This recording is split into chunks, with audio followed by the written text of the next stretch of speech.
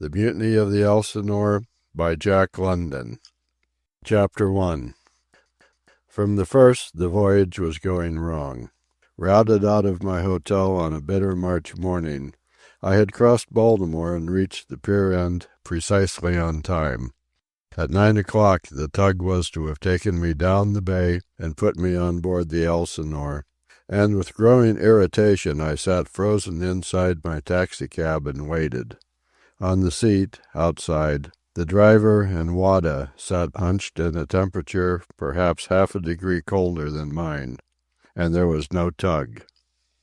Possum, the fox terrier puppy Galbraith had so inconsiderately foisted upon me, whimpered and shivered on my lap inside my greatcoat and under the fur robe, but he would not settle down. Continually he whimpered and clawed and struggled to get out. And, once out and bitten by the cold, with equal insistence he whimpered and clawed to get back.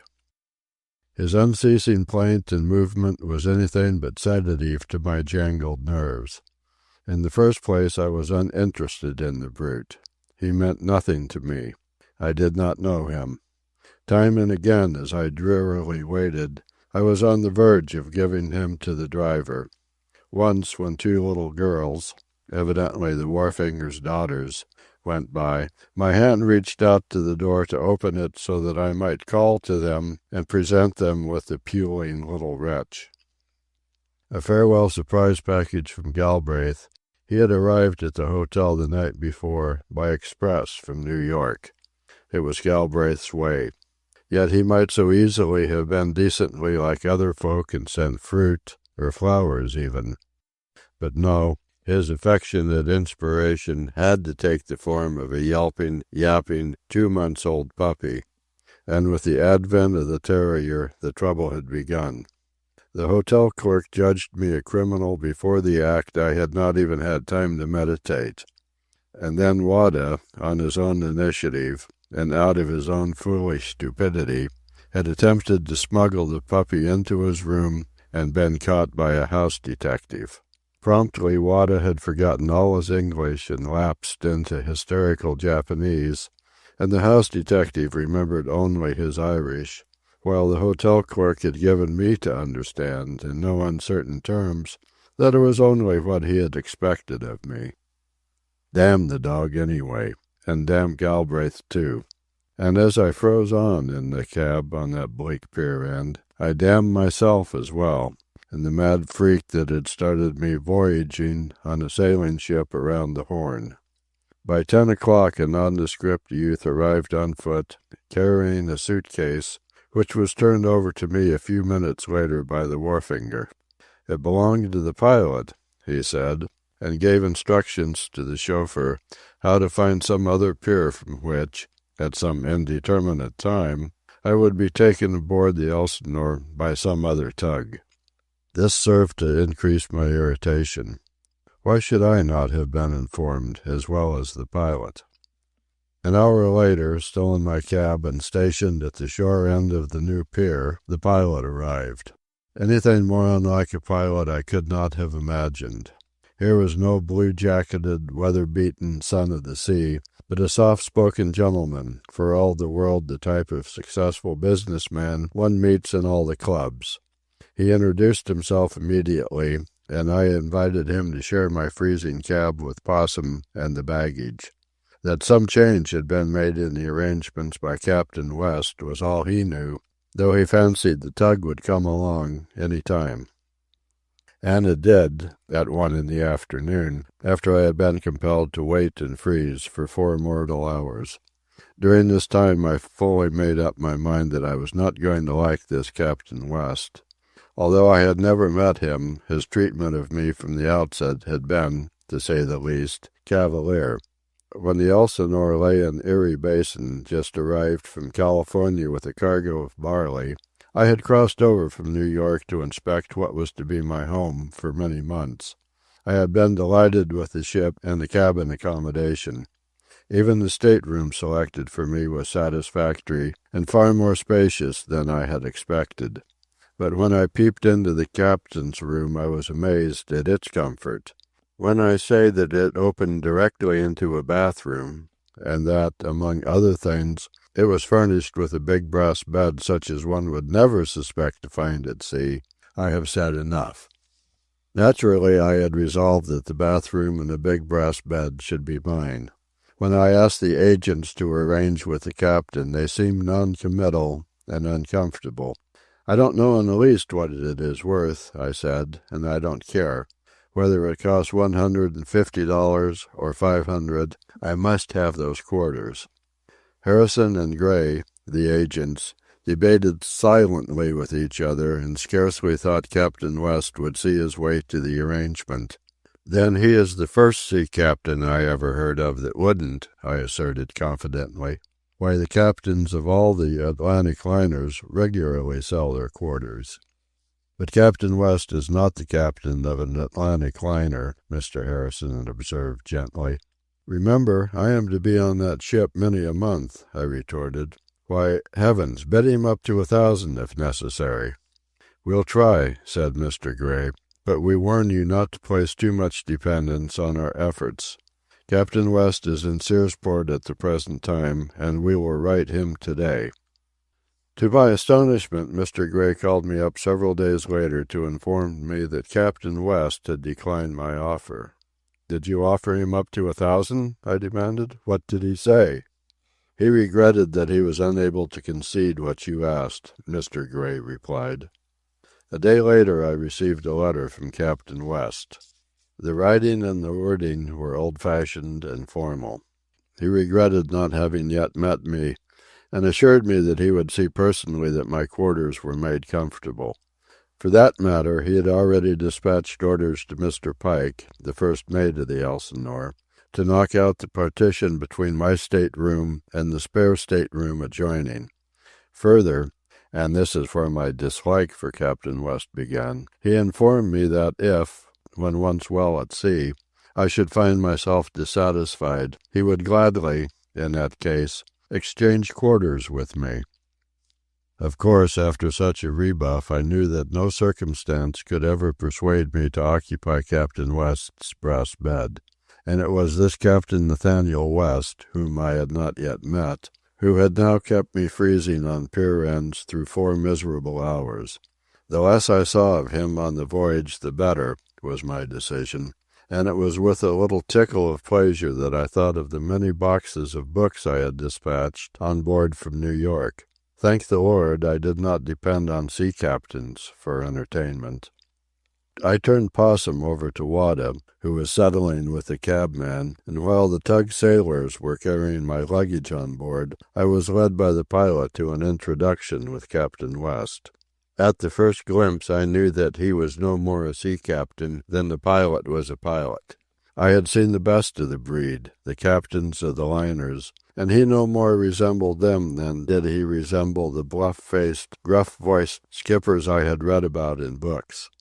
By his side stood a woman, of whom little was to be seen, and who made a warm and gorgeous blob of color in the huge muff and boa of red fox in which she was well-nigh buried. "My God, his wife!" I darted in a whisper at the pilot. "Going along with him?" I had expressly stipulated with Mr. Harrison, when engaging passage, that the one thing I could not possibly consider was the skipper of the Elsinore taking his wife on the voyage. And Mr. Harrison had smiled and assured me that Captain West would sail unaccompanied by a wife. "It's his daughter," the pilot replied under his breath. "Come to see him off, I fancy. His wife died over a year ago. They say that is what sent him back to sea. He'd retired, you know." Captain West advanced to meet me, and before our outstretched hands touched, before his face broke from repose to greeting and the lips moved to speech, I got the first astonishing impact of his personality. Long, lean, in his face a touch of race I as yet could only sense. He was as cool as the day was cold, as poised as a king or emperor, as remote as the farthest fixed star, as neutral as a proposition of Euclid. And then, just ere our hands met, a twinkle of, Such distant and controlled geniality quickened the many tiny wrinkles in the corner of the eyes. The clear blue of the eyes was suffused by an almost colorful warmth. The face, too, seemed similarly to suffuse. The thin lips, harsh set the instant before, were as gracious as Bernhardt's when she molds sound into speech. So curiously was I affected by this first glimpse of Captain West, that I was aware of expecting to fall from his lips I knew not what words of untold beneficence and wisdom. Yet he uttered most commonplace regrets at the delay in a voice provocative of fresh surprise to me. It was low and gentle, almost too low, yet clear as a bell and touched with a faint reminiscent twang of old New England. "And this is the young woman who is guilty of the delay," he concluded my introduction to his daughter. "Margaret, this is Mr. Pathurst." Her gloved hand promptly emerged from the fox-skins to meet mine, and I found myself looking into a pair of gray eyes bent steadily and gravely upon me. It was discomfiting, that cool, penetrating, searching gaze. It was not that it was challenging, but that it was so insolently businesslike. It was much in the very way one would look at a new coachman he was about to engage. I did not know then that she was to go on the voyage, and that her curiosity about the man who was to be a fellow passenger for half a year was therefore only natural. Immediately she realized what she was doing, and her lips and eyes smiled as she spoke. As we moved on to enter the tug's cabin, I heard Possum's shivering whimper rising to a shriek, and went forward to tell Wada to take the creature in out of the cold. I found him hovering about my luggage, wedging my dressing-case securely upright by means of my little automatic rifle. I was startled by the mountain of luggage around which mine was no more than a fringe. Ship stores was my first thought, until I noticed the number of trunks, boxes, suitcases, and parcels and bundles of all sorts. The initials on what looked suspiciously like a woman's hat trunk caught my eye, M.W. Yet Captain West's first name was Nathaniel. On closer investigation I did find several N.W.'s, but everywhere I could see M.W.'s. Then I remembered that he had called her Margaret. I was too angry to return to the cabin, and paced up and down the cold deck, biting my lips with vexation. I had so expressly stipulated with the agents that no captain's wife was to come along. The last thing under the sun I desired in the pet quarters of a ship was a woman, but I had never thought about a captain's daughter. For 2 cents I was ready to throw the voyage over and return on the tug to Baltimore. By the time the wind caused by our speed had chilled me bitterly, I noticed Miss West coming along the narrow deck, and could not avoid being struck by the spring and vitality of her walk. Her face, despite its firm molding, had a suggestion of fragility that was belied by the robustness of her body. At least one would argue that her body must be robust from her fashion of movement of it, though little could one divine the lines of it under the shapelessness of the furs. I turned away on my heel, and fell moodily to contemplating the mountain of luggage. A huge packing case attracted my attention, and I was staring at it when she spoke at my shoulder. "That's really what caused the delay," she said. "What is it?" I asked incuriously. "Why, the Elsinore's piano, all renovated. When I made up my mind to come, I telegraphed Mr. Pike, he's the mate, you know. He did his best. It was the fault of the piano house. And while we waited today, I gave them a piece of my mind they'll not forget in a hurry." She laughed at the recollection, and commenced to peek and peer into the luggage, as if in search of some particular piece. Having satisfied herself, she was starting back when she paused and said, "Won't you come in the cabin where it's warm? We won't be there for half an hour." "When did you decide to make this voyage?" I demanded abruptly. So quick was the look she gave me that I knew she had in that moment caught all my disgruntlement and disgust. 2 days ago," she answered. "Why?" Her readiness for give and take took me aback, and before I could speak she went on. Now you're not to be at all silly about my coming, Mr. Pathurst. I probably know more about long voyaging than you do, and we're all going to be comfortable and happy. You can't bother me, and I promise you I won't bother you. I've sailed with passengers before, and I've learned to put up with more than they ever proved they were able to put up with. So there. Let us start right, and it won't be any trouble to keep on going right. I know what is the matter with you. You think you'll be called upon to entertain me. Please know that I do not need entertainment. I never saw the longest voyage that was too long, and I always arrive at the end with too many things not done for the passage ever to have been tedious. And I don't play chopsticks. Chapter 2. The Elsinore, fresh loaded with coal, lay very deep in the water when we came alongside. I knew too little about ships to be capable of admiring her lines, and, besides, I was in no mood for admiration. I was still debating with myself whether or not to chuck the whole thing and return on the tug. From all of which it must not be taken that I am a vacillating type of man. On the contrary. The trouble was that at no time, from the first thought of it, had I been keen for the voyage. Practically the reason I was taking it was because there was nothing else I was keen on. For some time now life had lost its savor. I was not jaded, nor was I exactly bored. But the zest had gone out of things. I had lost taste for my fellow men and all their foolish, little, serious endeavors. For a far longer period I had been dissatisfied with women.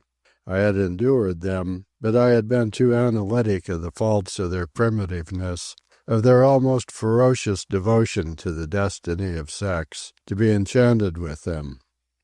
And I had come to be oppressed by what seemed to me the futility of art, a pompous legerdemain, a consummate charlatanry that deceived not only its devotees, but its practitioners. In short, I was embarking on the Elsinore because it was easier to than not, yet everything else was as equally and perilously easy. That was the curse of the condition into which I had fallen. That was why, as I stepped upon the deck of the Elsinore, I was half of a mind to tell them to keep my luggage where it was, and bid Captain West and his daughter good day. I almost think what decided me was the welcoming, hospitable smile Miss West gave me as she started directly across the deck for the cabin, and the knowledge that it must be quite warm in the cabin. Mr. Pike, the mate, I had already met when I visited the ship in Erie Basin. He smiled a stiff, cracked-faced smile that I knew must be painful, but did not offer to shake hands, turning immediately to call orders to half a dozen frozen-looking youths and aged men who shambled up from somewhere in the waist of the ship. Mr. Pike had been drinking. That was patent. His face was puffed and discolored, and his large gray eyes were bitter and bloodshot. I lingered, with a sinking heart, watching my belongings come aboard and chiding my weakness of will which prevented me from uttering the few words that would put a stop to it. As for the half-dozen men who were now carrying the luggage aft into the cabin, they were unlike any concept I had ever entertained of sailors. Certainly, on the liners, I had observed nothing that resembled them. One, a most vivid-faced youth of 18, smiled at me from a pair of remarkable Italian eyes, but he was a dwarf. So short was he that he was all sea boots and sou'wester, and yet he was not entirely Italian. So certain was I that I asked the mate, who answered morosely, "Him, Shorty, he's a Dago half-breed. The other half's Jap or Malay." One old man, who I learned was a boatswain, was so decrepit that I thought he had been recently injured. His face was stolid and ox-like, and as he shuffled and dragged his brogans over the deck, he paused every few steps to place both hands on his abdomen and execute a queer, pressing, lifting movement. Months were to pass in which I saw him do this thousands of times, ere I learned that there was nothing the matter with him, and that his action was purely a habit. His face reminded me of the man with the hoe, save that it was unthinkably and abysmally stupider. And his name, as I was to learn, of all names was Sundry Byers. And he was boatswain of the fine American sailing ship Elsinore, rated one of the finest sailing ships afloat. Of this group of aged men and boys that moved the luggage along, I saw only one, called Henry, a youth of 16, who approximated in the slightest what I had conceived all sailors to be like. He had come off a training ship, the mate told me, and this was his first voyage to sea. His face was keen-cut, alert, as were his bodily movements, and he wore sailor-appearing clothes with sailor-seeming grace. In fact, as I was to learn, he was to be the only sailor-seeming creature fore and aft. The main crew had not yet come aboard, but was expected at any moment, the mate vouchsafed with a snarl of ominous expectancy.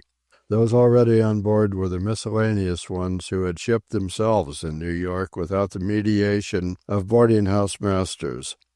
And what the crew itself would be like, God alone could tell, so said the mate. Shorty, the Japanese or Malay and Italian half-caste, the mate told me, was an able seaman, though he had come out of steam and this was his first sailing voyage.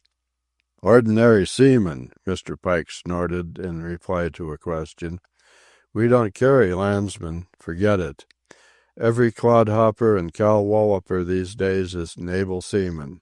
That's the way they rank and are paid. The merchant service is all shot to hell. There ain't no more sailors. They all died years ago, before you were born, even."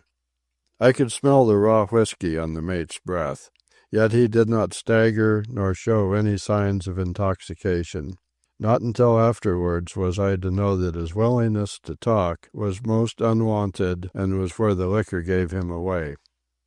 "It had been a grace had I died years ago," he said, "rather than to ha' lived to see sailors and ships pass away from the sea." "But I understand the Elsinore is considered one of the finest," I urged. "So she is, today. But what is she? A damned cargo carrier. She ain't built for sailin', and if she was, there ain't no sailors left to sail her. Lord, Lord, the old clippers.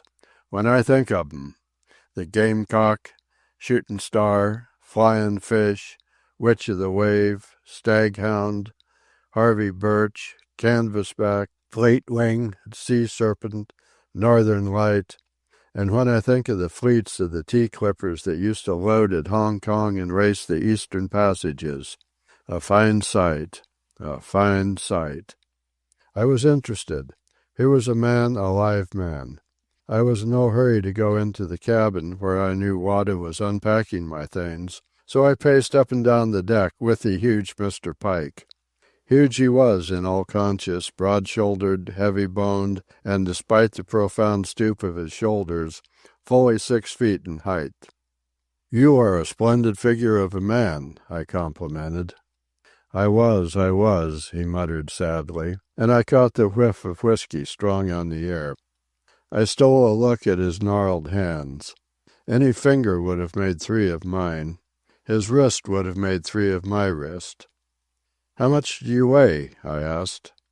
210.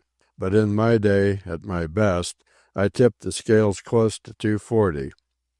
"And the Elsinore can't sail," I said, returning to the subject which had roused him.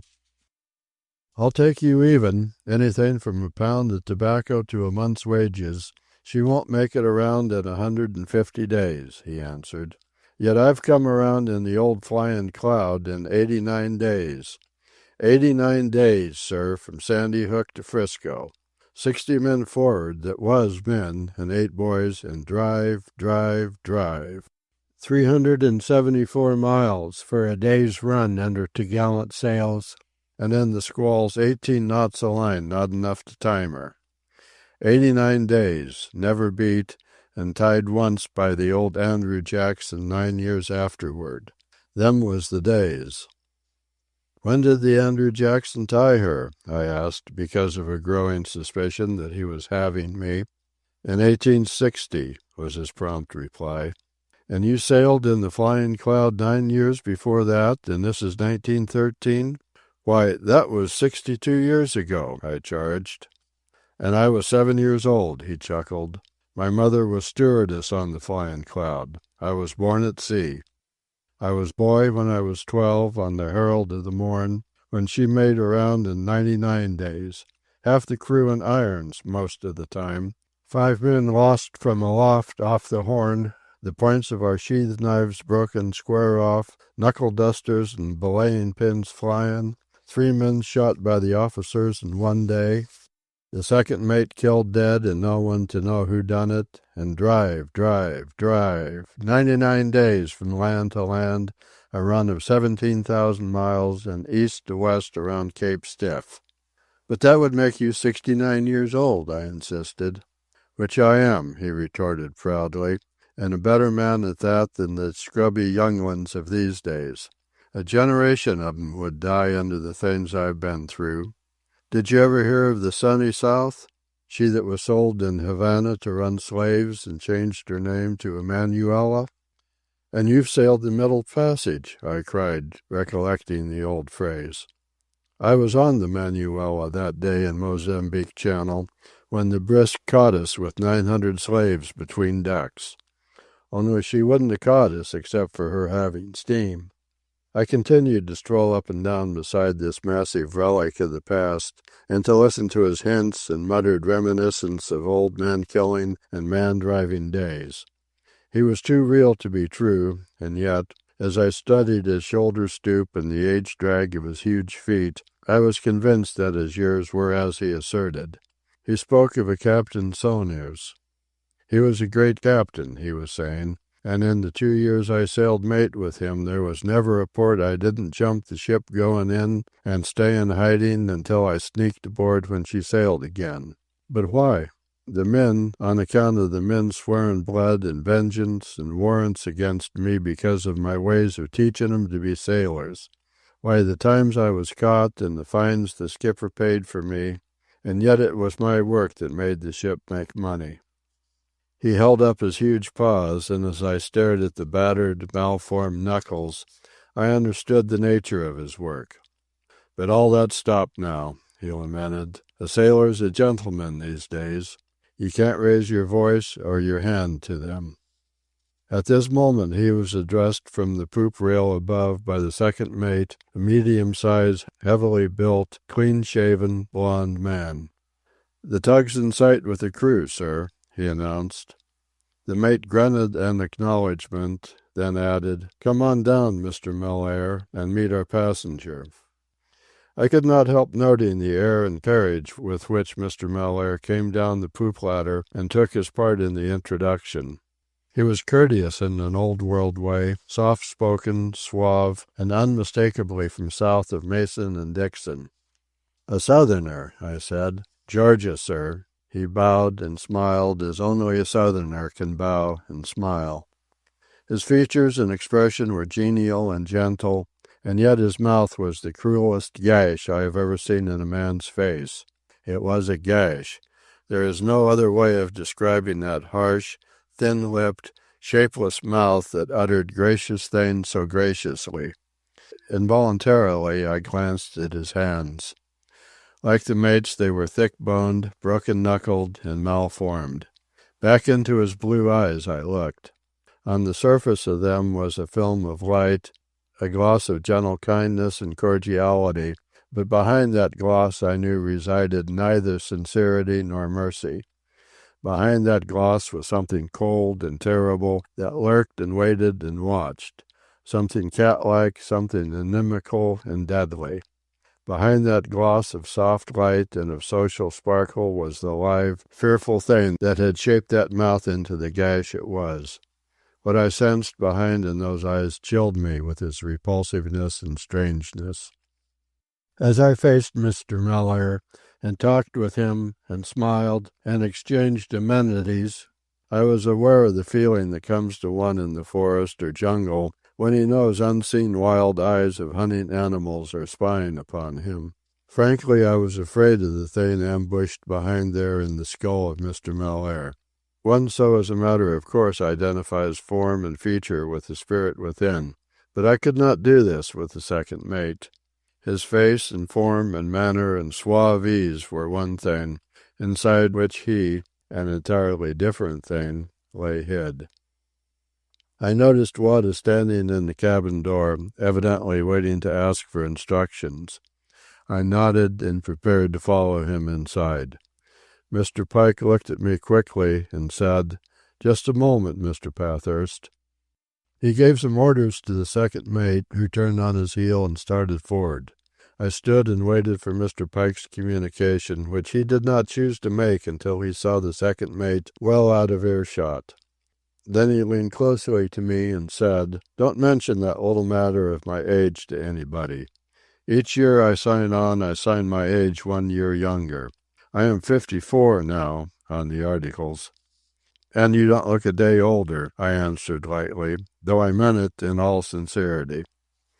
"And I don't feel it. I can outwork and outgame the huskiest of the younglings. And don't let my age get to anyone's ears, Mr. Pathurst. Skippers are not particular for mates getting around the 70 mark, and owners neither. I've had my hopes for this ship, and I'd have got her, I think, except for the old man deciding to go to sea again." "As if he needed the money, the old skinflint."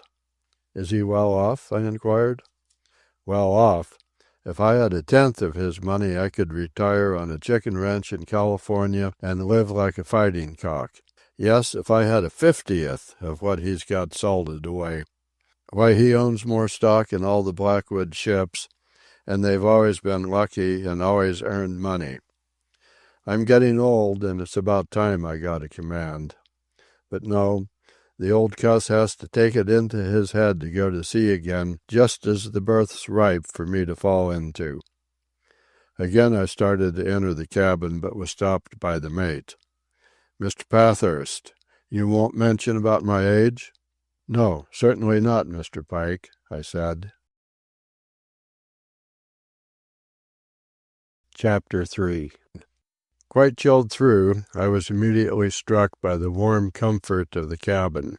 All the connecting doors were open, making what I might call a large suite of rooms or a whale house.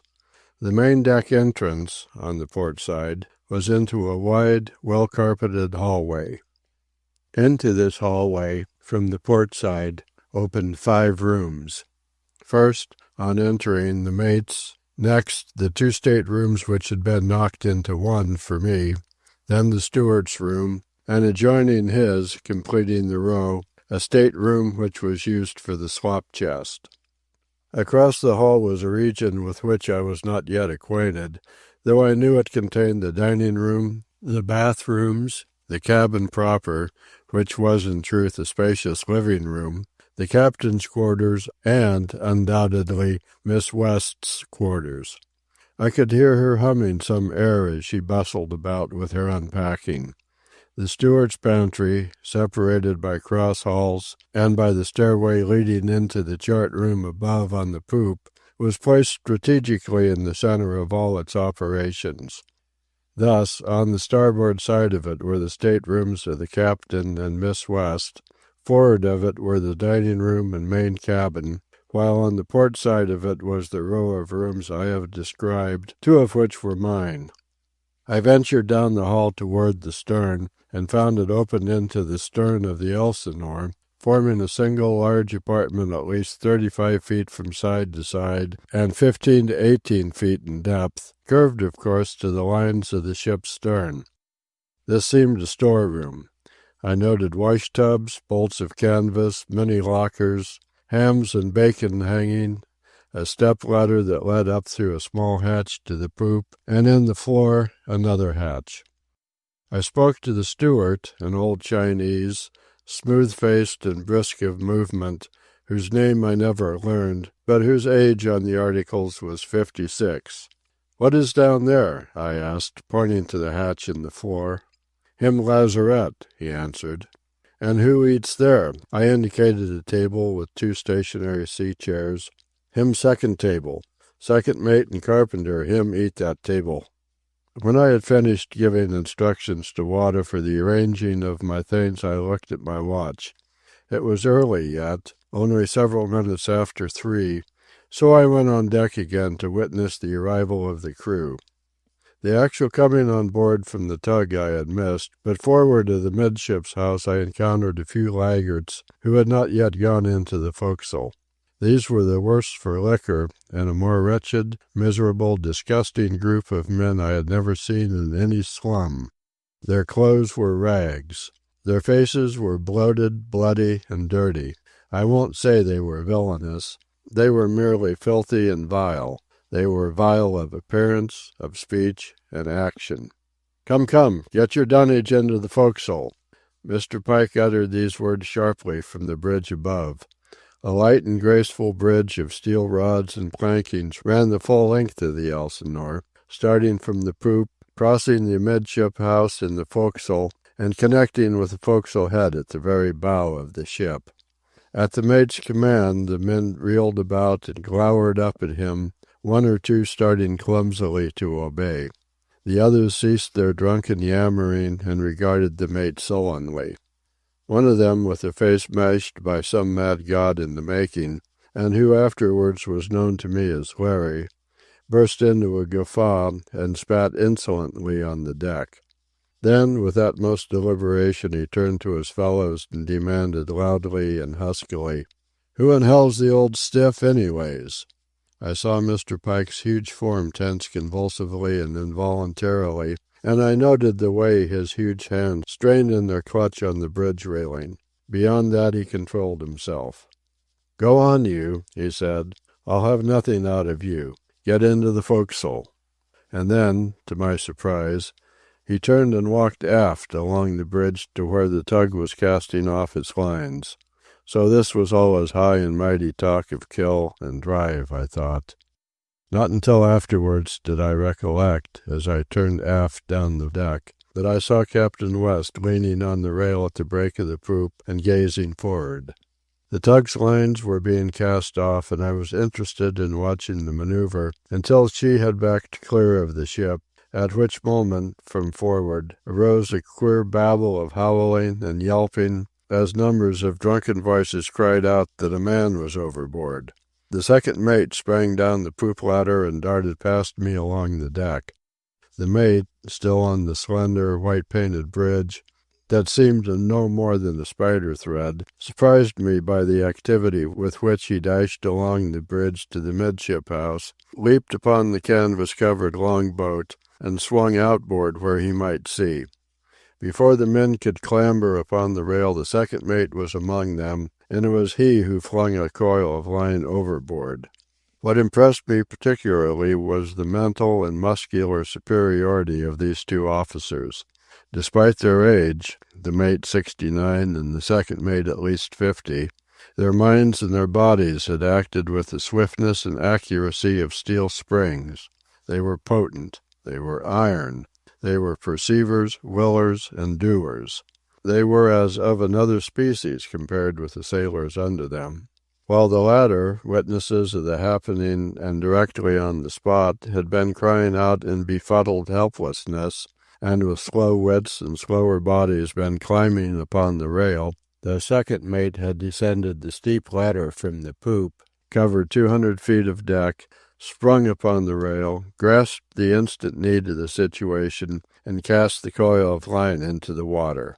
And of the same nature and quality had been the actions of Mr. Pike. He and Mr. Mellaire were masters over the wretched creatures of sailors by virtue of this remarkable difference of efficiency and will. Truly they were more widely differentiated from the men under them than were the men under them differentiated from Hottentots. Aye, or from monkeys. I, too, by this time was standing on the big hawser bitts in a position to see a man in the water who seemed deliberately swimming away from the ship. He was a dark-skinned Mediterranean of some sort, and his face, in a clear glimpse I caught of it, was distorted by frenzy. His black eyes were maniacal. The line was so accurately flung by the second mate that it fell across the man's shoulders, and for several strokes his arms tangled in it ere he could swim clear. This accomplished, he proceeded to scream some wild harangue, and once, as he uptossed his arms for emphasis, I saw in his hand the blade of a long knife. Bells were jangling on the tug as it started to the rescue. I stole a look up at Captain West.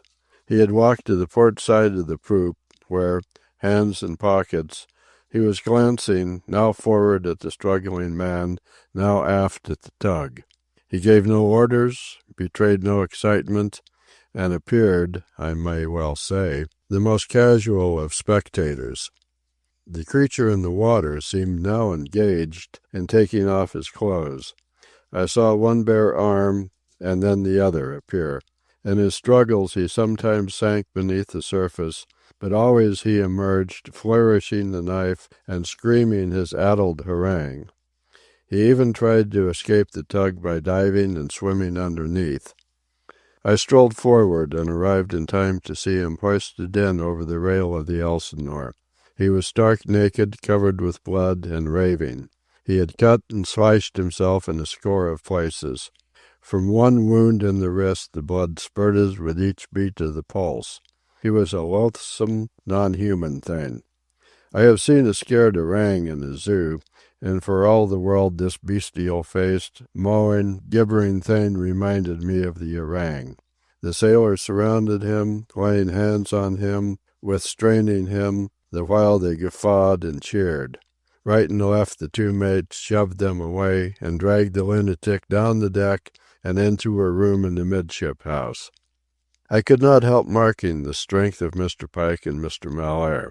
I had heard of the superhuman strength of madmen, but this particular madman was as a wisp of straw in their hands.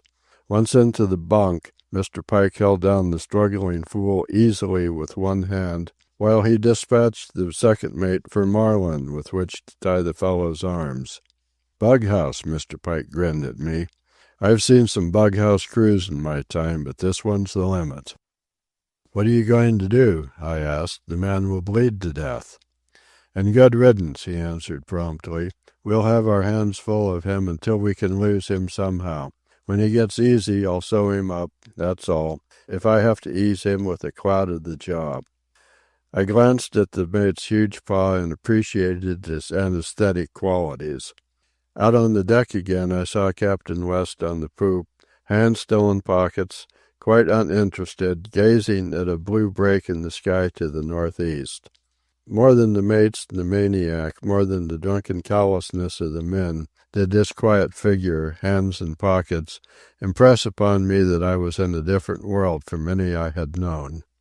Wada broke in upon my thoughts by telling me he had been sent to say that Miss West was serving tea in the cabin. Chapter 4. The contrast as I entered the cabin was startling. All contrasts aboard the Elsinore promised to be startling. Instead of the cold, hard deck, my feet sank into soft carpet. In place of the mean and narrow room, built of naked iron, where I had left the lunatic, I was in a spacious and beautiful apartment. With the bawling of men's voices still in my ears, and with the pictures of their drink-puffed and filthy faces still vivid under my eyelids, I found myself greeted by a delicate-faced, prettily gowned woman who sat beside a lacquered oriental table on which rested an exquisite tea service of Canton china. All was repose and calm. The steward, noiseless-footed, expressionless, was a shadow, scarcely noticed, that drifted into the room on some service and drifted out again. Not at once could I relax, and Miss West, serving my tea, laughed and said, "You look as if you have been seeing things. The steward tells me a man has been overboard. I fancy the cold water must have sobered him." I resented her unconcern. "The man is a lunatic," I said. "This ship is no place for him. He should be sent ashore to some hospital." "I am afraid, if we begin that, we'd have to send 2/3 of our complement ashore." "One lump?" "Yes, please," I answered, "but the man is terribly wounded himself. He is liable to bleed to death." She looked at me for a moment, her gray eyes serious and scrutinizing, as she passed me my cup. Then laughter welled up in her eyes, and she shook her head reprovingly. "Now, please don't begin the voyage by being shocked, Mr. Pathurst. Such things are very ordinary occurrences. You'll get used to them. You must remember some queer creatures go down to the sea in ships. The man is safe. Trust Mr. Pike to attend to his wounds.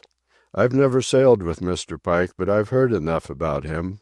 Mr. Pike is quite a surgeon. Last voyage, they say, he performed a successful amputation, and so elated was he that he turned his attention on the carpenter, who happened to be suffering from some sort of indigestion. Mr. Pike was so convinced of the correctness of his diagnosis that he tried to bribe the carpenter into having his appendix removed." She broke off to laugh heartily, then added, "They say he offered the poor man just pounds and pounds of tobacco to consent to the operation." "But is it safe for the working of the ship," I urged, "to take such a lunatic along?" She shrugged her shoulders as if not intending to reply, then said, "This incident is nothing. There are always several lunatics or idiots in every ship's company, and they always come aboard filled with whiskey and raving. I remember once, when we sailed from Seattle, a long time ago, one such madman. He showed no signs of madness at all, just calmly seized 2 boarding-house runners and sprang overboard with them. We sailed the same day before the bodies were recovered." Again she shrugged her shoulders. "What would you? The sea is hard, Mr. Pathurst, and for our sailors we get the worst type of men. I sometimes wonder where they find them.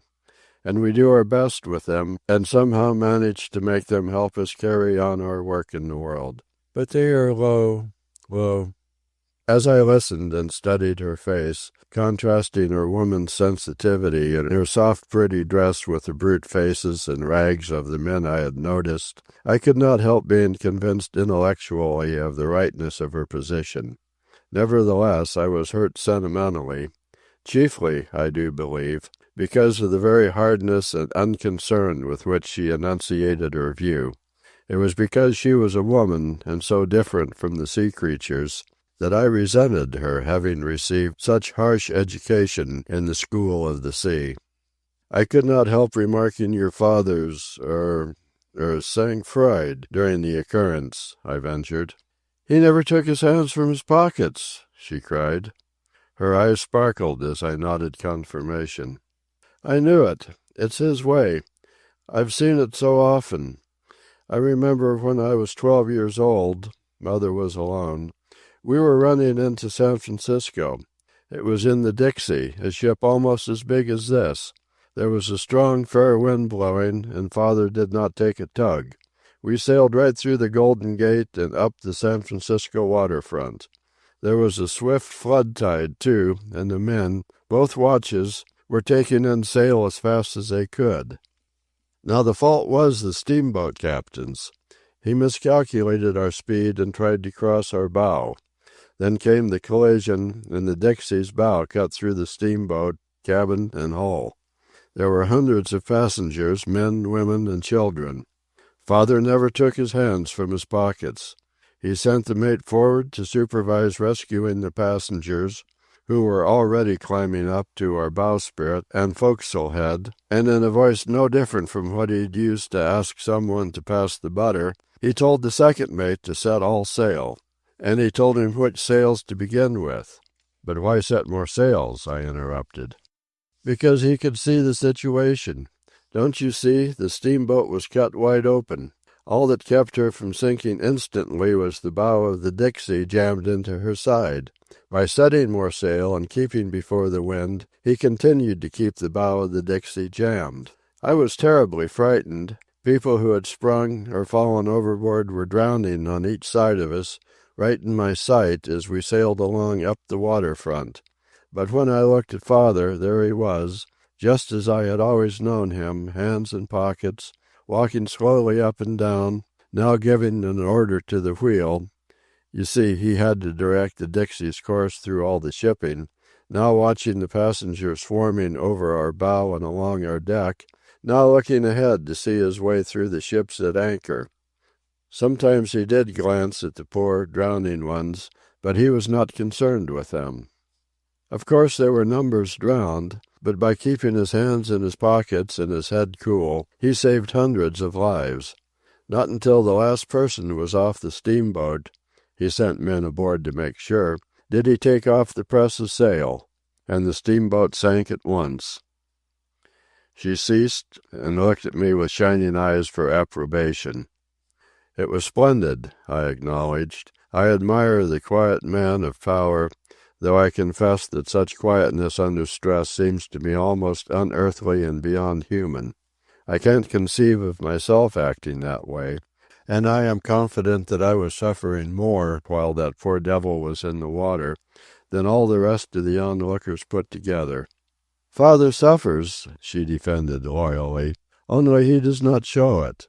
I bowed, for I felt she had missed my point. Chapter 5. I came out from tea in the cabin to find the tug Britannia in sight.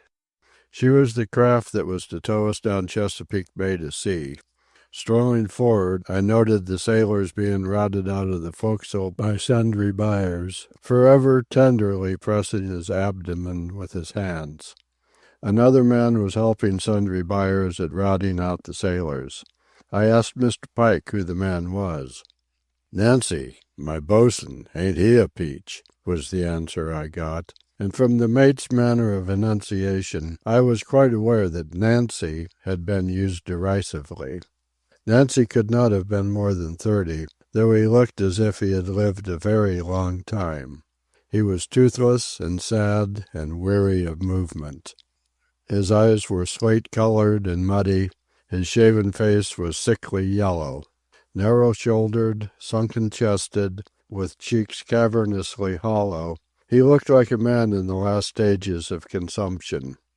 Little life as sundry buyers showed, Nancy showed even less life. And these were bosuns of the fine American sailing ship Elsinore. Never had any illusion of mine taken a more distressing cropper.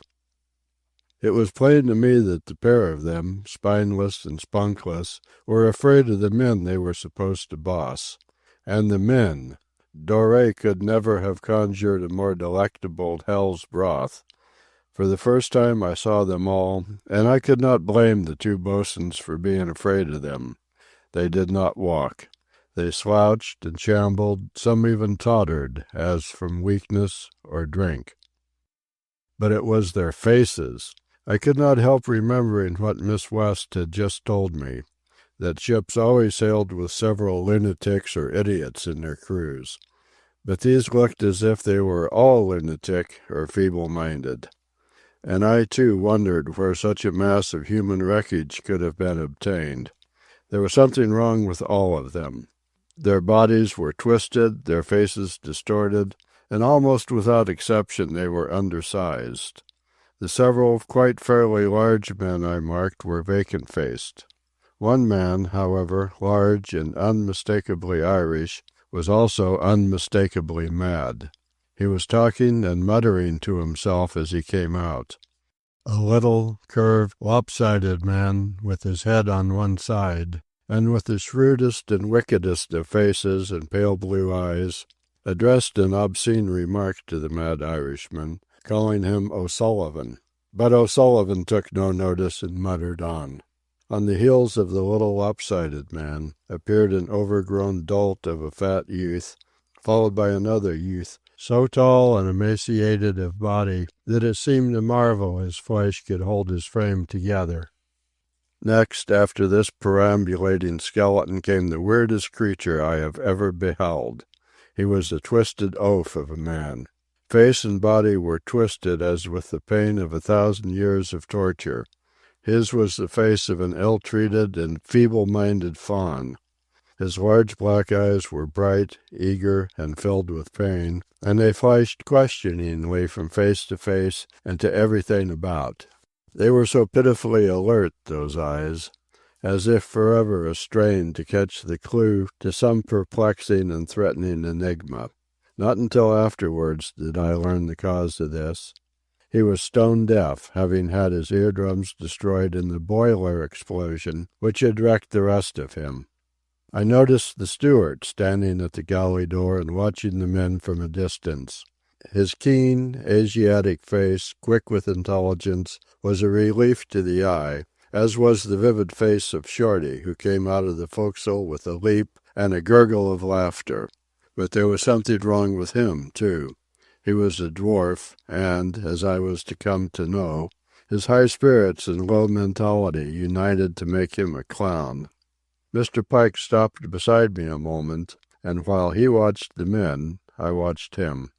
The expression on his face was that of a cattle buyer, and it was plain that he was disgusted with the quality of cattle delivered. "Something the matter with the last mother's son of them," he growled. And still they came.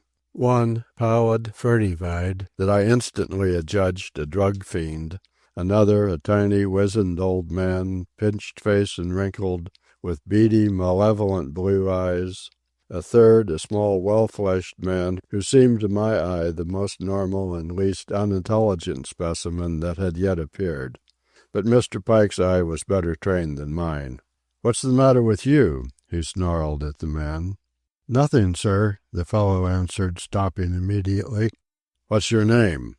Mr. Pike never spoke to a sailor save with a snarl. "Charles Davis, sir. What are you limping about?" "I ain't limping, sir," the man answered respectfully, and, at a nod of dismissal from the mate, marched off jauntily along the deck with a hoodlum swing to the shoulders. "He's a sailor, all right," the mate grumbled, "but I'll bet you a pound of tobacco or a month's wages there's something wrong with him." The forecastle now seemed empty, but the mate turned on the boatswains with his customary snarl. "What in hell are you doing? Sleeping? Think this is a rest cure? Get in there and rustle 'em out."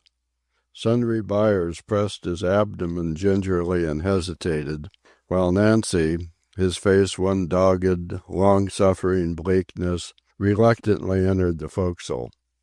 Then, from inside, we heard oaths vile and filthy, urgings and expostulations on the part of Nancy, meekly and pleadingly uttered.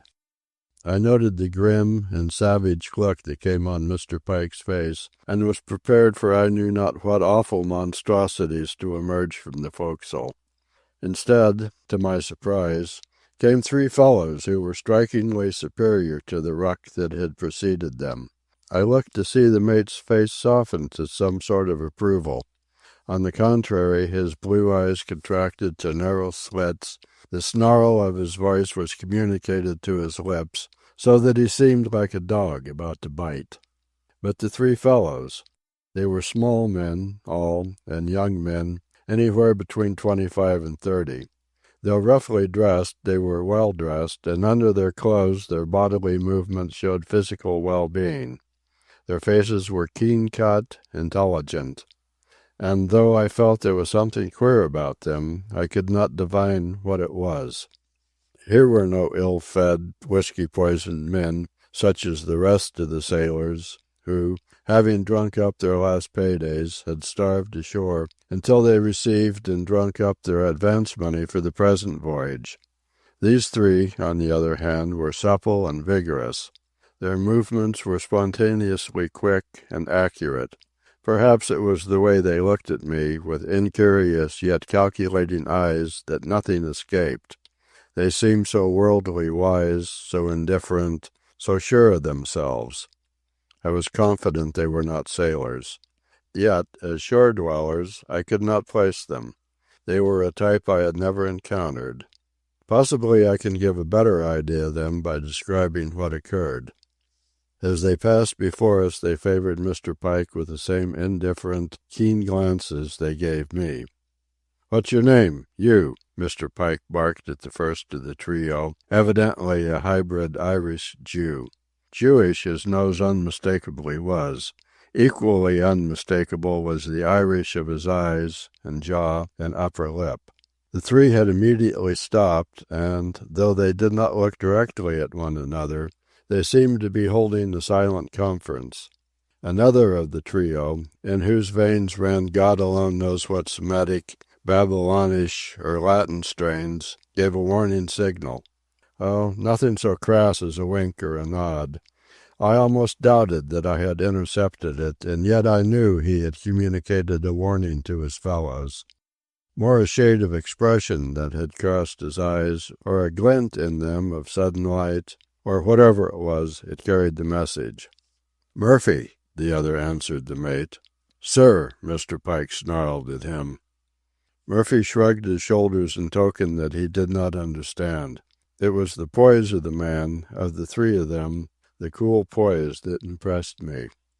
"When you address any officer on this ship, you'll say 'sir,'" Mr. Pike explained, his voice as harsh as his face was forbidding. "Did you get that?" "Yes, sir," Murphy drawled with deliberate slowness. "I gotcha." "Sir!" Mr. Pike roared. "Sir," Murphy answered, so softly and carelessly that it irritated the mate to further bully-ragging. "Well, Murphy's too long," he announced. "Nosey'll do you aboard this craft. Got that?" "I gotcha, sir," came the reply, insolent in its very softness and unconcern. "Nosey Murphy goes, sir." And then he laughed. The three of them laughed, if laughter it might be called that was laughter without sound or facial movement. The eyes alone laughed, mirthlessly and cold-bloodedly. Certainly Mr. Pike was not enjoying himself with these baffling personalities. He turned upon the leader, the one who had given the warning and who looked the admixture of all that was Mediterranean and Semitic. "What's your name?" "Bert Rhine, sir," was the reply, in tones as soft and careless and silkily irritating as the others. "And you?" This to the remaining one, the youngest of the trio, a dark-eyed, olive-skinned fellow with a face most striking in its cameo-like beauty. American-born, I placed him, of immigrants from southern Italy, from Naples, or even Sicily. "Twist, sir," he answered precisely in the same manner as the others. "Too long," the mate sneered. "The Kid'll do you. Got that?" "I gotcha, sir." "Kid Twist'll do me, sir." "Kid'll do." "Kid, sir." And the three laughed their silent, mirthless laugh. By this time Mr. Pike was beside himself with a rage that could find no excuse for action.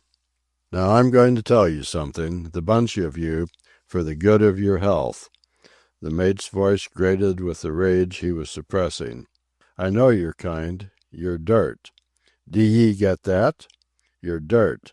And on this ship you'll be treated as dirt. You do your work like men, or I'll know the reason why. The first time one of you bats an eye, or even looks like batting an eye, he gets his. Do you get that? Now get out. Get along for'ard to the windlass." Mr. Pike turned on his heel, and I swung alongside of him as he moved aft. "What do you make of them?" I queried. "The limit," he grunted. "I know their kidney.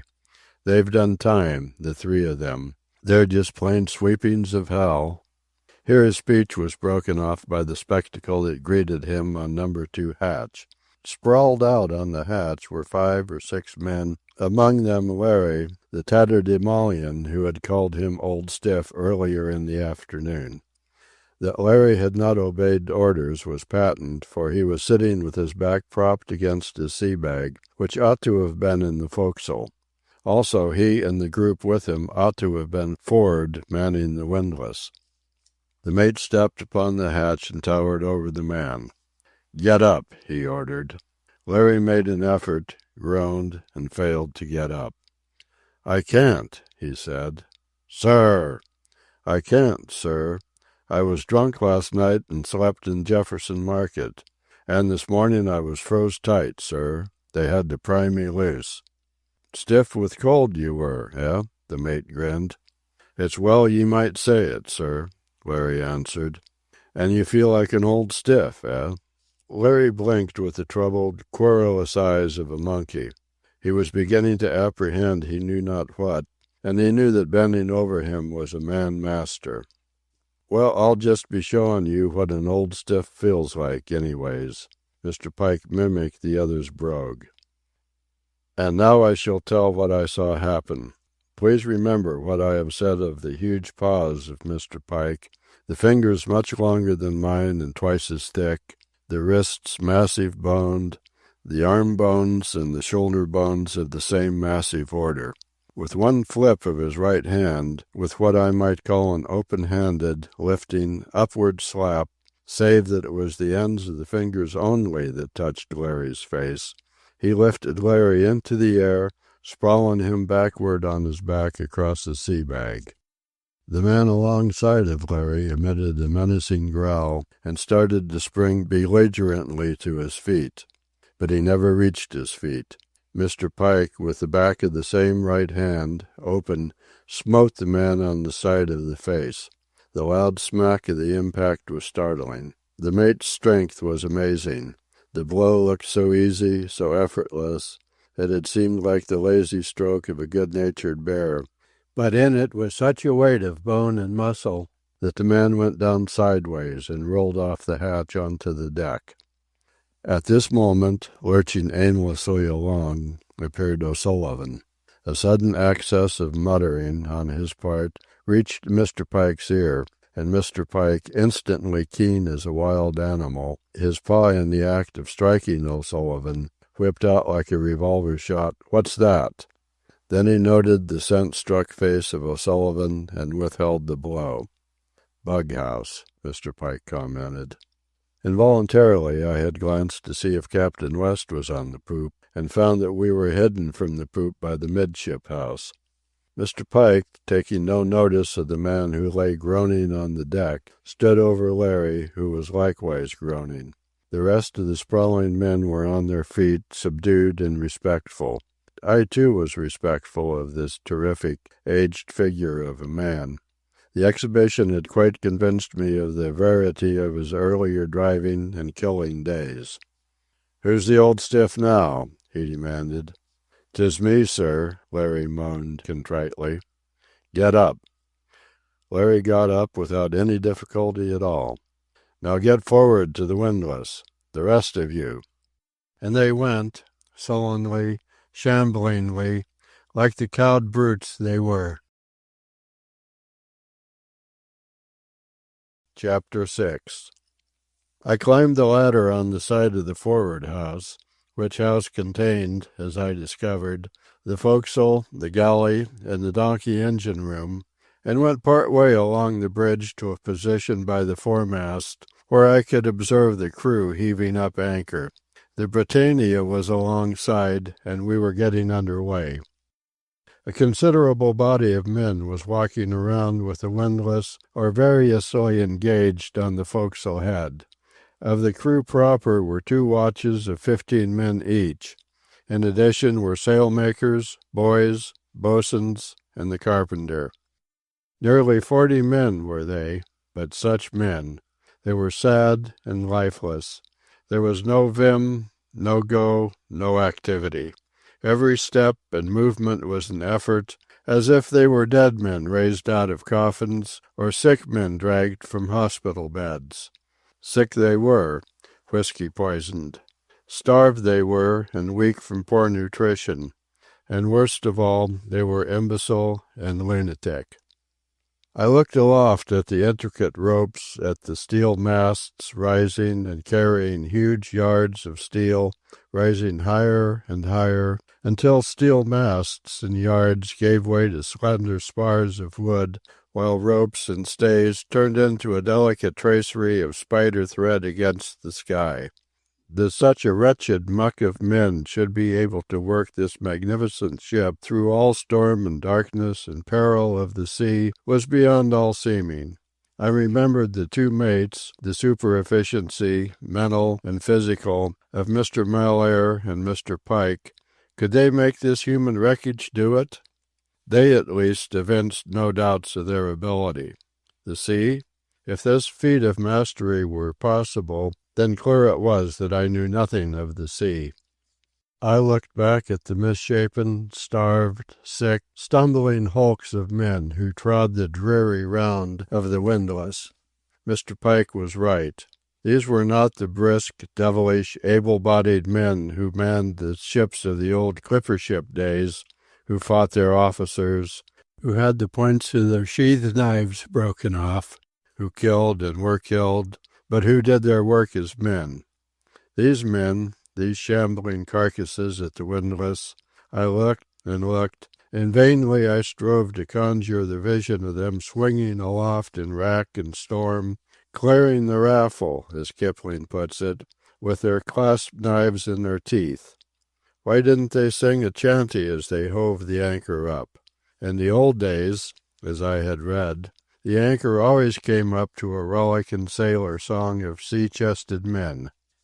I tired of watching the spiritless performance and went aft on an exploring trip along the slender bridge. It was a beautiful structure, strong yet light, traversing the length of the ship in 3 aerial leaps. It spanned from the forecastle head to the forecastle house, next to the midship house, and then to the poop. The poop, which was really the roof or deck over all the cabin space below, and which occupied the whole after part of the ship, was very large.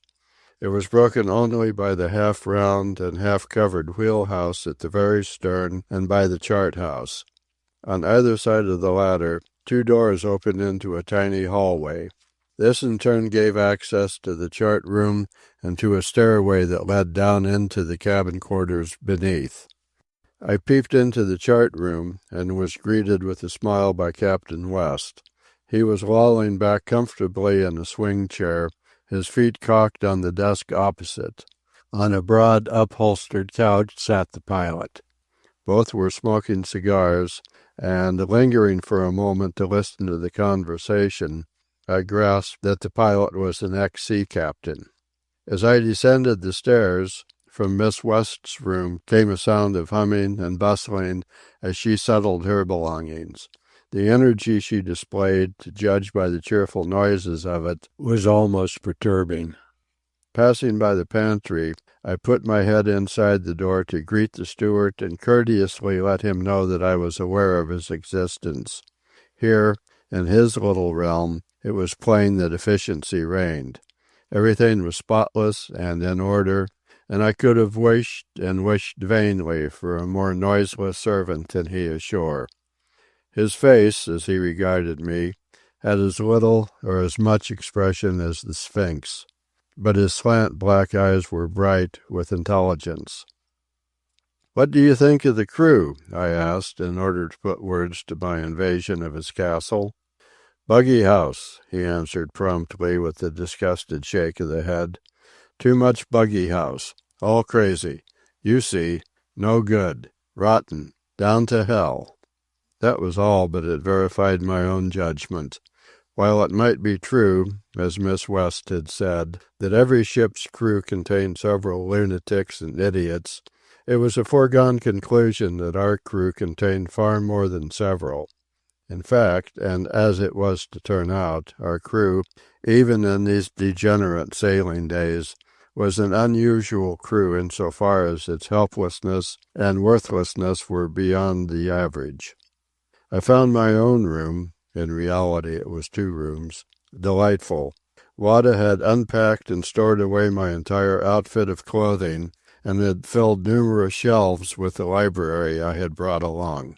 Everything was in order and place, from my shaving outfit in the drawer beside the wash basin, and my sea boots and oilskins hung ready to hand, to my writing materials on the desk, before which a swing armchair, leather upholstered and screwed solidly to the floor, invited me. My pajamas and dressing gown were out. My slippers, in their accustomed place by the bed, also invited me. Here, aft, all was fitness, intelligence.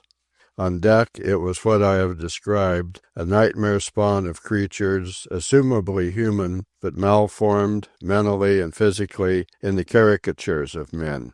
Yes, it was an unusual crew, and that Mr. Pike and Mr. Mellaire could whip it into the efficient shape necessary to work this vast and intricate and beautiful fabric of a ship was beyond all seeming of possibility. Depressed as I was by what I had just witnessed on deck, there came to me, as I leaned back in my chair and opened the second volume of George Moore's Hail and Farewell, a premonition that the voyage was to be disastrous. But then, as I looked about the room, measured its generous space, realized that I was more comfortably situated than I had ever been on any passenger steamer, I dismissed foreboding thoughts and caught a pleasant vision of myself, through weeks and months, catching up with all the necessary reading which I had so long neglected. Once I asked Wada if he had seen the crew. No, he hadn't, but the steward had said that in all his years at sea, this was the worst crew he had ever seen. "He say all crazy, no sailors, rotten," Wada said. "He say all big fools, and by much trouble. You see, he say all the time. You see, you see. He pretty old man, 55 years, he say. Very smart man for Chinaman. Just now, first time for a long time he go to sea. Before, he have big business in San Francisco. Then he get much trouble, police. They say he opium smuggle. Oh, big trouble. But he catch good lawyer, he no go to jail. But long time lawyer work, and when trouble all finish, lawyer got all his business, all his money, everything. Then he go to sea like before. He make good money. He get $65 a month on this ship. But he don't like. Crew all crazy. When this time finish, he leave ship, go back start business in San Francisco. Later, when I had Wada open one of the ports for ventilation, I could hear the gurgle and swish of water alongside, and I knew the anchor was up and that we were in the grip of the Britannia, towing down the Chesapeake to sea. The idea suggested itself that it was not too late. I could very easily abandon the adventure and return to Baltimore on the Britannia when she cast off the Elsinore. And then I heard a slight tinkling of china from the pantry as the steward proceeded to set the table, and, also, it was so warm and comfortable, and George Moore was so irritatingly fascinating. Chapter 7. In every way dinner proved up beyond my expectations, and I registered a note that the cook, whoever or whatever he might be, was a capable man at his trade. Miss West served, and, though she and the steward were strangers, they worked together splendidly. I should have thought, from the smoothness of the service, that he was an old house servant who for years had known her every way. The pilot ate in the chart house, so that at table were the four of us that would always be at table together. Captain West and his daughter faced each other, while I, on the captain's right, faced Mr. Pike. This put Miss West across the corner on my right. Mr. Pike, his dark sack coat, put on for the meal, bulging and wrinkling over the lumps of muscle that padded his stooped shoulders, had nothing at all to say. But he had eaten too many years at captain's tables not to have proper table manners. At first I thought he was abashed by Miss West's presence.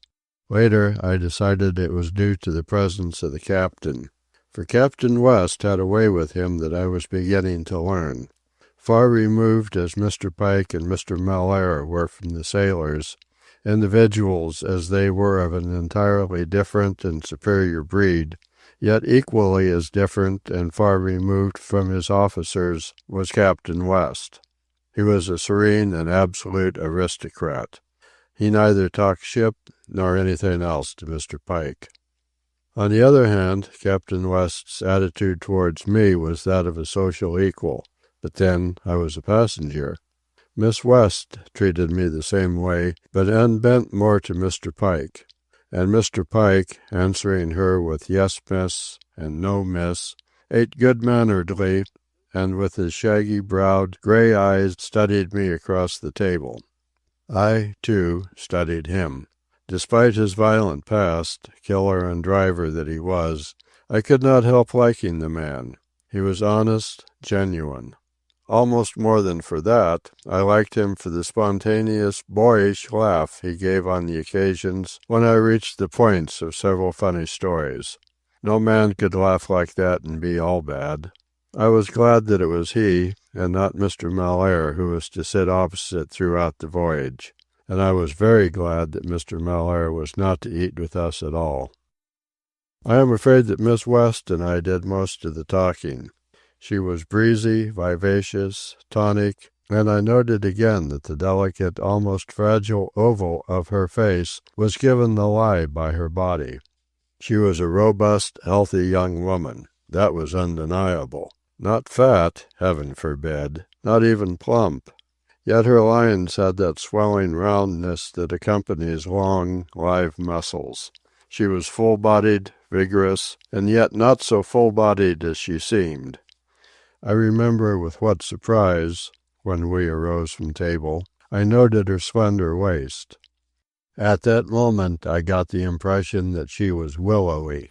And willowy she was, with a normal waist and with, in addition, always that informing bodily vigor that made her appear rounder and robuster than she really was. It was the health of her that interested me.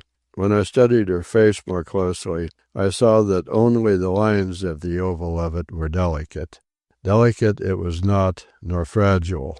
The flesh was firm, and the texture of the skin was firm and fine as it moved over the firm muscles of face and neck. The neck was a beautiful and adequate pillar of white. Its flesh was firm, its skin fine, and it was muscular. The hands, too, attracted me, not small, but well-shaped, fine, white and strong, and well cared for. I could only conclude that she was an unusual captain's daughter, just as her father was an unusual captain and man. And their noses were alike, just the hint touch of the beak of power and race. While Miss West was telling of the unexpectedness of the voyage, of how suddenly she had decided to come, she accounted for it as a whim, and while she told of all the complications she had encountered in her haste of preparation, I found myself casting up a tally of the efficient ones on board the Elsinore. They were Captain West and his daughter, the two mates, myself, of course, Wada and the steward, and beyond the shadow of a doubt the cook. The dinner vouched for him. Thus I found our total of efficients to be 8. But the cook, the steward, and Wada were servants, not sailors, while Miss West and myself were supernumeraries. Remained to work, direct, do, but 3 efficients out of a total ship's company of 45. I had no doubt that other efficients there were. It seemed impossible that my first impression of the crew should be correct. There was the carpenter. He might, at his trade, be as good as the cook. Then the 2 sailmakers, whom I had not yet seen, might prove up. A little later during the meal I ventured to talk about what had interested me and aroused my admiration, namely the masterfulness with which Mr. Pike and Mr. Mellaire had gripped hold of that woeful, worthless crew. It was all new to me, I explained, but I appreciated the need of it. As I led up to the occurrence on No. 2 hatch, when Mr. Pike had lifted up Larry and toppled him back with a mere slap from the ends of his fingers, I saw in Mr. Pike's eyes a warning, almost threatening expression. Nevertheless, I completed my description of the episode. When I had quite finished, there was a silence. Miss West was busy serving coffee from a copper percolator. Mr. Pike, profoundly occupied with cracking walnuts, could not quite hide the wicked, little, half-humorous, half-revengeful gleam in his eyes. But Captain West looked straight at me, but from, such a distance, millions and millions of miles away. His clear blue eyes were as serene as ever, his tones as low and soft. "There is one rule I ask to be observed, Mr. Pathurst. We never discuss the sailors." It was a facer to me, and with quite a pronounced fellow-feeling for Larry, I hurriedly added, It was not merely the discipline that interested me. It was the feat of strength. "Sailors are trouble enough without our hearing about them, Mr. Pathurst," Captain West went on as evenly and imperturbably as if I had not spoken. "I leave the handling of the sailors to my officers. That's their business, and they are quite aware that I tolerate no undeserved roughness or severity." Mr. Pike's harsh face carried the faintest shadow of an amused grin as he stolidly regarded the tablecloth. I glanced to Miss West for sympathy. She laughed frankly and said, "You see, Father never has any sailors. And it's a good plan, too." "A very good plan," Mr. Pike muttered. Then Miss West kindly led the talk away from that subject, and soon had us laughing with a spirited recital of a recent encounter of hers with a Boston cab driver. Dinner over, I stepped to my room in quest of cigarettes, and incidentally asked Wada about the cook. Wada was always a great gatherer of information. "His name Lewis," he said. "He Chinaman, too. No, only half Chinaman. Other half Englishman. You know one island Napoleon he stop long time, and by die that island?" "St. Helena," I prompted. "Yes, that place Lewis he born. He talk very good English." At this moment, entering the hall from the deck, Mr. Mellaire, just relieved by the mate, passed me on his way to the big room in the stern where the second table was set. His "Good evening, sir," was as stately and courteous as any southern gentleman of the old days could have uttered it, and yet I could not like the man. His outward seeming was so at variance with the personality that resided within. Even as he spoke and smiled, I felt that from inside his skull he was watching me, studying me. And somehow, in a flash of intuition, I knew not why, I was reminded of the three strange young men, routed last from the forecastle, to whom Mr. Pike had read the law. They, too, had given me a similar impression. Behind Mr. Mellaire slouched a self-conscious, embarrassed individual, with the face of a stupid boy and the body of a giant. His feet were even larger than Mr. Pike's, but the hands, I shot a quick glance to see, were not so large as Mr. Pike's. As they passed, I looked inquiry to Wada. "He carpenter. He sat second table. His name San Lavroff. He come from New York on ship. Stewart say he very young for carpenter, maybe 22, 3 years old." As I approached the open port over my desk, I again heard the swish and gurgle of water, and again realized that we were under way. So steady and noiseless was our progress that, say seated at table, it never entered one's head that we were moving or were anywhere save on solid land. I had been used to steamers all my life, and it was difficult immediately to adjust myself to the absence of the propeller thrust vibration. "Well, what do you think?" I asked Wada, who, like myself, had never made a sailing ship voyage. He smiled politely. "Very funny ship, very funny sailors. I don't know. Maybe all right. We see." "You think trouble?" I asked pointedly. "I think sailors very funny," he evaded. Chapter 8. Having lighted my cigarette, I strolled forward along the deck to where work was going on. Above my head dim shapes of canvas showed in the starlight.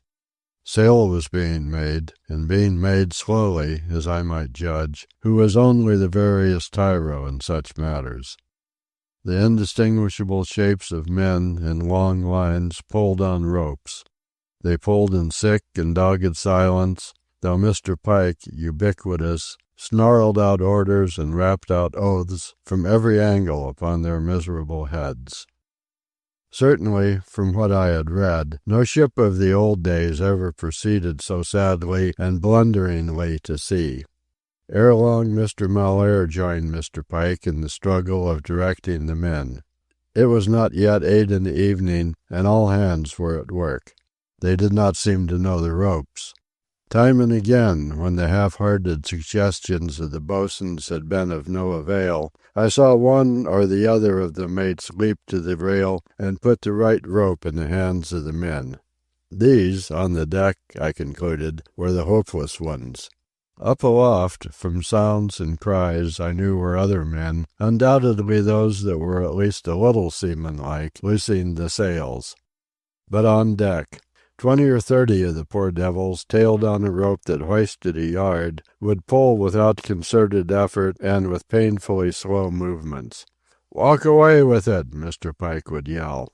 And perhaps for 2 or 3 yards they would manage to walk with the rope ere they came to a halt like stalled horses on a hill. And yet, did either of the mates spring in and add his strength, they were able to move right along the deck without stopping. Either of the mates, old men that they were muscularly worth half a dozen of the wretched creatures. "This is what sailing's come to," Mr. Pike paused to snort in my ear. "This ain't the place for an officer down here pulling and hauling, but what can you do when the boatswains are worse than the men?" "I thought sailors sang songs when they pulled," I said. "Sure they do. Want to hear 'em?" I knew there was malice of some sort in his voice, but I answered that I'd like to very much. "Here, you bo'sun," Mr. Pike snarled. "Wake up. Start a song. Topsail halyards." In the pause that followed I could have sworn that Sundry Byers was pressing his hands against his abdomen, while Nancy, infinite bleakness freezing upon his face, was wetting his lips to begin. Nancy it was who began, for from no other man, I was confident, could have issued so sepulchral a plaint. It was unmusical, unbeautiful, unlively, and indescribably doleful.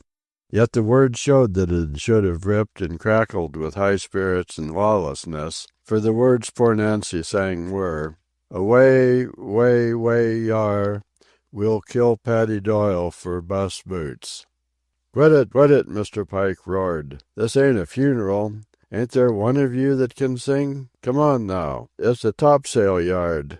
He broke off to leap into the pin rail and get the wrong rope out of the men's hands, to put into them the right rope. "Come on, bo'sun, break her out." Then out of the gloom arose Sundry Byers' voice, cracked and crazy, and even more lugubrious than Nancy's. "Then up aloft that yard may go whiskey for my Johnny." The second line was supposed to be the chorus, but not more than 2 men feebly mumbled it. Sundry Byers quavered the next line, "Oh, whiskey killed my sister Sue." Then Mr. Pike took a hand, seizing the hauling part next to the pin, and lifting his voice with a rare snap and devilishness. "And whiskey killed the old man too, whiskey for my Johnny." He sang the devil-may-care lines on, lifting the crew to the work and to the chorused emphasis of "Whiskey for my Johnny." And to his voice they pulled, they moved, they sang and were alive, until he interrupted the song to cry "Belay." And then all the life and lilt went out of them, and they were again maundering and futile things, getting in one another's way, stumbling and shuffling through the darkness, hesitating to grasp ropes, and, when they did take hold, invariably taking hold of the wrong rope first. Skulkers there were among them, too, and once, from forward of the midship house, I heard smacks and curses and groans, and out of the darkness hurriedly emerged 2 men, on their heels Mr. Pike, who chanted a recital of the distressing things that would befall them if he caught them at such tricks again. The whole thing was too depressing for me to care to watch further, so I strolled aft and climbed the poop. In the lee of the chart house, Captain West and the pilot were pacing slowly up and down. Passing on aft, I saw steering at the wheel the weazened little old man I had noted earlier in the day. In the light of the binnacle, his small blue eyes looked more malevolent than ever. So weazened and tiny was he, and so large was the brass-studded wheel, that they seemed of a height. His face was withered, scorched, and wrinkled, and in all seeming he was 50 years older than Mr. Pike. He was the most remarkable figure of a burned-out, aged man one would expect to find able seaman on one of the proudest sailing ships afloat. Later, through Wada, I was to learn that his name was Andy Fay, and that he claimed no more years than 63. I leaned against the rail in the lee of the wheelhouse and stared up at the lofty spars and midrid ropes that I could guess were there. No, I decided I was not keen on the voyage. The whole atmosphere of it was wrong. There were the cold hours I had waited on the pier ends. There was Miss West coming along. There was the crew of broken men and lunatics. I wondered if the wounded Greek in the midship house still gibbered, and if Mr. Pike had yet sewed him up, and I was quite sure I would not care to witness such a transaction in surgery. Even Wada, who had never been in a sailing ship, had his doubts of the voyage. So had the steward, who had spent most of a lifetime in sailing ships. So far as Captain West was concerned, crews did not exist. And as for Miss West, she was so abominably robust that she could not be anything else than an optimist in such matters. She had always lived, her red blood sang to her only that she would always live, and that nothing evil would ever happen to her glorious personality. Oh, trust me, I knew the way of red blood. Such was my condition that the red blood health of Miss West was virtually an affront to me, for I knew how unthinking and immoderate such blood could be. And for 5 months at least, there was Mr. Pike's offered wager of a pound of tobacco or a month's wages to that effect, I was to be pent on the same ship with her. As sure as cosmic sap was cosmic sap, just that sure was I that ere the voyage was over, I should be pestered by her making love to me. Please do not mistake me. My certainty in this matter was due not to any exalted sense of my own desirableness to women, but to my anything but exalted concept of women as instinctive huntresses of men.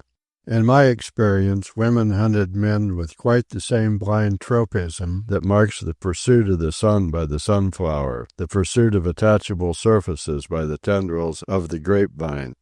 Call me blasé, I do not mind, if by blasé is meant the world-weariness, intellectual, artistic, sensational, which can come to a young man of 30.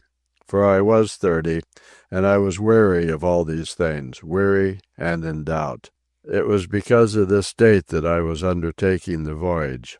I wanted to get away by myself, to get away from all these things, and, with proper perspective, mull the matter over. It sometimes seemed to me that the culmination of this world-sickness had been brought about by the success of my play, my first play, as everyone knows. But it had been such a success that it raised the doubt in my own mind, just as the success of my several volumes of verse had raised doubt. Was the public right? Were the critics right? Surely the function of the artist was to voice life, yet what did I know of life? So you begin to glimpse what I meant by the world sickness that afflicted me. Really, I had been, and was, very sick. Mad thoughts of isolating myself entirely from the world had hounded me.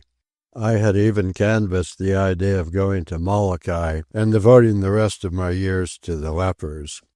I, who was 30 years old, and healthy and strong, who had no particular tragedy, who had a bigger income than I knew how to spend, who by my own achievement had put my name on the lips of men and proved myself a power to be reckoned with, I was that mad that I had considered the Lazar House for a destiny.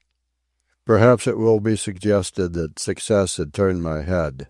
Very well, granted. But the turned head remains a fact, an incontrovertible fact, my sickness, if you will, and a real sickness and a fact. This I knew. I had reached an intellectual and artistic climacteric, a life climacteric of some sort. And I had diagnosed my own case and prescribed this voyage. And here was the atrociously healthy and profoundly feminine Miss West along, the very last ingredient I would have considered introducing into my prescription. A woman! Woman! Heaven knows I had been sufficiently tormented by their persecutions to know them.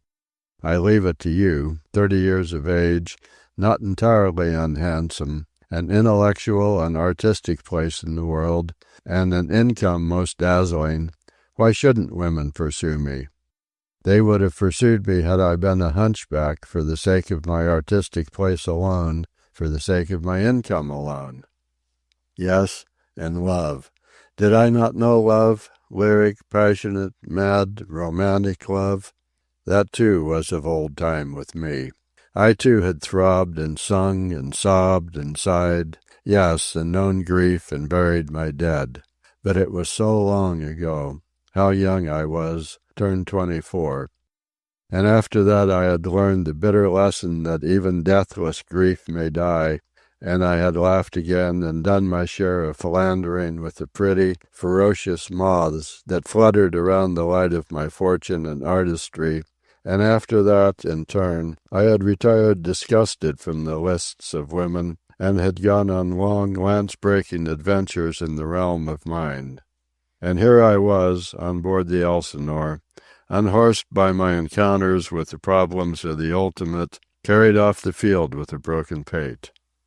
As I leaned against the rail, dismissing premonitions of disaster, I could not help thinking of Miss West below, bustling and humming as she made her little nest. And from her my thoughts drifted on to the everlasting mystery of woman. Yes, I, with all the futuristic contempt for woman, am ever caught up afresh by the mystery of woman. Oh, no illusions, thank you. Woman, the love-seeker, obsessing and possessing, fragile and fierce, soft and venomous, prouder than Lucifer and as prideless, holds a perpetual, almost morbid, attraction for the thinker. What is this flame of her, blazing through all her contradictions and ignobilities? This ruthless passion for life, always for life, more life on the planet. At times it seems to me brazen and awful and soulless. At times I am made petulant by it, and at other times I am swayed by the sublimity of it. No, there is no escape from woman. Always, as a savage returns to a dark glen where goblins are and gods may be, so do I return to the contemplation of woman. Mr. Pike's voice interrupted my musings. From forward on the main deck I heard him snarl, "On the main topsail yard there. If you cut that gasket I'll split your damn skull." Again he called, with a marked change of voice, and the Henry he called to I concluded was the training ship boy. "You, Henry, main skysail yard there," he cried. "Don't make those gaskets up. Fetch 'em along in the yard and make fast to the tie." Thus routed from my reverie, I decided to go below to bed. As my hand went out to the knob of the chart-house door, again the mate's voice rang out. "Come on, you gentlemen's sons in disguise. Wake up. Lively now." Chapter 9. I did not sleep well. To begin with, I read late. Not till 2 a.m. did I reach up and turn out the kerosene reading lamp which Wada had purchased and installed for me. I was asleep immediately, perfect sleep being perhaps my greatest gift. But almost immediately I was awake again, and thereafter with dozings and cat naps and restless tossings, I struggled to win to sleep, then gave it up. For of all things, in my state of jangled nerves, to be afflicted with hives, and still again to be afflicted with hives in cold winter weather. At 4 I lighted up and went to reading, forgetting my irritated skin and Vernon Lee's delightful screed against William James, and his will to believe.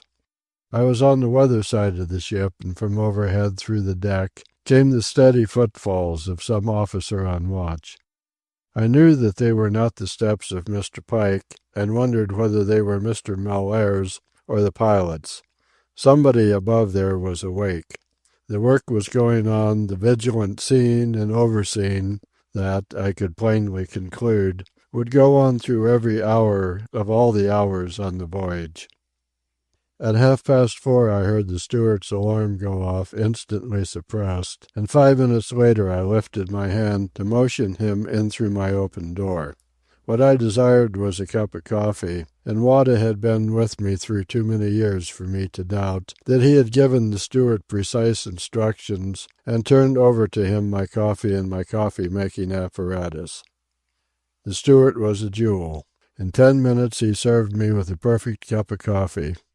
I read on until daylight, and 8:30 found me, breakfast in bed finished, dressed and shaved, and on deck. We were still towing, but all sails were set to a light favoring breeze from the north.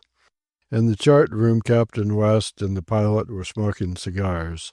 At the wheel I noted what I decided at once was an efficient. He was not a large man, if anything he was undersized, but his countenance was broad-browed and intelligently formed. Tom, I later learned, was his name, Tom Spink, an Englishman. He was blue-eyed, fair-skinned, well-grizzled, and, to the eye, a hale 50 years of age.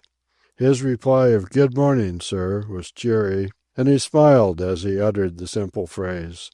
He did not look sailor-like, as did Henry, the training-ship boy, and yet I felt at once that he was a sailor, and an able one. It was Mr. Pike's watch, and on asking him about Tom, he grudgingly admitted that the man was the best of the boiling.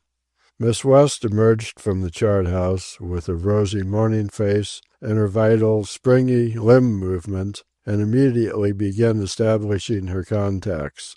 On asking how I had slept, and when I said wretchedly, she demanded an explanation. I told her of my affliction of hives and showed her the lumps on my wrists. "Your blood needs thinning and cooling," she adjudged promptly. "Wait a minute. I'll see what can be done for you." And with that she was away and below and back in a trice, in her hand a part glass of water into which she stirred a teaspoonful of cream of tartar. "Drink it," she ordered as a matter of course. I drank it, and at 11 in the morning she came up to my deck chair with a second dose of the stuff. Also she reproached me soundly for permitting Wada to feed meat to Possum. It was from her that Wada and I learned how mortal a sin it was to give meat to a young puppy. Furthermore, she laid down the law and the diet for Possum, not alone to me and Wada, but to the steward, the carpenter, and Mr. Mellaire. Of the latter two, because they ate by themselves in the big after room, and because Possum played there, she was especially suspicious, and she was outspoken in voicing her suspicions to their faces. The carpenter mumbled embarrassed asseverations in broken English of past, present, and future innocence, the while he humbly scraped and shuffled before her on his huge feet. Mr. Mellaire's protestations were of the same nature, save that they were made with the grace and suavity of a Chesterfield. In short, Possum's diet raised quite a tempest in the Elsinore teapot, and by the time it was over Miss West had established this particular contact with me and given me a feeling that we were the mutual owners of the puppy. I noticed later in the day that it was to Miss West that Wada went for instructions as to the quantity of warm water he must use to dilute Possum's condensed milk. Lunch won my continued approbation of the cook. In the afternoon I made a trip forward to the galley to make his acquaintance. To all intents he was a Chinese, until he spoke, whereupon, measured by his speech alone, he was an Englishman. In fact, so cultured was his speech that I can fairly say it was vested with an Oxford accent. He, too, was old, fully 60. He acknowledged 59. 3 things about him were markedly conspicuous. His smile, that embraced all his clean-shaven Asiatic face and Asiatic eyes, his even-rowed, white, and perfect teeth, which I deemed false until Wada ascertained otherwise for me, and his hands and feet. It was his hands, ridiculously small and beautifully modelled, that led my scrutiny to his feet. They, too, were ridiculously small and very neatly, almost dandifiedly, shod. We had put the pilot off at midday, but the Britannia towed us well into the afternoon, and did not cast us off until the ocean was wide about us, and the land a faint blur on the western horizon. Here, at the moment of leaving the tug, we made our departure. That is to say, technically began the voyage, despite the fact that we had already traveled a full 24 hours away from Baltimore. It was about the time of casting off, when I was leaning on the poop rail gazing forward, when Miss West joined me. She had been busy below all day, and had just come up, as she put it, for a breath of air. She surveyed the sky in weather-wise fashion for a full 5 minutes, then remarked, "The barometer's very high, 30.60. This light north wind won't last. It will either go into a calm or work around into a northeast gale." "Which would you prefer?" I asked. "The gale, by all means. It will help us off the land, and it will put me through my torment of seasickness more quickly. Oh, yes," she added, "I'm a good sailor, but I do suffer dreadfully at the beginning of every voyage. You probably won't see me for a couple of days now. That's why I've been so busy getting settled first." "Lord Nelson, I have read, never got over his squeamishness at sea," I said.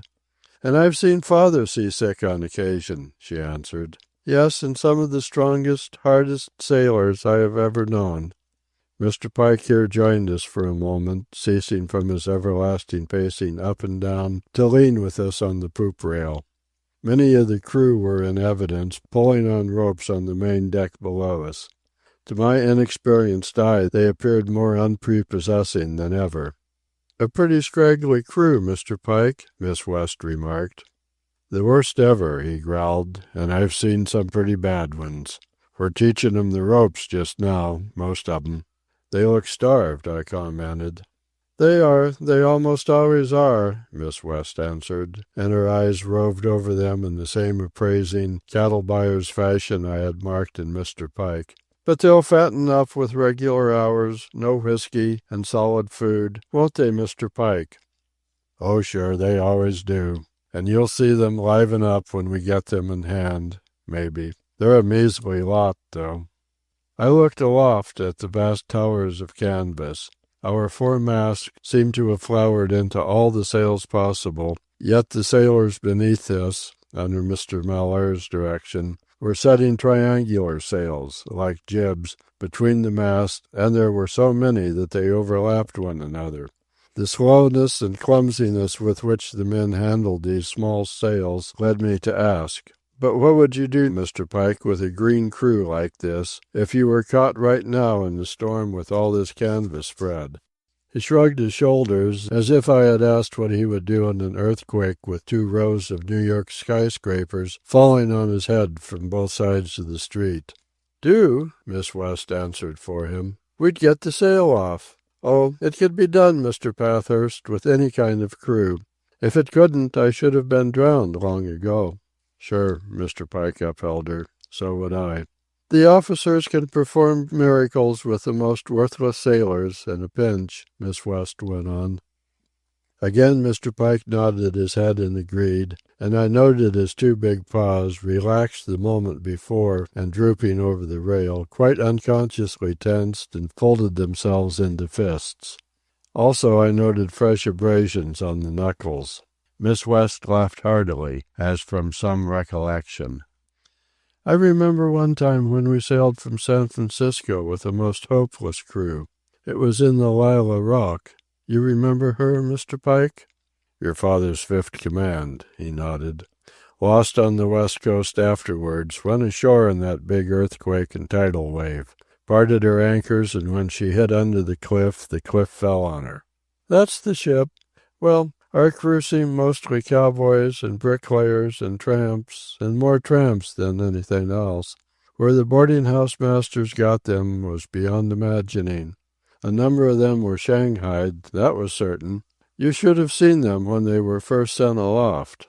Again she laughed. "It was better than circus clowns, and scarcely had the tug cast us off, outside the heads, when it began to blow up and we began to shorten down. And then our mates performed miracles. You remember Mr. Harding, Silas Harding?" "Don't I, though?" Mr. Pike proclaimed enthusiastically. "He was some man, and he must have been an old man even then."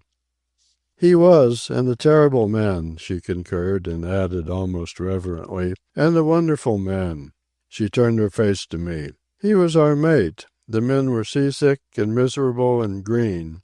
But Mr. Harding got sail off the Lila Rock just the same. What I wanted to tell you was this. I was on the poop, just like I am now, and Mr. Harding had a lot of those miserable sick men putting gaskets on the main lower topsail. How far would that be above the deck, Mr. Pike?" "Let me see, the Lila Rook." Mr. Pike paused to consider. "Oh, say around 100 feet. I saw it myself. One of the green hands, a tramp, and he must already have got a taste of Mr. Harding, fell off the lower topsail yard. I was only a little girl, but it looked like certain death, for he was falling from the weather side of the yard straight down on deck. But he fell into the belly of the mainsail, breaking his fall, turned a somersault, and landed on his feet on deck and unhurt. And he landed right aside of Mr. Harding facing him. I don't know which was the more astonished, but I think Mr. Harding was, for he stood there petrified. He had expected the man to be killed. Not so the man. He took one look at Mr. Harding, then made a wild jump for the rigging, and climbed right back up to that topsail yard. Miss West and the mate laughed so heartily that they scarcely heard me say, "Astonishing! Think of the jar to the man's nerve, falling to apparent death that way." "He'd been jarred harder by Silas Harding, I guess," was Mr. Pike's remark, with another burst of laughter in which Miss West joined. Which was all very well in a way. Ships were ships, and judging from what I had seen of our present crew, harsh treatment was necessary. But that a young woman of the niceness of Miss West should know of such things and be so saturated in this side of ship life was not nice. It was not nice for me, though it interested me, I confess, and strengthened my grip on reality. Yet it meant a hardening of one's fibers, and I did not like to think of Miss West being so hardened. I looked at her and could not help marking again the fineness and firmness of her skin. Her hair was dark, as were her eyebrows, which were almost straight and rather low over her long eyes. Gray her eyes were, a warm gray, and very steady and direct in expression, intelligent and alive. Perhaps, taking her face as a whole, the most noteworthy expression of it was a great calm. She seemed always in repose, at peace with herself and with the external world. The most beautiful feature were her eyes, framed in lashes as dark as her brows and hair. The most admirable feature was her nose, quite straight, very straight, and just the slightest trifle too long. In this it was reminiscent of her father's nose. But the perfect modeling of the bridge and nostrils conveyed an indescribable advertisement of race and blood. Hers was a slender-lipped, sensitive, sensible, and generous mouth. Generous, not so much in size, which was quite average, but generous rather in tolerance, in power, and in laughter. All the health and buoyancy of her was in her mouth as well as in her eyes. She rarely exposed her teeth in smiling, for which purpose she seemed chiefly to employ her eyes, but when she laughed she showed strong white teeth, even, not babyish in their smallness, but just the firm, sensible, normal size one would expect in a woman as healthy and normal as she. I would never have called her beautiful, and yet she possessed many of the factors that go to compose feminine beauty. She had all the beauty of coloring, a white skin that was healthy white, and that was emphasized by the darkness of her lashes, brows, and hair. And, in the same way, the darkness of lashes and brows and the whiteness of skin set off the warm gray of her eyes. The forehead was, well, medium broad and medium high and quite smooth. No lines or hints of lines were there, suggestive of nervousness, of blue days of depression and white nights of insomnia. She bore all the marks of a healthy human female who never worried nor was vexed in the spirit of her, and in whose body every process and function was frictionless and automatic. "Miss West has posed to me as quite a weather prophet," I said to the mate. "Now what is your forecast of our coming weather?" "She ought to be," was Mr. Pike's reply as he lifted his glance across the smooth swell of sea to the sky. "This ain't the first time she's been on the North Atlantic in winter." He debated a moment as he studied the sea and sky.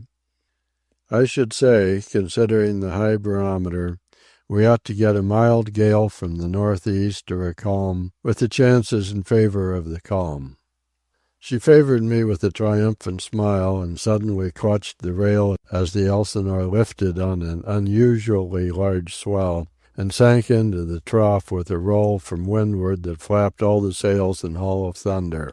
"The calm has it," Miss West said, with just a hint of grimness, "and if this keeps up I'll be in my bunk in about 5 minutes." She waved aside all sympathy. "Oh, don't bother about me, Mr. Pathurst. Seasickness is only detestable and horrid, like sleet, and muddy weather, and poison ivy. Besides, I'd rather be seasick than have the hives." Something went wrong with the men below us on the deck, some stupidity or blunder that was made aware to us by Mr. Mellaire's raised voice.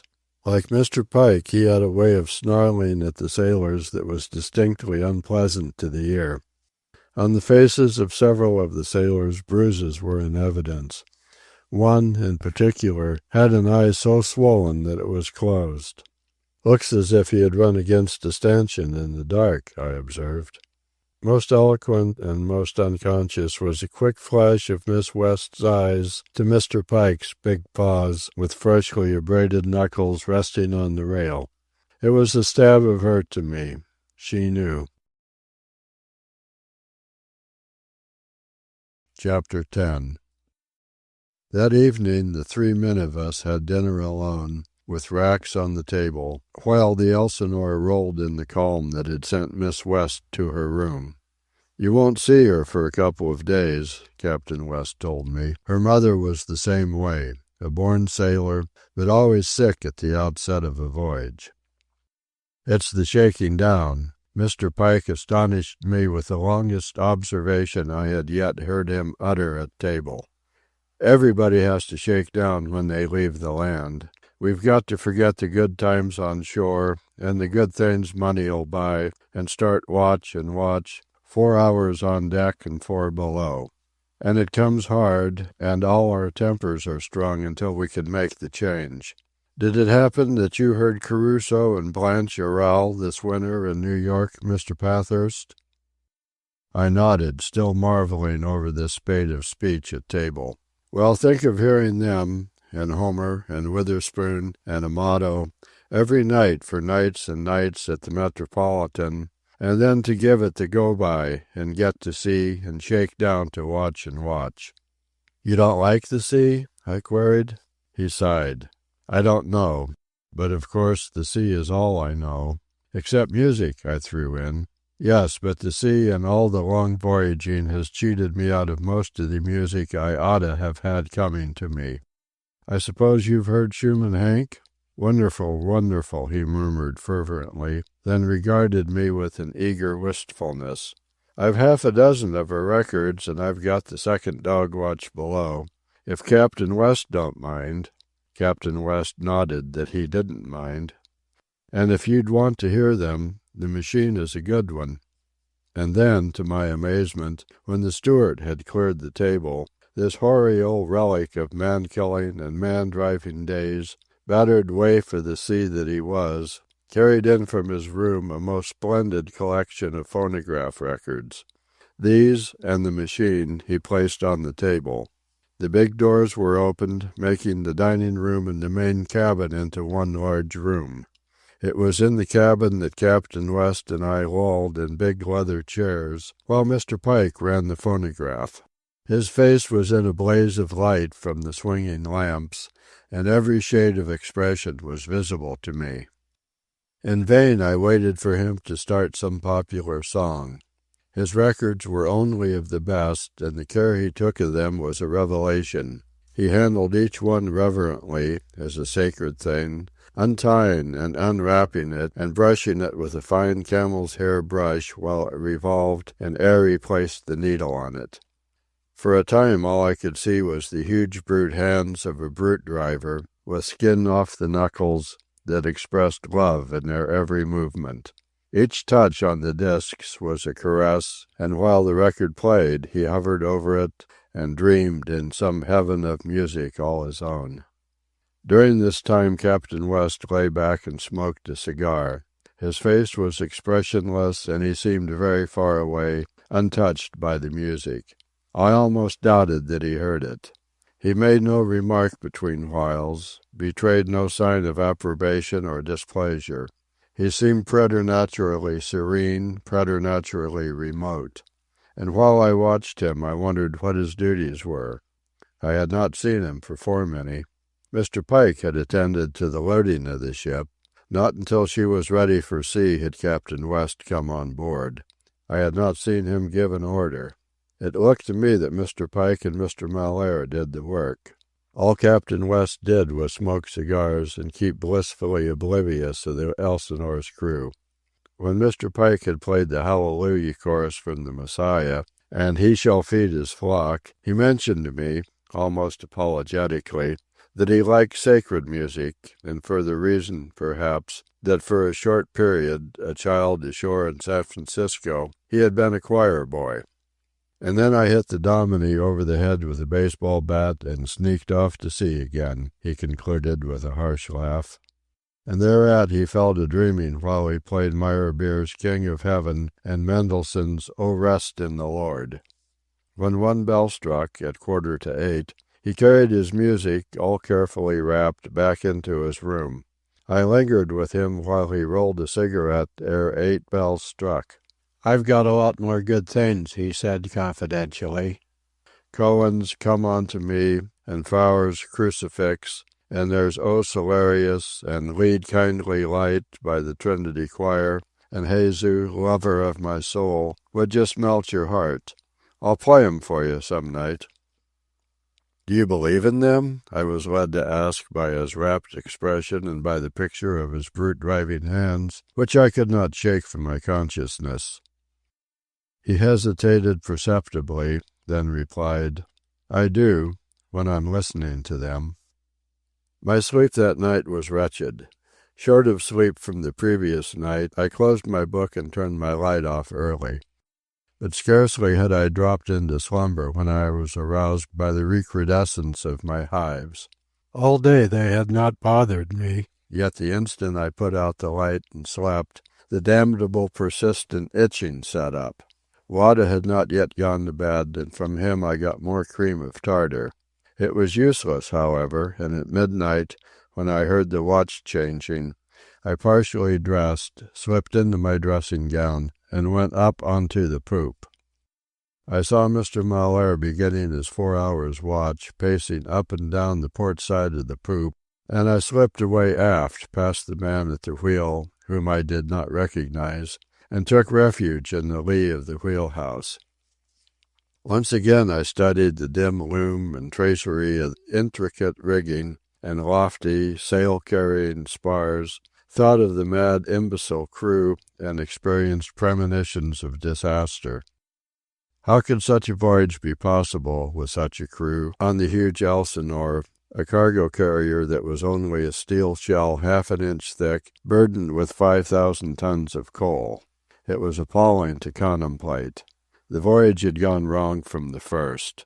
In the wretched unbalance that loss of sleep brings to any good sleeper, I could decide only that the voyage was doomed. Yet how doomed it was, in truth, neither I nor a madman could have dreamed. I thought of the red-blooded Miss West, who had always lived and had no doubts but what she would always live. I thought of the killing and driving and music-loving Mr. Pike. Many a haler remnant than he had gone down on a last voyage. As for Captain West, he did not count. He was too neutral a being, too far away, a sort of favored passenger who had nothing to do but serenely and passively exist in some nirvana of his own creating. Next I remembered the self-wounded Greek sewed up by Mr. Pike and lying gibbering between the steel walls of the midship house. This picture almost decided me, for in my fevered imagination he typified the whole mad, helpless, idiotic crew. Certainly I could go back to Baltimore. Thank God I had the money to humor my whims. Had not Mr. Pike told me, in reply to a question, that he estimated the running expenses of the Elsinore at $200 a day, I could afford to pay $200 a day, or $2,000, for the several days that it might be necessary to get me back to land, to a pilot tug, or any inbound craft to Baltimore. I was quite wholly of a mind to go down and rout out Captain West to tell him my decision when another presented itself. Then are you, the thinker and philosopher, the world-sick one, afraid to go down, to cease in the darkness? Bah! My own pride and my life pridelessness saved Captain West's sleep from interruption. Of course I would go on with the adventure, if adventure it might be called, to go sailing around Cape Horn with a shipload of fools and lunatics, and worse, for I remembered the 3 Babylonish and Semitic ones who had aroused Mr. Pike's ire and who had laughed so terribly and silently. Night thoughts, sleepless thoughts. I dismissed them all and started below, chilled through by the cold. But at the chart-room door I encountered Mr. Mellaire. "A pleasant evening, sir," he greeted me. "A pity there's not a little wind to help us off the land." "What do you think of the crew?" I asked after a moment or so. Mr. Mellaire shrugged his shoulders. "I have seen many queer crews in my time, Mr. Pathurst, but I never saw one as queer as this. Boys, old men, cripples, and you saw Tony the Greek go overboard yesterday. Well, that's only the beginning. He's a sample. I've got a big Irishman in my watch who's going bad. Did you notice a little dried-up Scotchman, who looks mean and angry all the time, and who was steering the evening before last?" "The very one, Andy Fay. Well, Andy Fay has just been complaining to me about O'Sullivan. Says O'Sullivan's threatened his life. When Andy Fay went off watch at 8, he found O'Sullivan stropping a razor. I'll give you the conversation as Andy gave it to me. Says O'Sullivan to me, 'Mr. Fay, I'll have a word with ye.' 'Certainly,' says I. 'What can I do for you?' 'Sell me your sea boots, Mr. Fay,' says O'Sullivan, polite as can be. 'But what will you be wanting of them?' says I. ''Twill be a great favour,' says O'Sullivan. 'But it's my only pair,' says I, 'and you have a pair of your own,' says I. 'Mr. Fay, I'll be needin' me own in bad weather,' says O'Sullivan. 'Besides,' says I, 'you have no money.' 'I'll pay you for them when we pay off in Seattle,' says O'Sullivan. 'I'll not do it,' says I. 'Besides, you're not tellin' me what you'll be doin' with them.' 'But I will tell you,' says O'Sullivan. 'I'm wantin' to throw 'em over the side.' And with that I turns to walk away, but O'Sullivan says very polite and seducin'-like, still a stroppin' the razor, 'Mr. Fay,' says he, 'will you kindly step this way and have your throat cut?' And with that I knew my life was in danger, and I have come to make report to you, sir, that the man is a violent lunatic." "Or soon will be," I remarked. "I noticed him yesterday, a big man muttering continually to himself." "That's the man," Mr. Mellaire said. "Do you have many such at sea?" I asked.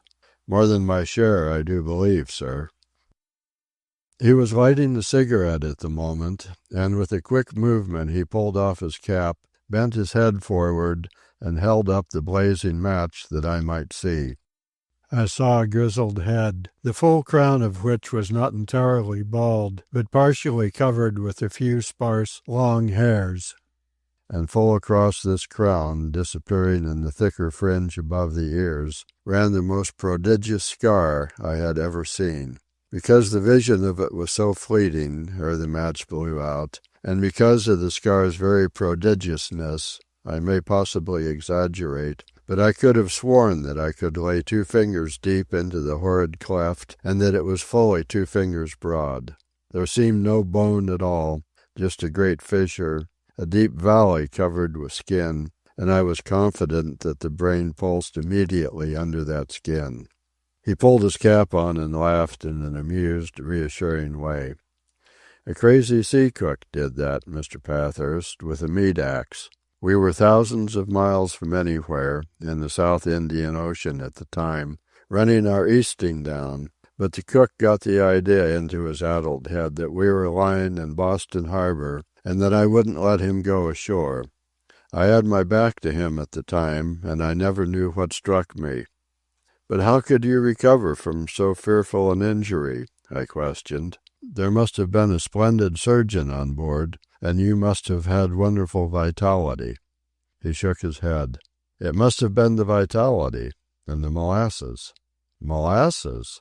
"Yes, the captain had old-fashioned prejudices against antiseptics. He always used molasses for fresh wound dressings. I lay in my bunk many weary weeks. We had a long passage. And by the time we reached Hong Kong, the thing was healed. There was no need for a shore surgeon, and I was standing my third mate's watch. We carried third mates in those days. Not for many a long day was I to realize the dire part that scar in Mr. Mellaire's head was to play in his destiny and in the destiny of the Elsinore. Had I known at the time, Captain West would have received the most unusual awakening from sleep that he ever experienced, for he would have been routed out by a very determined, partially dressed passenger with a proposition capable of going to the extent of buying the Elsinore outright with all her cargo, that she might be sailed straight back to Baltimore. As it was, I merely thought it a very marvelous thing that Mr. Mellaire should have lived so many years with such a hole in his head. We talked on, and he gave me many details of that particular happening, and of other happenings at sea on the part of the lunatics that seemed to infest the sea. And yet I could not like the man. In nothing he said, nor in the manner of saying things, could I find fault. He seemed generous, broad-minded, and, for a sailor, very much of a man of the world. It was easy for me to overlook his excessive suavity of speech and super-courtesy of social mannerism. It was not that, but all the time I was distressingly and, I suppose, intuitively aware, though in the darkness I couldn't even see his eyes, that there, behind these eyes, inside that skull, was ambuscaded an alien personality that spied upon me, measured me, studied me, and that said one thing while it thought another thing. When I said good night and went below, it was with the feeling that I had been talking with the one half of some sort of a dual creature. The other half had not spoken, yet I sensed it there, fluttering and quick, behind the mask of words and flesh. Chapter 11. But I could not sleep. I took more cream of tartar. It must be the heat of the bedclothes, I decided, that excited my hives. And yet, whenever I ceased struggling for sleep and lighted the lamp and read, my skin irritation decreased. But as soon as I turned out the lamp and closed my eyes, I was troubled again. So hour after hour passed, through which, between vain attempts to sleep, I managed to wade through many pages of Rosmy's La Termite, a not very cheerful proceeding, I must say, concerned as it is with a microscopic and over-elaborate recital of Noël Servas's tortured nerves, bodily pains, and intellectual phantasma. At last I tossed the novel aside, damned all analytical Frenchmen, and found some measure of relief in the more genial and cynical Stendhal. Over my head I could hear Mr. Mellaire steadily pace up and down. At 4 the watches changed, and I recognized the age lag in Mr. Pike's promenade. Half an hour later, just as the steward's alarm went off, instantly checked by that light-sleeping Asiatic, the Elsinore began to heel over on my side. I could hear Mr. Pike barking and snarling orders, and at times a trample and shuffle of many feet passed over my head as the weird crew pulled and hauled. The Elsinore continued to heel over until I could see the water against my port, and then she gathered way and dashed ahead at such a rate that I could hear the stinging and singing of the foam through the circle of thick glass beside me. The steward brought me coffee, and I read till daylight and after, when Wada served me breakfast and helped me dress. He, too, complained of inability to sleep. He had been bunked with Nancy in one of the rooms in the midship house. Wada described the situation. The tiny room, made of steel, was airtight when the steel door was closed, and Nancy insisted on keeping the door closed. As a result, Wada, in the upper bunk, had stifled. He told me that the air had got so bad that the flame of the lamp, no matter how high it was turned, guttered down and all but refused to burn. Nancy snored beautifully through it all, while he had been unable to close his eyes. "He is not clean," quoth Wada. "He is a pig. No more will I sleep in that place." On the poop I found the Elsinore, with many of her sails furled, slashing along through a troubled sea under an overcast sky. Also I found Mr. Mellaire marching up and down, just as I had left him hours before, and it took quite a distinct effort for me to realize that he had had the watch off between 4 and 8. Even then, he told me, he had slept from 4 until 7:30. "That is one thing, Mr. Pathurst. I always sleep like a baby, which means a good conscience, sir. Yes, a good conscience." And while he enunciated the platitude, I was uncomfortably aware that that alien thing inside his skull was watching me, studying me. In the cabin, Captain West smoked a cigar and read the Bible. Miss West did not appear, and I was grateful that to my sleeplessness the curse of seasickness had not been added.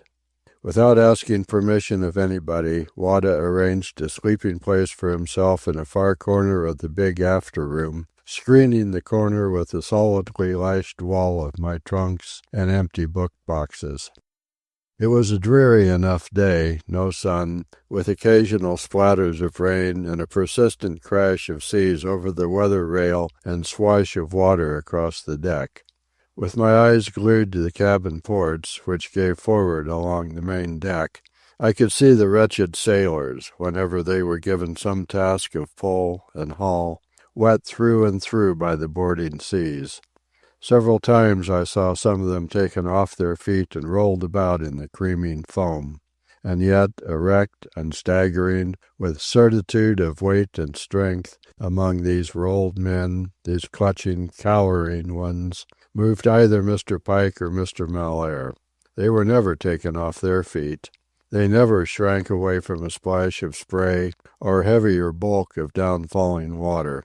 They had fed on different food, were informed with a different spirit, were of iron in contrast with the poor miserables they drove to their bidding. In the afternoon I dozed for half an hour in one of the big chairs in the cabin. Had it not been for the violent motion of the ship, I could have slept there for hours, for the hives did not trouble. Captain West, stretched out on the cabin sofa, his feet in carpet slippers, slept enviably. By some instinct, I might say, in the deep of sleep, he kept his place and was not rolled off upon the floor. Also, he lightly held a half-smoked cigar in one hand. I watched him for an hour and knew him to be asleep, and marveled that he maintained his easy posture and did not drop the cigar. After dinner there was no phonograph. The second dog watch was Mr. Pike's on deck. Besides, as he explained, the rolling was too severe. It would make the needle jump and scratch his beloved records. And no sleep. Another weary night of torment and another dreary, overcast day and leaden, troubled sea. And no Miss West. Wada, too, is seasick, although heroically he kept his feet and tried to tend on me with glassy, unseeing eyes. I sent him to his bunk and read through the endless hours until my eyes were tired and my brain, between lack of sleep and overuse, was fuzzy. Captain West is no conversationalist. The more I see of him, the more I am baffled. I have not yet found a reason for that first impression I received of him. He has all the poise and air of a remote and superior being, and yet I wonder if it not be poise and air and nothing else. Just as I had expected, that first meeting, ere he spoke a word, to hear fall from his lips words of untold beneficence and wisdom, and then heard him utter mere social commonplaces, so now I find myself almost forced to conclude that his touch of race and beak of power, and all the tall, aristocratic slenderness of him have nothing behind them. And yet, on the other hand, I can find no reason for rejecting that first impression. He has not shown any strength, but by the same token he has not shown any weakness. Sometimes I wonder what resides behind those clear blue eyes. Certainly I have failed to find any intellectual backing. I tried him out with William James' Varieties of Religious Experience. He glanced at a few pages, then returned it to me with the frank statement that it did not interest him. He has no books of his own. Evidently he is not a reader. Then what is he? I dared to feel him out on politics. He listened courteously, said sometimes yes and sometimes no, and when I ceased from very discouragement, said nothing. Aloof as the two officers are from the men, Captain West is still more aloof from his officers. I have not seen him address a further word to Mr. Mellaire than "Good morning" on the poop. As for Mr. Pike, who eats 3 times a day with him, scarcely any more conversation obtains between them, and I am surprised by what seems the very conspicuous awe with which Mr. Pike seems to regard his commander. Another thing, what are Captain West's duties? So far he has done nothing save eat 3 times a day, smoke many cigars, and each day stroll a total of 1 mile around the poop. The mates do all the work, and hard work it is. 4 hours on deck and 4 below, day and night with never a variation. I watch Captain West and am amazed. He will loll back in the cabin and stare straight before him for hours at a time, until I am almost frantic to demand of him what are his thoughts. Sometimes I doubt that he is thinking at all. I give him up. I cannot fathom him. Altogether a depressing day of rain splatter and wash of water across the deck. I can see now that the problem of sailing a ship with 5,000 tons of coal around the Horn is more serious than I had thought. So deep is the Elsinore in the water that she is like a log awash. Her tall 6-foot bulwarks of steel cannot keep the seas from boarding her. She has not the buoyancy one is accustomed to ascribe to ships. On the contrary, she is weighted down until she is dead, so that, for this one day alone, I am appalled at the thought of how many thousands of tons of the North Atlantic have boarded her and poured out through her spouting scuppers and clanging ports. Yes, a depressing day. The 2 mates have alternated on deck and in their bunks. Captain West has dozed on the cabin sofa or read the Bible. Miss West is still seasick. I have tired myself out with reading, and the fuzziness of my unsleeping brain makes for melancholy. Even Wada is anything but a cheering spectacle, crawling out of his bunk as he does at stated intervals, and with sick, glassy eyes, trying to discern what my needs may be. I almost wish I could get seasick myself. I had never dreamed that a sea voyage could be so unenlivening as this one is proving. Chapter 12. Another morning of overcast sky and leaden seas, and of the Elsinore under half her canvas, clanging her deck ports, spouting water from her scuppers, and dashing eastward into the heart of the Atlantic. And I have failed to sleep half an hour all told. At this rate, in a very short time, I shall have consumed all the cream of tartar on the ship. I never have had hives like these before. I can't understand it. So long as I keep my lamp burning and read, I am untroubled. The instant I put out the lamp and drowse off, the irritation starts, and the lumps on my skin begin to form. Miss West may be seasick, but she cannot be comatose, because at frequent intervals she sends the steward to me with more cream of tartar. I have had a revelation today. I have discovered Captain West. He is a samurai. You remember the samurai that H.G. Wells describes in his Modern Utopia? The superior breed of men who know things and are masters of life and of their fellow men in a super-benevolent, super-wise way? Well, that is what Captain West is. Let me tell it to you. We had a shift of wind today. In the height of a southwest gale, the wind shifted, in an instant, 8 points, which is equivalent to a quarter of the circle. Imagine it. Imagine a gale howling from out of the southwest, and then imagine the wind, in a heavier and more violent gale, abruptly smiting you from the northwest. We had been sailing through a circular storm, Captain West vouchsafed to me, before the event, and the wind could be expected to box the compass.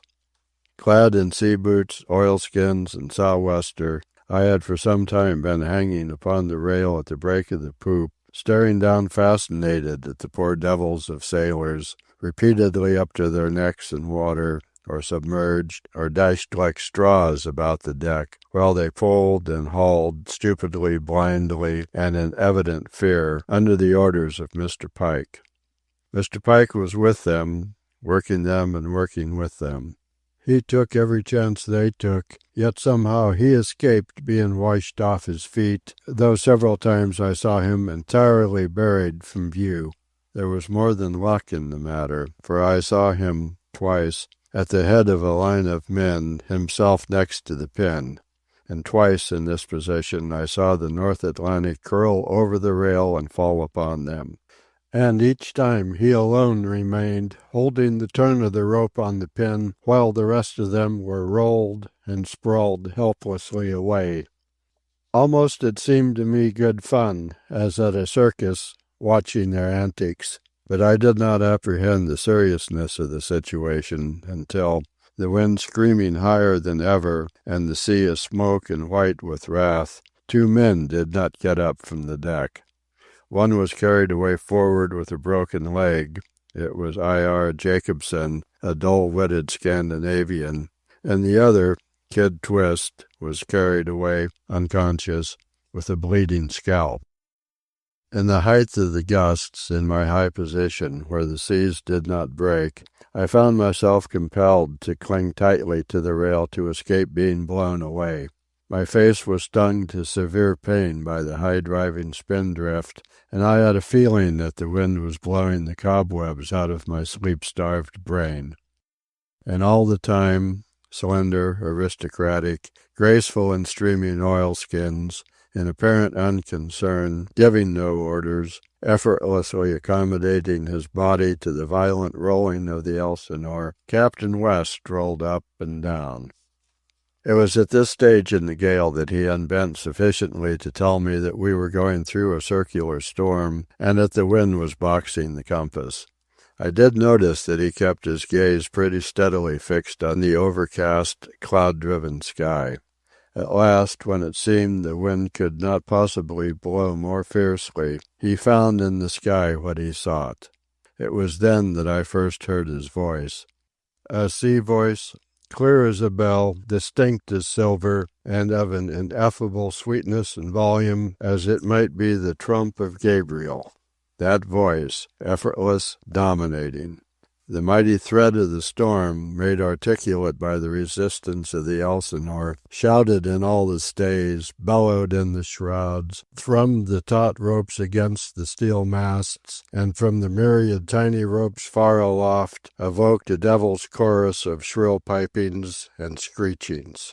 And yet, through this bedlam of noise, came Captain West's voice, as of a spirit visitant, distinct, unrelated, mellow as all music and mighty as an archangel's call to judgment. And it carried understanding and command to the man at the wheel and to Mr. Pike waist-deep in the wash of sea below us. And the man at the wheel obeyed, and Mr. Pike obeyed, barking and snarling orders to the poor wallowing devils who wallowed on and obeyed him in turn. And as the voice was the face.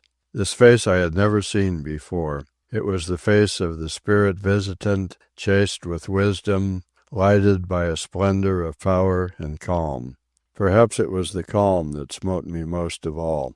It was as the calm of one who had crossed chaos to bless poor sea-worn men with the word that all was well. It was not the face of the fighter. To my thrilled imagination it was the face of one who dwelt beyond all strivings of the elements and broody dissensions of the blood. The samurai had arrived in thunders and lightnings, riding the wings of the storm, directing the gigantic, labouring Elsinore in all her intricate massiveness, commanding the wisps of human to his will, which was the will of wisdom. And then, that wonderful Gabriel voice of his, silent, while his creatures laboured his will, unconcerned, detached and casual, more slenderly tall and aristocratic than ever in his streaming oilskins, Captain West touched my shoulder and pointed astern over our weather quarter. I looked, and all that I could see was a vague smoke of sea and air, and a cloud bank of sky that tore at the ocean's breast. And at the same moment the gale from the southwest ceased. There was no gale, no moving zephyrs, nothing but a vast quietude of air. "What is it?" I gasped, out of equilibrium from the abrupt cessation of wind. "The shift," he said. "There she comes." And it came from the northwest, a blast of wind, a blow, an atmospheric impact that bewildered and stunned and again made the Elsinore hard protest. It forced me down on the rail. I was like a windle straw. As I faced this new abruptness of gale, it drove the air back into my lungs so that I suffocated and turned my head aside to breathe in the lee of the draught. The man at the wheel again listened to the Gabriel voice, and Mr. Pike on the deck below listened and repeated the will of the voice, and Captain West, in slender and stately balance, leaned into the face of the wind and slowly paced the deck. It was magnificent. Now, and for the first time, I knew the sea and the men who overlord the sea. Captain West had vindicated himself, exposited himself. At the height and crisis of the storm he had taken charge of the Elsinore, and Mr. Pike had become, what in truth was all he was, the foreman of a gang of men, the slave-driver of slaves, serving the one from beyond, the samurai. A minute or so longer Captain West strolled up and down, leaning easily into the face of this new and abominable gale, or resting his back against it, and then he went below, pausing for a moment, his hand on the knob of the chart-room door, to cast a last measuring look at the storm-white sea and wrath-sombre sky he had mastered. 10 minutes later, below, passing the open cabin door, I glanced in and saw him. Sea boots and storm trappings were gone, his feet, in carpet slippers, rested on a hassock, while he lay back in the big leather chair, smoking dreamily, his eyes wide open, absorbed, non-seeing, or, if they saw, seeing things beyond the reeling cabin walls and beyond my ken. I have developed an immense respect for Captain West, though now I know him less than the little I thought I knew him before. Chapter 13. Small wonder that Miss West remained seasick on an ocean like this, which has become a factory where the varying gales manufacture the selectest and most mountainous brands of cross seas. The way the poor Elsinore pitches, plunges, rolls, and shivers, with all her lofty spars and masts, and all her 5,000 tons of deadweight cargo, is astonishing. To me she is the most erratic thing imaginable, yet Mr. Pike, with whom I now pace the poop on occasion, tells me that coal is a good cargo, and that the Elsinore is well loaded because he saw to it himself. He will pause abruptly in the midst of his interminable pacing in order to watch her in her maddest antics. The sight is very pleasant to him, for his eyes glisten, and a faint glow seems to irradiate his face and impart to it a hint of ecstasy. The Elsinore has a snug place in his heart, I am confident. He calls her behavior admirable, and at such times will repeat to me that it was he who saw to her loading. It is very curious, the habituation of this man, through a long life on the sea, to the motion of the sea. There is a rhythm to this chaos of crossing, buffeting waves.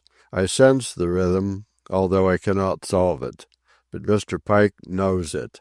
Again and again, as we paced up and down this afternoon, when to me nothing unusually antic seemed impending, he would seize my arm as I lost balance, and as the Elsinore smashed down on her side and heeled over and over with a colossal roll that seemed never to end, and it always ended with an abrupt snap of the whip effect as she began the corresponding roll to windward. In vain I strove to learn how Mr. Pike forecasts these antics, and I am driven to believe that he does not consciously forecast them at all. He feels them, he knows them. They, and the sea, are ingrained in him.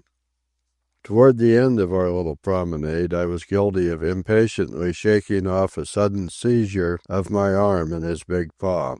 If ever, in an hour, the Elsinore had been less gymnastic than at that moment, I had not noticed it. So I shook off the sustaining clutch, and the next moment the Elsinore had smashed down and buried a couple of 100 feet of her starboard rail beneath the sea, while I had shot down the deck and smashed myself breathless against the wall of the chart-house. My ribs and one shoulder are sore from it yet. Now how did he know? And he never staggers nor seems in danger of being rolled away. On the contrary, such a surplus of surety of balance has he that time and again he lent his surplus to me. I begin to have more respect, not for the sea, but for the men of the sea, and not for the sweepings of seamen that are as slaves on our decks, but for the real seamen who are their masters, for Captain West, for Mr. Pike, yes, and for Mr. Mellaire, dislike him as I do. As early as 3 in the afternoon, the wind, still a gale, went back to the southwest. Mr. Mellaire had the deck, and he went below and reported the change to Captain West. "We'll wear ship at 4, Mr. Pathurst," the second mate told me when he came back. "You'll find it an interesting maneuver." "But why wait till 4?" I asked. "The captain's orders, sir. The watches will be changing, and we'll have the use of both of them without working a hardship on the watch below by calling it out now." And when both watches were on deck, Captain West, again in oilskins, came out of the chart-house. Mr. Pike, out on the bridge, took charge of the many men who, on deck and on the poop, were to manage the mizzen braces, while Mr. Mellaire went forward with his watch to handle the fore and main braces. It was a pretty maneuver, a play of leverages, by which they eased the force of the wind on the after part of the Elsinore and used the force of the wind on the forward part. Captain West gave no orders whatever, and, to all intents, was quite oblivious of what was being done. He was again the favored passenger, taking a stroll for his health's sake. And yet I knew that both his officers were uncomfortably aware of his presence and were keyed to their finest seamanship. I know now Captain West's position on board. He is the brains of the Elsinore. He is the master strategist. There is more in directing a ship on the ocean than in standing watches and ordering men to pull and haul. They are pawns, and the 2 officers are pieces, with which Captain West plays the game against sea and wind and season and ocean current. He is the knower. They are his tongue by which he makes his knowledge articulate. A bad night, equally bad for the Elsinore and for me. She is receiving a sharp buffeting at the hands of the wintry North Atlantic. I fell asleep early, exhausted from lack of sleep, and awoke in an hour, frantic with my lumped and burning skin. More cream of tartar, more reading, more vain attempts to sleep, until shortly before 5, when the steward brought me my coffee, I wrapped myself in my dressing-gown and, like a being distracted, prowled into the cabin. I dozed in a leather chair and was thrown out by a violent roll of the ship. I tried the sofa, sinking to sleep immediately, and immediately thereafter finding myself precipitated to the floor. I am convinced that when Captain West naps on the sofa he is only half asleep. How else can he maintain so precarious a position, unless, in him too, the sea and its motion be ingrained? I wandered into the dining room, wedged myself into a screwed chair, and fell asleep, my head in my arms on the table. And at 7:15 the steward roused me by shaking my shoulders. It was time to set table. Heavy with the brief heaviness of sleep I had had, I dressed and stumbled up onto the poop in the hope that the wind would clear my brain. Mr. Pike had the watch, and with sure, age-lagging step he paced the deck. The man is a marvel, 69 years old, a life of hardship, and as sturdy as a lion. Yet of the past night alone his hours had been 4 to 6 in the afternoon on deck, 8 to 12 on deck, and 4 to 8 in the morning on deck. In a few minutes he would be relieved, but at midday he would again be on deck. I leaned on the poop rail and stared forward along the dreary waste of deck. Every port and scupper was working to ease the weight of North Atlantic that perpetually fell on board. Between the rush of the cascades, streaks of rust showed everywhere. Some sort of a wooden pin-rail had carried away on the starboard rail at the foot of the mizzen shrouds, and an amazing raffle of ropes and tackles washed about. Here Nancy and half a dozen men worked sporadically and in fear of their lives to clear the tangle. The long-suffering bleakness was very pronounced on Nancy's face, and when the walls of water, in impending downfall, reared above the Elsinore's rail, he was always the first to leap for the lifeline which had been stretched fore and aft across the wide space of deck. The rest of the men were scarcely less backward in dropping their work and springing to safety, if safety it might be called, to grip a rope in both hands and have legs sweep out from under and be wrenched full length upon the boiling surface of an ice-cold flood. Small wonder they looked wretched. Bad as their condition was when they came aboard at Baltimore, they looked far worse now, what if the last several days of wet and freezing hardship.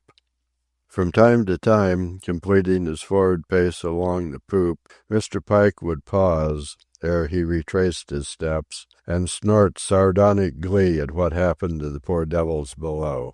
The man's heart is callous. A thing of iron he has endured, and he has no patience nor sympathy with these creatures who lack his own excessive iron. I noticed the stone-deaf man, the twisted oaf whose face I have described as being that of an ill-treated and feeble-minded fawn. His bright, liquid, pain-filled eyes were more filled with pain than ever, his face still more lean and drawn with suffering. And yet his face showed an excess of nervousness, sensitiveness, and a pathetic eagerness to please and do.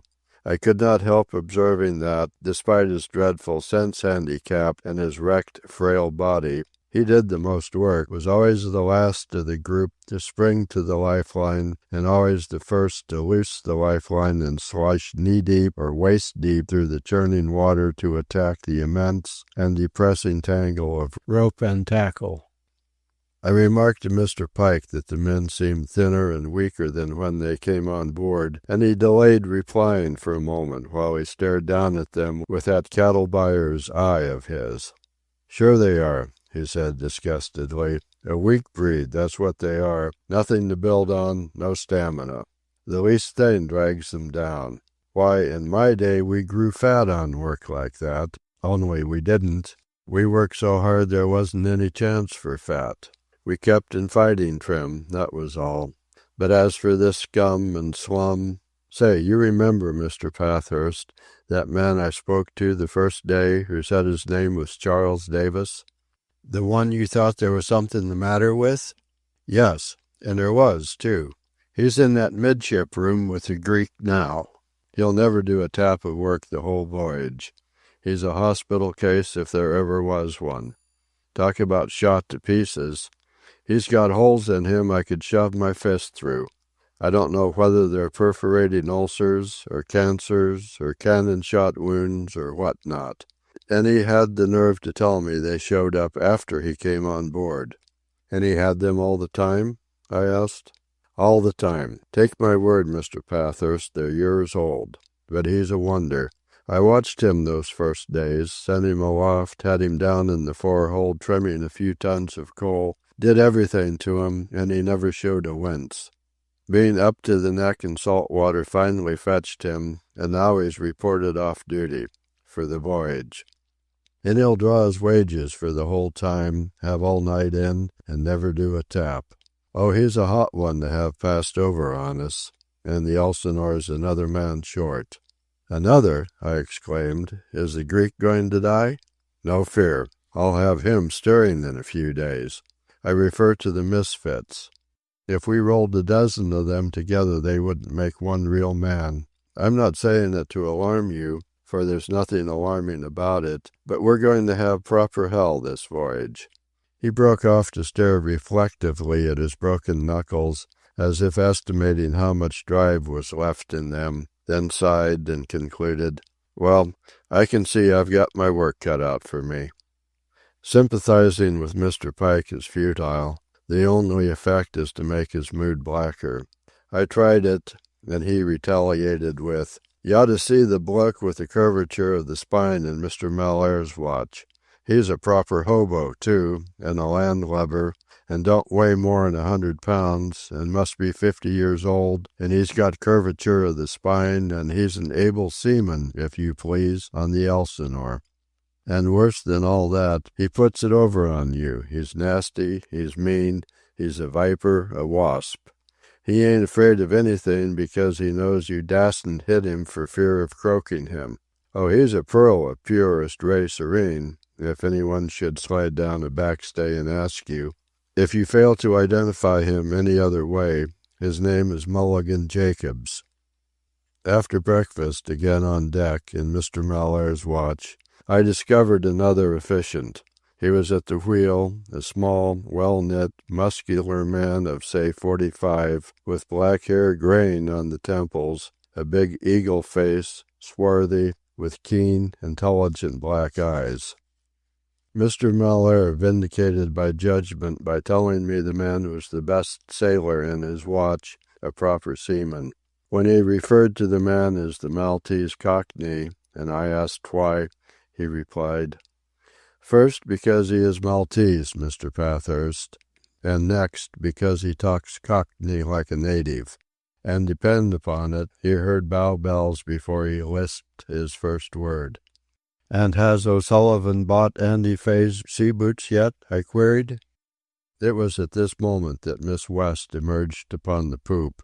She was as rosy and vital as ever, and certainly if she had been seasick, she flew no signals of it. As she came toward me, greeting me, I could not help remarking again the lithe and springy limb movement with which she walked and her fine, firm skin. Her neck, free in a sailor collar, with white sweater open at the throat, seemed almost redoubtably strong to my sleepless, jaundiced eyes. Her hair, under a white knitted cap, was smooth and well-groomed. In fact, the totality of impression she conveyed was of a well-groomedness one would not expect of a sea captain's daughter, much less of a woman who had been seasick. Life, that is the key of her, the essential note of her, life and health. I'll wager she has never entertained a morbid thought in that practical, balanced, sensible head of hers. "And how have you been?" she asked, then rattled on with sheer exuberance ere I could answer. "Had a lovely night's sleep. I was really over my sickness yesterday, but I just devoted myself to resting up. I slept 10 solid hours. What do you think of that?" "I wish I could say the same," I replied with appropriate dejection, as I swung in beside her, for she had evinced her intention of promenading. "Oh, then you've been sick." "On the contrary," I answered dryly, "and I wish I had been. I haven't had 5 hours' sleep all told since I came on board. These pestiferous hives—" I held up a lumpy wrist to show. She took one glance at it, halted abruptly, and, neatly balancing herself to the roll, took my wrist in both her hands and gave it close scrutiny. "Mercy!" she cried, and then began to laugh. I was of two minds. Her laughter was delightful to the ear. There was such a mellowness and healthiness and frankness about it. On the other hand, that it should be directed at my misfortune was exasperating. I suppose my perplexity showed in my face, for when she had eased her laughter and looked at me with a sobering countenance, she immediately went off into more peals. "You poor child," she gurgled at last, "and when I think of all the cream of tartar I made you consume." It was rather presumptuous of her to poor child me, and I resolved to take advantage of the data I already possessed in order to ascertain just how many years she was my junior. She had told me she was 12 years old the time the Dixie collided with a river steamer in San Francisco Bay. Very well, all I had to do was to ascertain the date of that disaster, and I had her. But in the meantime she laughed at me in my hives. "I suppose it is, humorous in some sort of way," I said a bit stiffly, only to find there was no use in being stiff with Miss West, for it only set her off into more laughter. "What you needed," she announced with fresh gurglings, "was an exterior treatment." "Don't tell me I've got the chicken pox or the measles," I protested. "No," she shook her head emphatically while she enjoyed another paroxysm.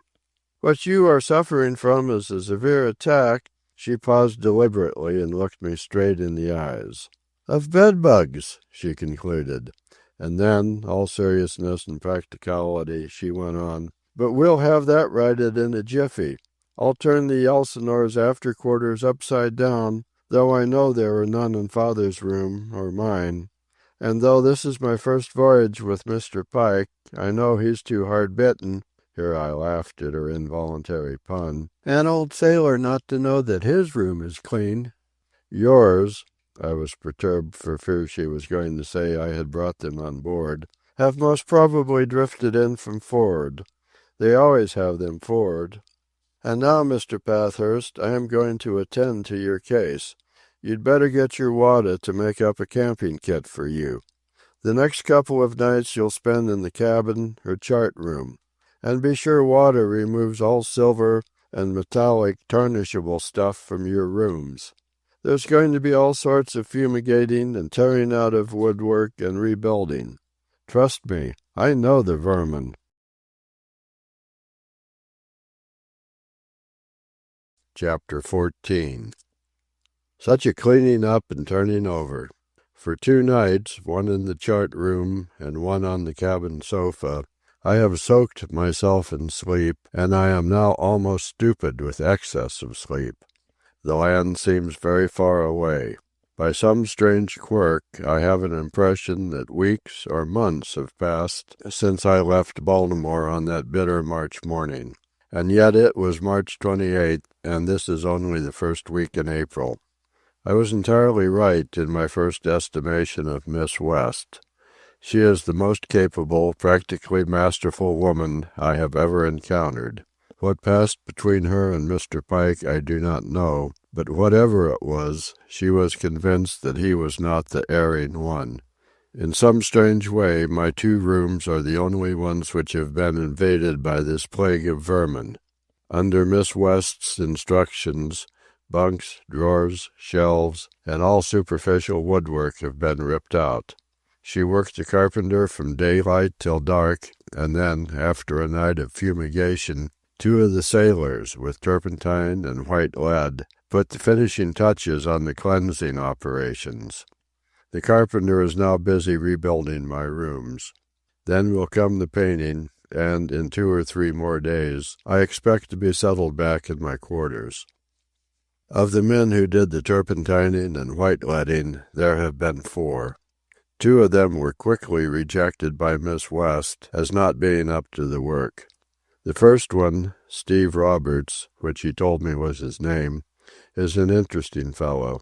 I talked with him quite a bit ere Miss West sent him packing, and told Mr. Pike that she wanted a real sailor. This is the first time Steve Roberts has ever seen the sea. How he happened to drift from the western cattle ranges to New York he did not explain. Any more than did he explain how he came to ship on the Elsinore. But here he is, not a sailor on horseback, but a cowboy on the sea. He is a small man, but most powerfully built. His shoulders are very broad, and his muscles bulge under his shirt, and yet he is slender-waisted, lean-limbed, and hollow-cheeked. This last, however, is not due to sickness or ill health. Tyro as he is on the sea, Steve Roberts is keen and intelligent. Yes, and crooked. He has a way of looking straight at one with utmost frankness while he talks, and yet it is at such moments I get most strongly the impression of crookedness. But he is a man, if trouble should arise, to be reckoned with. In ways he suggests a kinship with the three men Mr. Pike took so instant a prejudice against, Kid Twist, Nosey Murphy, and Bert Rhine. And I have already noticed, in the dog watches, that it is with this trio that Steve Roberts chums. The second sailor Miss West rejected, after silently watching him work for 5 minutes, was Mulligan Jacobs, the wisp of a man with curvature of the spine. But before she sent him packing, other things occurred in which I was concerned. I was in the room when Mulligan Jacobs first came in to go to work, and I could not help observing the startled, avid glance he threw at my big shelves of books. He advanced on them in the way a robber might advance on a secret hoard of gold, and as a miser would fondle gold, so Mulligan Jacobs fondled these book titles with his eyes. And such eyes, all the bitterness and venom Mr. Pike had told me the man possessed was there in his eyes. They were small, pale blue, and gimlet-pointed with fire. His eyelids were inflamed, and but served to ensanguine the bitter and cold-blazing intensity of the pupils. The man was constitutionally a hater, and I was not long in learning that he hated all things except books. "Would you care to read some of them?" I said hospitably. All the caress in his eyes for the books vanished as he turned his head to look at me, and ere he spoke I knew that I, too, was hated. "It's hell, ain't it? You with a strong body and servants to carry for you a weight of books like this, and me with a curved spine that puts the pothooks of hellfire into my brain." How can I possibly convey the terrible venomousness with which he uttered these words? I know that Mr. Pike, dragging his feet down the hall past my open door, gave me a very gratifying sense of safety. Being alone in the room with this man seemed much the same as if I were locked in a cage with a tiger cat. The devilishness, the wickedness, and above all the pitch of glaring hatred with which the man eyed me and addressed me were most unpleasant. I swear I knew fear, not calculated caution, not timid apprehension, but blind, panic, unreasoned terror. The malignancy of the creature was blood-curdling, nor did it require words to convey it. It poured out from him, out of his red-rimmed, blazing eyes, out of his withered, twisted, tortured face, out of his broken-nailed, crooked talons of hands. And yet, in that very moment of instinctive startle and repulsion, the thought was in my mind that with one hand I could take the throat of the weazened wisp of a crippled thing and throttle the malformed life out of it. But there was little encouragement in such thought. No more than a man might feel in a cave of rattlesnakes or a pit of centipedes, for, crush them with his very bulk, nevertheless they would first sink their poison into him. And so with this Mulligan Jacobs. My fear of him was the fear of being infected with his venom. I could not help it, for I caught a quick vision of the black and broken teeth I had seen in his mouth, sinking into my flesh, polluting me, eating me with their acid, destroying me. One thing was very clear. In the creature was no fear. Absolutely, he did not know fear. He was as devoid of it as the fetid slime one treads underfoot in nightmares. Lord, Lord, that is what the thing was, a nightmare. "You suffer pain often?" I asked, attempting to get myself in hand by the calculated use of sympathy. The hooks are in me, in the brain, white-hot hooks that burn and burn, was his reply. But by what damnable right do you have all these books, and time to read 'em, and all night in to read 'em, and soak in them, when me brain's on fire, and I'm watch and watch, and me broken spine won't let me carry 1/2 of books about with me? Another madman, was my conclusion, and yet I was quickly compelled to modify it, for, thinking to play with a rattle-brain, I asked him what were the books up to 1/2 he carried, and what were the writers he preferred. His library, he told me, among other things included, first and foremost, a complete Byron. Next was a complete Shakespeare, also a complete Browning in 1 volume. A full 1/2 he had in the forecastle of Renan, a stray volume of Lecky, Winwood Reade's Martyrdom of Man, several of Carlyle, and 8 or 10 of Zola. Zola he swore by, though Anatole French was a prime favorite. He might be mad, was my revised judgment, but he was most differently mad from any madman I had ever encountered. I talked on with him about books and bookmen. He was most universal and particular. He liked O. Henry. George Moore was a cad and a four-flusher. Edgar Saltus's Anatomy of Negation was profounder than Kant. Maeterlinck was a mystic frump. Emerson was a charlatan. Ibsen's Ghosts was the stuff, though Ibsen was a bourgeois lickspittler. Heine was the real goods.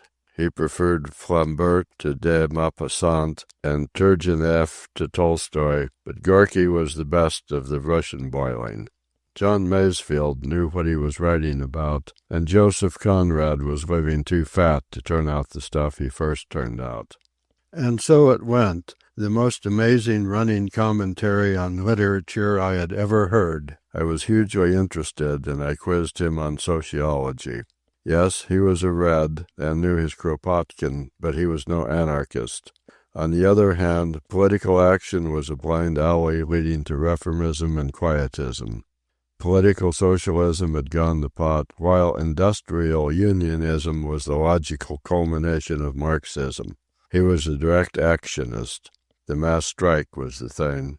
Sabotage not merely as a withdrawal of efficiency, but as a keen destruction of profits policy, was the weapon. Of course he believed in the propaganda of the deed, but a man was a fool to talk about it. His job was to do it and keep his mouth shut, and the way to do it was to shoot the evidence. Of course he talked, but what of it? Didn't he have curvature of the spine? He didn't care when he got his, and woe to the man who tried to give it to him. And while he talked, he hated me. He seemed to hate the things he talked about and espoused. I judged him to be of Irish descent, and it was patent that he was self-educated. When I asked him how it was he had come to see, he replied that the hooks in his brain were as hot one place as another. He unbent enough to tell me that he had been an athlete when he was a young man, a professional foot racer in eastern Canada. And then his disease had come upon him, and for 1/4 of a century he had been a common tramp and vagabond, and he bragged of a personal acquaintance with more city prisons and county jails than any men that ever existed. It was at this stage in our talk that Mr. Pike thrust his head into the doorway. He did not address me, but he favored me with a most sour look of disapprobation. Mr. Pike's countenance is almost petrified. Any expression seems to crack it, with the exception of sourness. But when Mr. Pike wants to look sour, he has no difficulty at all. His hard-skinned, hard-muscled face just flows to sourness. Evidently he condemned my consuming Mulligan Jacobs' time. To Mulligan Jacobs he said in his customary snarl, "Go on and get to your work. Chew the rag in your watch below." And then I got a sample of Mulligan Jacobs. The venom of hatred I had already seen in his face was as nothing compared with what now was manifested. I had a feeling that, like stroking a cat in cold weather, did I touch his face it would crackle electric sparks. "Ah, go to hell, you old stiff," said Mulligan Jacobs. If ever I had seen murder in a man's eyes, I saw it then in the mate's. He lunged into the room, his arm tensed to strike, the hand not open but clenched.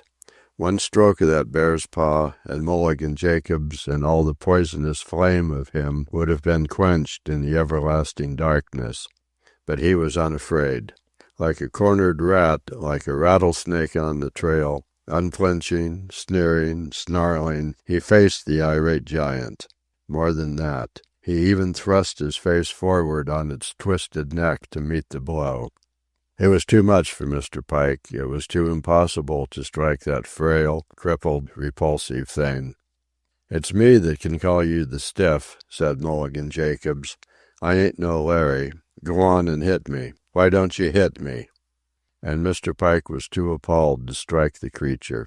He, whose whole career on the sea had been that of a bucko driver in the shambles, could not strike this fractured splinter of a man. I swear that Mr. Pike actually struggled with himself to strike. I saw it, but he could not. "Go on to your work," he ordered. "The voyage is young yet, Mulligan. I'll have you eaten out of my hand before it's over." And Mulligan Jacobs' face thrust another inch closer on its twisted neck, while all his concentrated rage seemed on the verge of bursting into incandescence. So immense and tremendous was the bitterness that consumed him that he could find no words to clothe it. All he could do was to hawk and guttural deep in his throat until I should not have been surprised had he spat poison in the mate's face. And Mr. Pike turned on his heel and left the room beaten, absolutely beaten. I can't get it out of my mind. The picture of the mate and the cripple facing each other keeps leaping up under my eyelids. This is different from the books and from what I know of existence. It is revelation. Life is a profoundly amazing thing. What is this bitter flame that informs Mulligan Jacobs? How dare he, with no hope of any profit, not a hero, not a leader of a forlorn hope, nor a martyr to God, but a mere filthy, malignant rat, how dare he, I ask myself, be so defiant, so death-inviting? The spectacle of him makes me doubt all the schools of the metaphysicians and the realists. No philosophy has a leg to stand on that does not account for Mulligan Jacobs, and all the midnight oil of philosophy I have burned does not enable me to account for Mulligan Jacobs, unless he be insane, and then I don't know. Was there ever such a freight of human souls on the sea as these humans with whom I am herded on the Elsinore? And now, working in my rooms, white-leading and turpentining is another one of them. I have learned his name. It is Arthur Deacon. He is the pallid, furtive-eyed man whom I observed the first day when the men were routed out of the forecastle to man the windlass, the man I so instantly adjudged a drug fiend. He certainly looks it. I asked Mr. Pike his estimate of the man. "White slaver," was his answer. "Had to skin out of New York to save his skin. He'll be consorting with those other three larrikins I gave a piece of my mind to." "And what do you make of them?" I asked. "A month's wages to a pound of tobacco that a district attorney or a committee of some sort investigating the New York police is looking for 'em right now. I'd like to have the cash somebody put up in New York to send them on this getaway. Oh, I know the breed." "Gangsters?" I queried. "That's what. But I'll trim their dirty hides. I'll trim 'em. Mr. Pathurst, this voyage ain't started yet, and this old stiff's a long way from his last legs. I'll give them a run for their money. Why, I've buried better men than the best of them aboard this craft, and I'll bury some of them that think me an old stiff." He paused and looked at me solemnly for a full half-minute. "Mr. Pathurst, I've heard you're a writing man, and when they told me at the agent's you were going along passenger, I made a point of going to see your play. Now, I'm not saying anything about that play one way or the other, but I just want to tell you that as a writing man you'll get stuff in plenty to write about on this voyage. Hell's going to pop, believe me, and right here before you is the stiff that'll do a lot of the popping. Some several and plenty's going to learn who's an old stiff."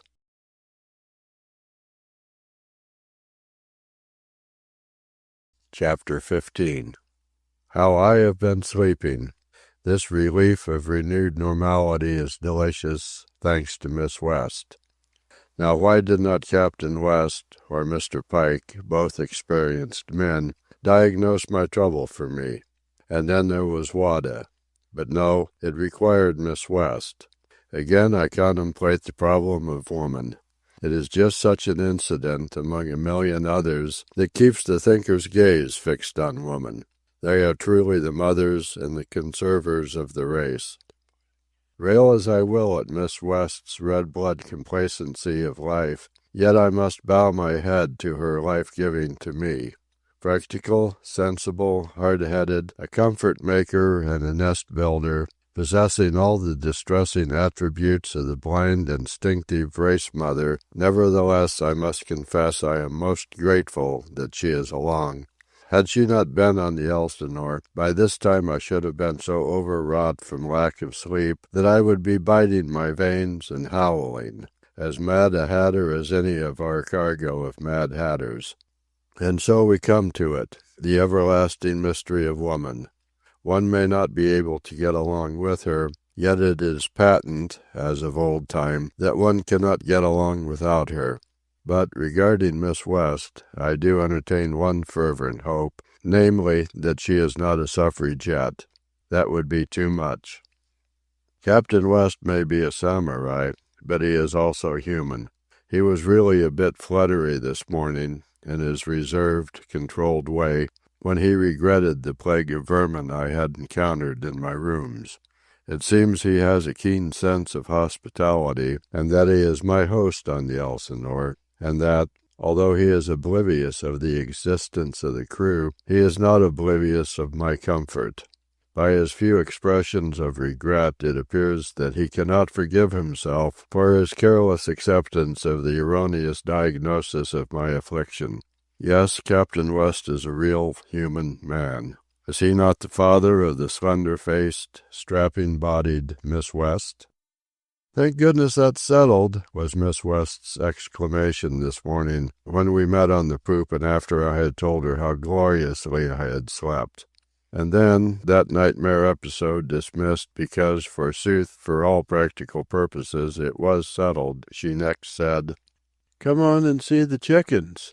And I accompanied her along the spidery bridge to the top of the midship house to look at the one rooster and the 4 dozen fat hens in the ship's chicken coop.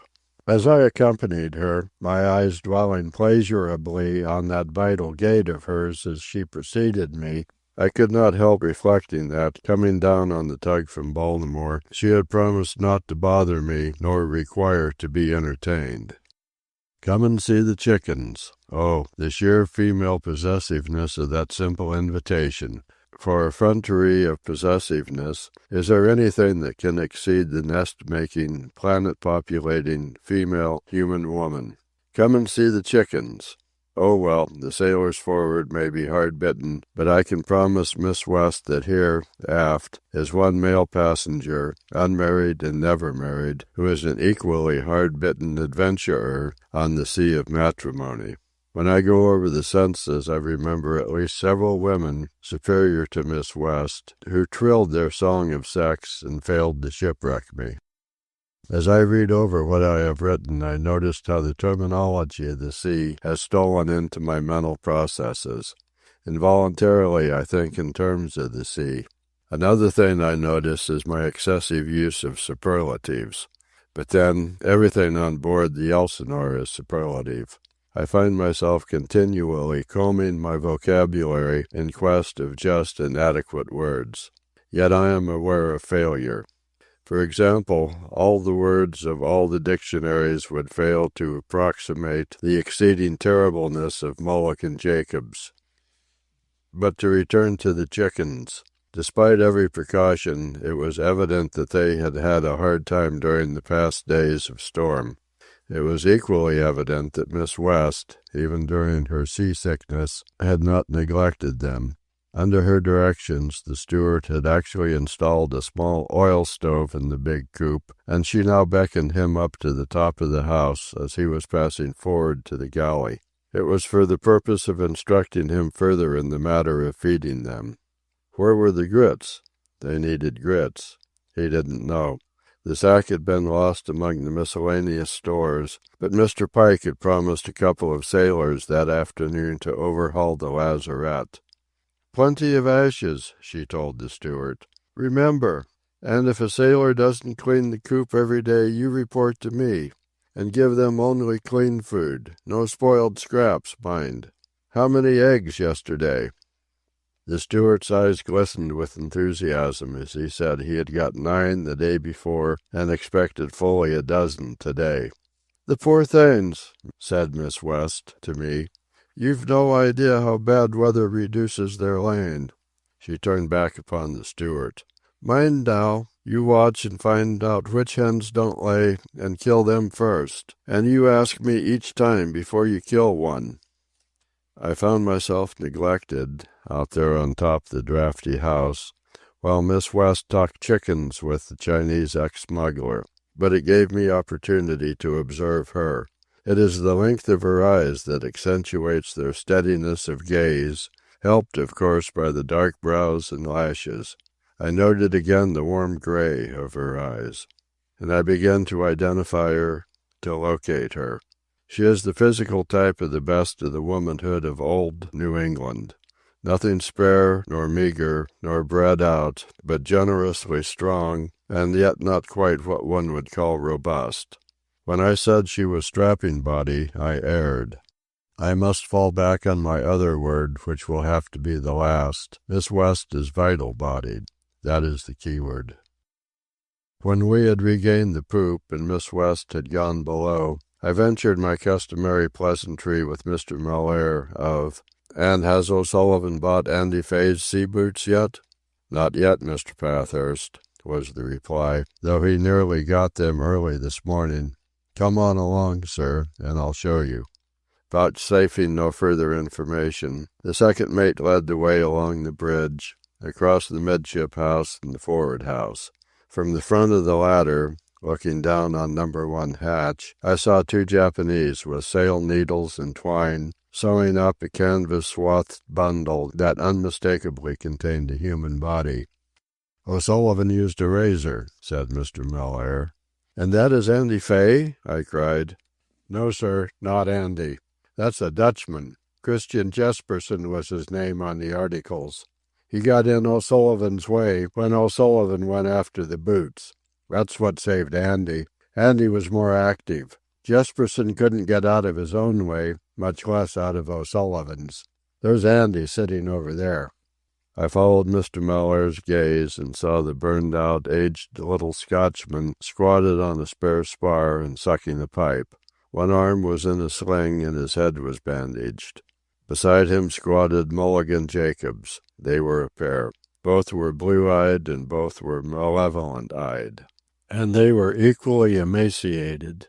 It was easy to see that they had discovered early in the voyage their kinship of bitterness. Andy Fay, I knew, was 63 years old, although he looked 100, and Mulligan Jacobs, who was only about 50, made up for the difference by the furnace heat of hatred that burned in his face and eyes.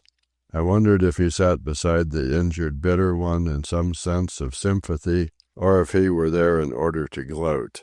Around the corner of the house strolled Shorty, flinging up to me his inevitable clown grin.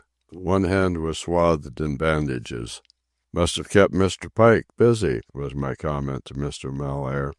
"He was sewing up cripples about all his watch from 4 to 8.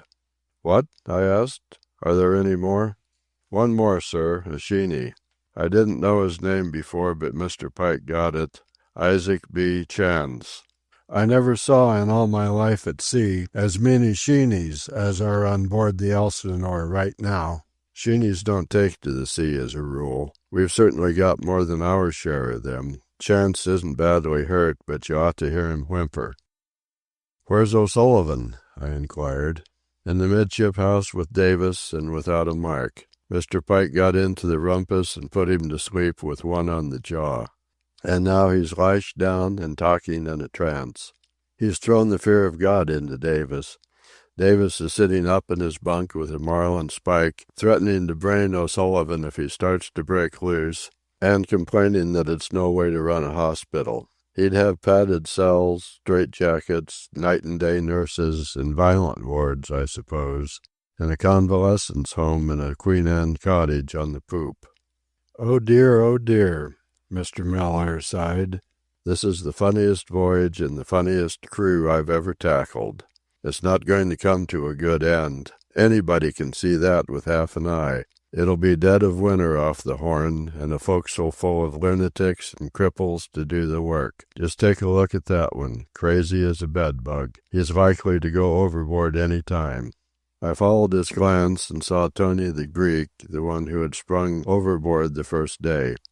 He had just come around the corner of the house, and, beyond one arm in a sling, seemed in good condition. He walked easily and with strength, a testimonial to the virtues of Mr. Pike's rough surgery. My eyes kept returning to the canvas-covered body of Christian Jesperson and to the Japanese who sewed with sail-twine a sailor's shroud. One of them had his right hand in a huge wrapping of cotton and bandage. "Did he get hurt too?" I asked.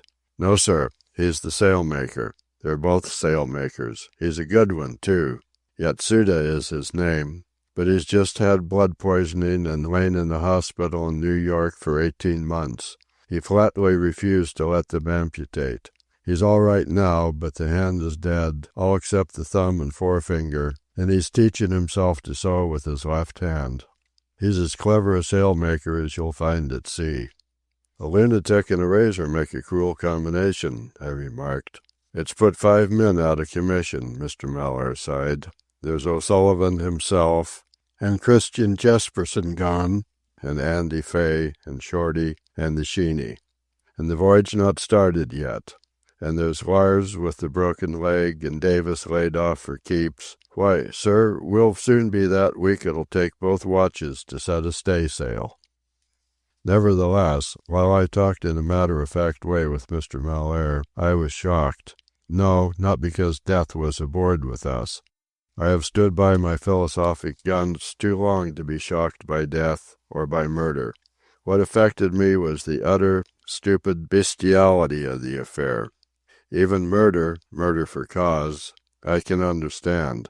It is comprehensible that men should kill one another in the passion of love, of hatred, of patriotism, of religion. But this was different. Here was killing without cause, an orgy of blind brutishness, a thing monstrously irrational. Later on, strolling with Possum on the main deck, as I passed the open door of the hospital, I heard the muttering chant of O'Sullivan and peeped in. There he lay, lashed fast on his back in the lower bunk, rolling his eyes and raving. In the top bunk, directly above, lay Charles Davis, calmly smoking a pipe. I looked for the marlinspike. There it was, ready to hand, on the bedding beside him. "It's hell, ain't it, sir?" was his greeting. "And how am I going to get any sleep with that baboon chattering away there? He never lets up. Keeps his chin music going right along when he's asleep, only worse. The way he grits his teeth is something awful. Now I leave it to you, sir. Is it right to put a crazy like that in with a sick man? And I am a sick man." While he talked, the massive form of Mr. Pike loomed beside me and halted just out of sight of the man in the bunk, and the man talked on. "By rights, I ought to have that lower bunk. It hurts me to crawl up here.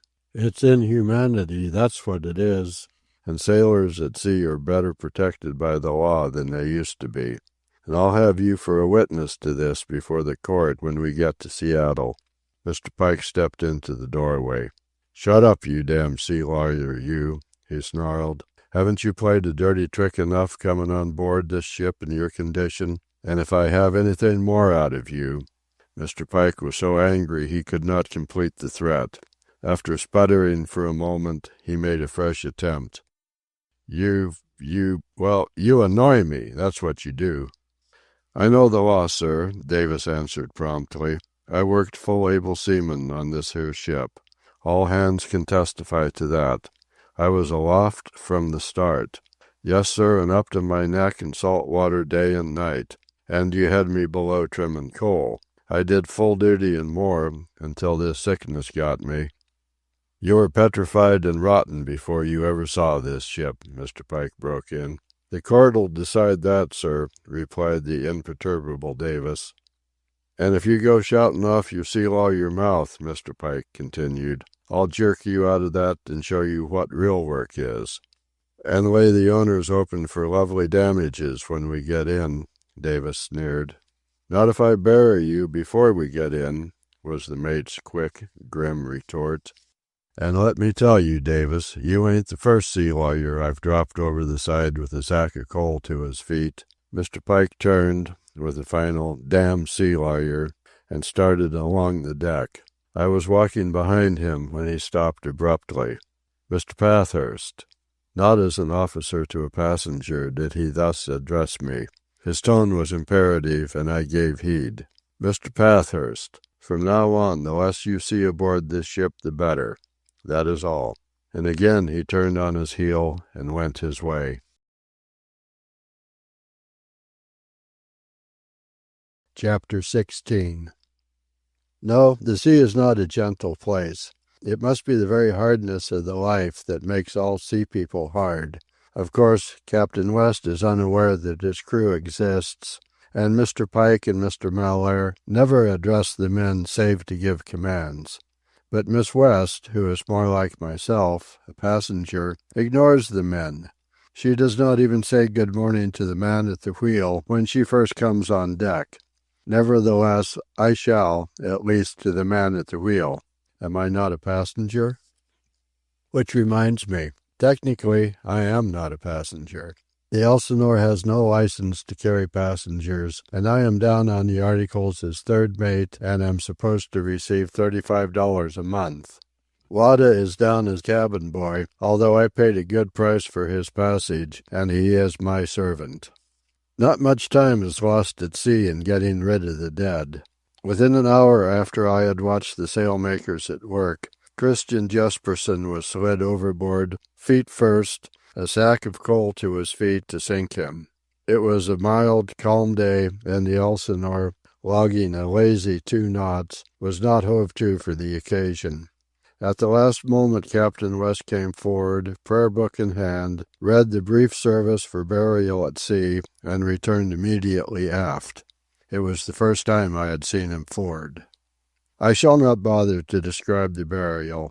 All I shall say of it is that it was as sordid as Christian Jesperson's life had been, and as his death had been. As for Miss West, she sat in the deck chair on the poop, busily engaged with some sort of fancy work. When Christian Jesperson and his coal splashed into the sea, the crew immediately dispersed, the watch below going to its bunks, the watch on deck to its work. Not a minute elapsed ere Mr. Mellaire was giving orders, and the men were pulling and hauling. So I returned to the poop to be unpleasantly impressed by Miss West's smiling unconcern. "Well, he's buried," I observed. "Oh," she said, with all the tonelessness of disinterest, and went on with her stitching. She must have sensed my frame of mind, for, after a moment, she paused from her sewing and looked at me. "Your first sea funeral, Mr. Pathurst?" "Death at sea does not seem to affect you," I said bluntly. "Not any more than on the land," she shrugged her shoulders. "So many people die, you know, and when they are strangers to you. Well, what do you do on land when you learn that some workers have been killed in a factory you pass every day coming to town? It is the same on the sea." "It is too bad we are a hand short," I said deliberately. It did not miss her. Just as deliberately she replied, "Yes, isn't it? And so early in the voyage, too." She looked at me, and when I could not forbear a smile of appreciation, she smiled back. "Oh, I know very well, Mr. Pathurst, that you think me a heartless wretch. But it isn't that. It's the sea, I suppose. And yet, I didn't know this man. I don't remember ever having seen him. At this stage of the voyage, I doubt if I could pick out half a dozen of the sailors as men I had ever laid eyes on. So why vex myself with even thinking of this stupid stranger who was killed by another stupid stranger? As well one might die of grief with reading the murder columns of the daily papers. And yet it seems somehow different, I contended. Oh, you'll get used to it, she assured me cheerfully, and returned to her sewing. I asked her if she had read Moody's Ship of Souls, but she had not. I searched her out further. She liked Browning, and was especially fond of The Ring and the Book. This was the key to her. She cared only for healthful literature, for the literature that exposits the vital lies of life. For instance, the mention of Schopenhauer produced smiles and laughter. To her all the philosophers of pessimism were laughable. The red blood of her would not permit her to take them seriously. I tried her out with a conversation I had had with De Casseres shortly before leaving New York. De Casseres, after tracing Jules de Gaultier's philosophic genealogy back to Schopenhauer and Nietzsche, had concluded with the proposition that out of their two formulas, de Gaultier had constructed an even profounder formula. The will to live of the one and the will to power of the other were, after all, only parts of de Gaultier's supreme generalization, the will to illusion. I flatter myself that even De Casseres would have been pleased with the way I repeated his argument. And when I had concluded it, Miss West promptly demanded if the realists might not be fooled by their own phrases as often and as completely as were the poor common mortals with the vital lies they never questioned. And there we were. An ordinary young woman who had never vexed her brains with ultimate problems hears such things stated for the first time, and immediately, and with a laugh, sweeps them all away. I doubt not that De Casseres would have agreed with her. "Do you believe in God?" I asked rather abruptly. She dropped her sewing into her lap, looked at me meditatively, then gazed on and away across the flashing sea and up into the azure dome of sky. And finally, with true feminine evasion, she replied, "My father does." "But you?" I insisted. "I really don't know. I don't bother my head about such things. I used to when I was a little girl, and yet... Yes, surely I believe in God. At times, when I am not thinking about it at all, I am very sure, and my faith at all as well is just as strong as the faith of your Jewish friends in the phrases of the philosophers. That's all it comes to, I suppose, in every case, faith. But, as I say, why bother?" "Ah, I have you now, Miss West," I cried. "You are a true daughter of Herodias." "It doesn't sound nice," she said, with a pout. "And it isn't," I exulted.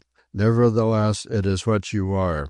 It is Arthur Symon's poem, The Daughters of Herodias. Some day I shall read it to you, and you will answer. I know you will answer that you, too, have looked often upon the stars."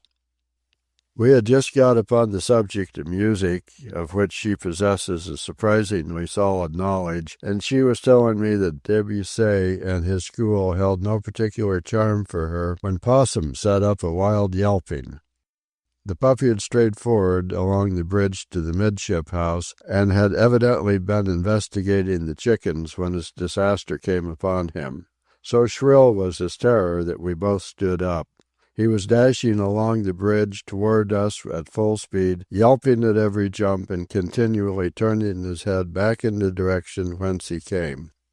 I spoke to him and held out my hand, and was rewarded with a snap and clash of teeth as he scuttled past. Still with head turned back, he went on along the poop. Before I could apprehend his danger, Mr. Pike and Miss West were after him. The mate was the nearer, and with a magnificent leap gained the rail just in time to intercept Possum, who was blindly going overboard under the slender railing. With a sort of scooping kick, Mr. Pike sent the animal rolling half across the poop. Howling and snapping more violently, Possum regained his feet and staggered on toward the opposite railing. "Don't touch him!" Mr. Pike cried as Miss West showed her intention of catching the crazed little animal with her hands. "Don't touch him. He's got a fit." But it did not deter her. He was halfway under the railing when she caught him up and held him at arm's length while he howled and barked and slavered. "It's a fit," said Mr. Pike, as the terrier collapsed and lay on the deck jerking convulsively. "Perhaps a chicken pecked him," said Miss West. "At any rate, get a bucket of water." "Better let me take him," I volunteered helplessly, for I was unfamiliar with fits. "No, it's all right," she answered. "I'll take charge of him. The cold water is what he needs. He got too close to the coop, and a peck on the nose frightened him into the fit." "First time I ever heard of a fit coming that way," Mr. Pike remarked as he poured water over the puppy under Miss West's direction. "It's just a plain puppy fit. They all get them at sea." "I think it was the sails that caused it," I argued. "I've noticed that he is very afraid of them. When they flap, he crouches down in terror and starts to run. You noticed how he ran with his head turned back?" "I've seen dogs with fits do that when there was nothing to frighten them," Mr. Pike contended. "It was a fit, no matter what caused it," Miss West stated conclusively, "which means that he has not been fed properly. From now on I shall feed him. You tell your boy that, Mr. Pathurst. Nobody is to feed Possum anything without my permission." At this juncture Wada arrived with Possum's little sleeping box, and they prepared to take him below. "It was splendid of you, Miss West," I said, "and rash as well, and I won't attempt to thank you. But I tell you what, you take him. He's your dog now." She laughed and shook her head as I opened the chart-house door for her to pass. "No, but I'll take care of him for you. Now don't bother to come below. This is my affair and you would only be in the way. Wada will help me." And I was rather surprised, as I returned to my deck chair and sat down, to find how affected I was by the little episode. I remembered, at the first, that my pulse had been distinctly accelerated with the excitement of what had taken place. And somehow, as I leaned back in my chair and lighted a cigarette, the strangeness of the whole voyage vividly came to me. Miss West and I talk philosophy and art on the poop of a stately ship in a circle of flashing sea, while Captain West dreams of his far home, and Mr. Pike and Mr. Mellaire stand watch and snarl orders, and the slaves of men pull and haul, and Possum Has fits, and Andy Fay and Mulligan Jacobs burn with hatred unconsumable, and the small-handed half-caste Chinese cooks for all, and Sundry Byers perpetually presses his abdomen, and O'Sullivan raves in the steel cell of the midship house, and Charles Davis lies about him nursing a marlin spike, and Christian Jesperson, miles astern, is deep sunk in the sea with a sack of coal at his feet.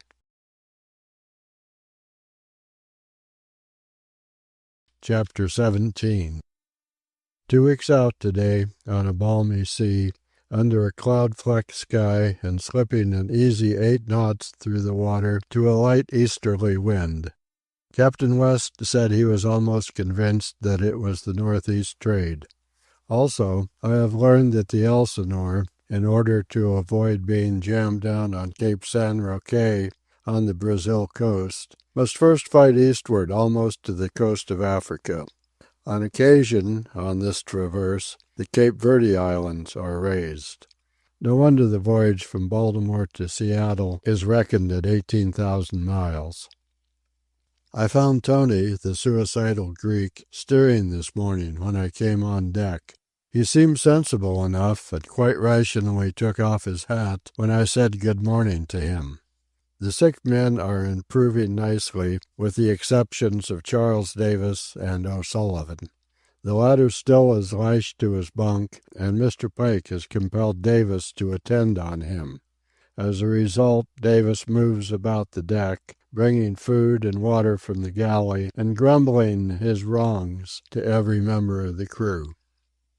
Wada told me a strange thing this morning. It seems that he, the steward, and the 2 sailmakers foregather each evening in the cook's room, all being Asiatics, where they talk over ship's gossip. They seem to miss little, and Wada brings it all to me. The thing Wada told me was the curious conduct of Mr. Mellaire. They have sat in judgment on him, and they do not approve of his intimacy with the 3 gangsters for'ard. But Wada, I said, he is not that kind of a man. He is very hard and rough with all the sailors. He treats them like dogs. You know that. Sure, assented Wada. Other sailors he do that. But those 3 very bad men he make good friends. Lewis say second mate belong aft like first mate and captain. No good for second mate talk like friends with sailors. No good for ship. By, trouble. You see, Lewis say Mr. Mellaire crazy do that kind funny business. All of which, if it were true, and I saw no reason to doubt it, led me to inquire. It seems that the gangsters, Kid Twist, Nosey Murphy, and Bert Rhine have made themselves cocks of the forecastle. Standing together, they have established a reign of terror and are ruling the forecastle. All their training in New York in ruling the slum brutes and weaklings and their gangs fits them for the part. As near as I could make out from Wada's tale, they first began on the 2 Italians in their watch, Guido Bombini and Mike Cipriani. By means I cannot guess, they have reduced these 2 wretches to trembling slaves. As an instance, the other night, according to the ship's gossip, Bert Rhine made Bombini get out of bed and fetch him a drink of water. Isaac Chance is likewise under their rule, though he is treated more kindly.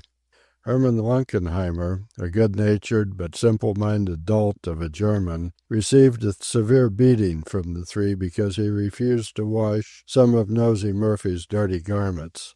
The 2 boatswains are in fear of their lives with this clique, which is growing, for Steve Roberts, the ex-cowboy, and the white slaver, Arthur Deacon, have been admitted to it. I am the only one aft who possesses this information, and I confess I don't know what to do with it. I know Mr. Pike would tell me to mind my own business. Mr. Mellaire is out of the question, and Captain West hasn't any crew.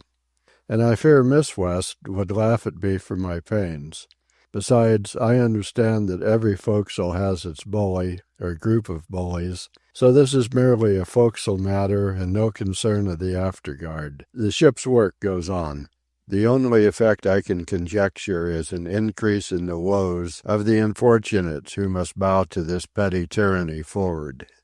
Oh, and another thing Wada told me. The gangster clique has established its privilege of taking first cut of the salt beef and the meat kids. After that, the rest take the rejected pieces.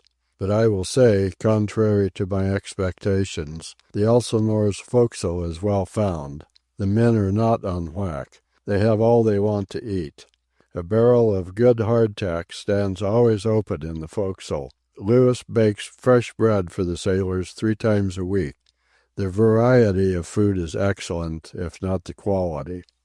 There is no restriction in the amount of water for drinking purposes, and I can only say that in this good weather the men's appearance improves daily.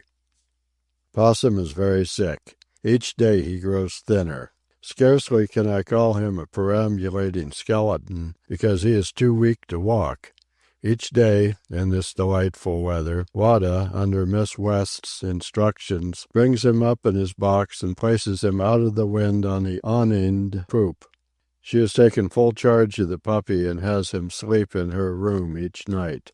I found her yesterday, in the chart room, reading up the Elsinore's medical library. Later on, she overhauled the medicine chest. She is essentially the life-giving, life-conserving female of the species. All her ways, for herself and for others, make toward life. And yet, and this is so curious it gives me pause, she shows no interest in the sick and injured forward. They are to her cattle, or less than cattle. As the life-giver and race-conserver, I should have imagined her a Lady Bountiful, tripping regularly into that ghastly steel-walled hospital room on the midship house, and dispensing gruel, sunshine, and even tracts. On the contrary, as with her father, these wretched humans do not exist. And still again, when the steward jammed a splinter under his nail, she was greatly concerned and manipulated the tweezers and pulled it out. The Elsinore reminds me of a slave plantation before the war, and Miss West is the lady of the plantation, interested only in the house slaves. The field slaves are beyond her ken or consideration, and the sailors are the Elsinore's field slaves. Why, several days back, when Wada suffered from a severe headache, she was quite perturbed and dosed him with aspirin. Well, I suppose this is all due to her sea training. She has been trained hard. We have the phonograph in the second dog watch every other evening in this fine weather. On the alternate evenings, this period is Mr. Pike's watch on deck. But when it is his evening below, even at dinner, he betrays his anticipation by an eagerness ill-suppressed. And yet, on each such occasion, he punctiliously waits until we ask if we are to be favored with music. Then his hard-bitten face lights up, although the lines remain hard as ever, hiding his ecstasy, and he remarks gruffly, offhandedly, that he guesses he can play over a few records. And so, every other evening, we watch this killer and driver, with lacerated knuckles and gorilla paws, brushing and caressing his beloved discs, ravished with the music of them, and, as he told me early in the voyage, at such moments believing in God. A strange experience is this life on the Elsinore.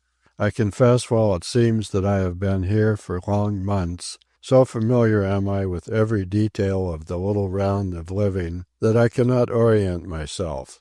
My mind continually strays from things non-understandable to things incomprehensible, from our samurai captain with the exquisite Gabriel voice that is heard only in the tumult and thunder of storm, on to the ill-treated and feeble-minded faun with the bright, liquid, pain-filled eyes, to the three gangsters who rule the forecastle and seduce the second mate, to the perpetually muttering O'Sullivan in the steel-walled hole, and the complaining Davis nursing the marlinspike in the upper bunk, and the Christian Jesperson somewhere adrift in this vastitude of ocean with a coal-sack at his feet.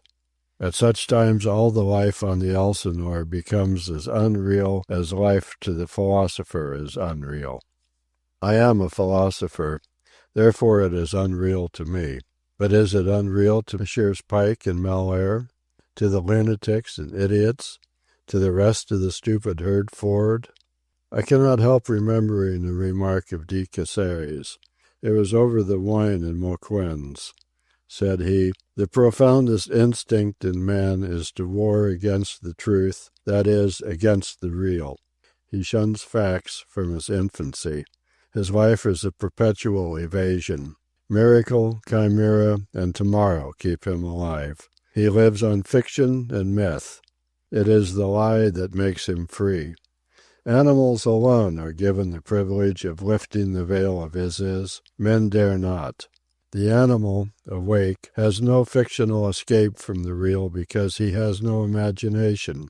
Man, awake, is compelled to seek a perpetual escape into hope, belief, fable, art, God, socialism, immortality, alcohol, love. From Medusa truth he makes an appeal to Maya lie." Ben will agree that I have quoted him fairly. And so, the thought comes to me that to all these slaves of the Elsinore, the real is real because they fictionally escape it. One and all, they are obsessed with the belief that they are free agents. To me, the real is unreal because I have torn aside the veils of fiction and myth.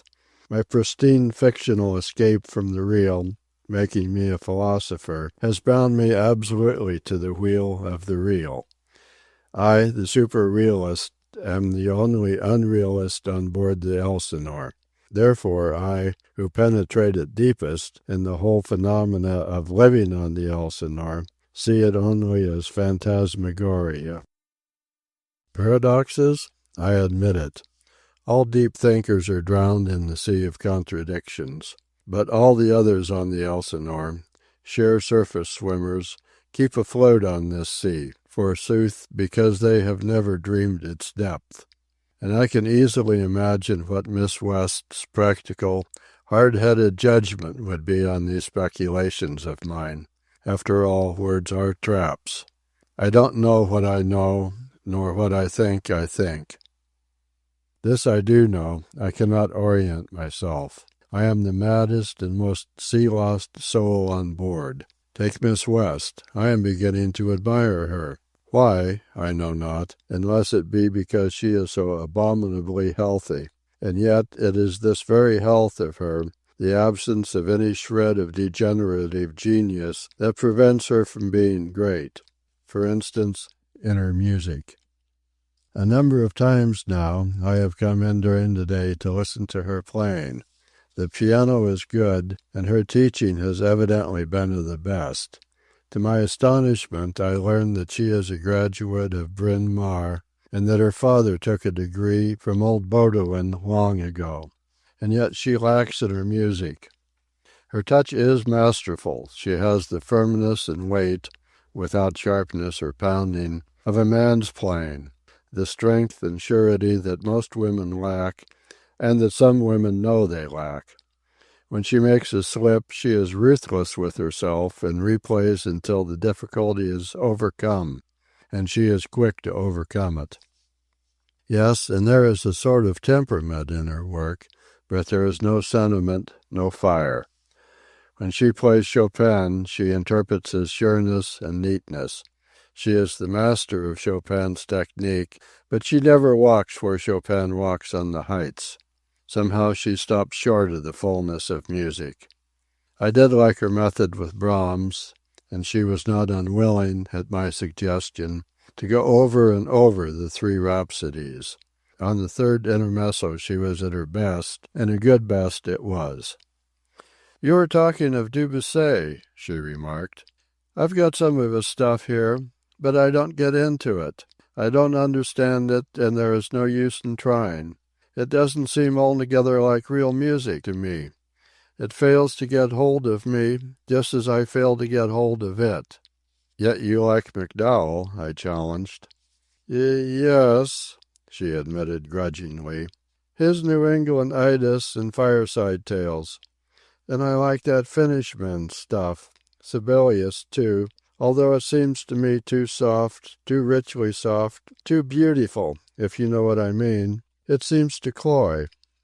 What a pity, I thought, that with that noble masculine touch of hers, she is unaware of the deeps of music. Some day I shall try to get from her just what Beethoven, say, and Chopin mean to her. She has not read Shaw's perfect Wagnerite, nor had she ever heard of Nietzsche's Case of Wagner. She likes Mozart and old Boccherini and Leonardo Leo. Likewise she is partial to Schumann, especially forest scenes, and she plays his Papillons most brilliantly. When I closed my eyes I could have sworn it was a man's fingers on the keys. And yet, I must say it, in the long run her playing makes me nervous. I am continually led up to false expectations.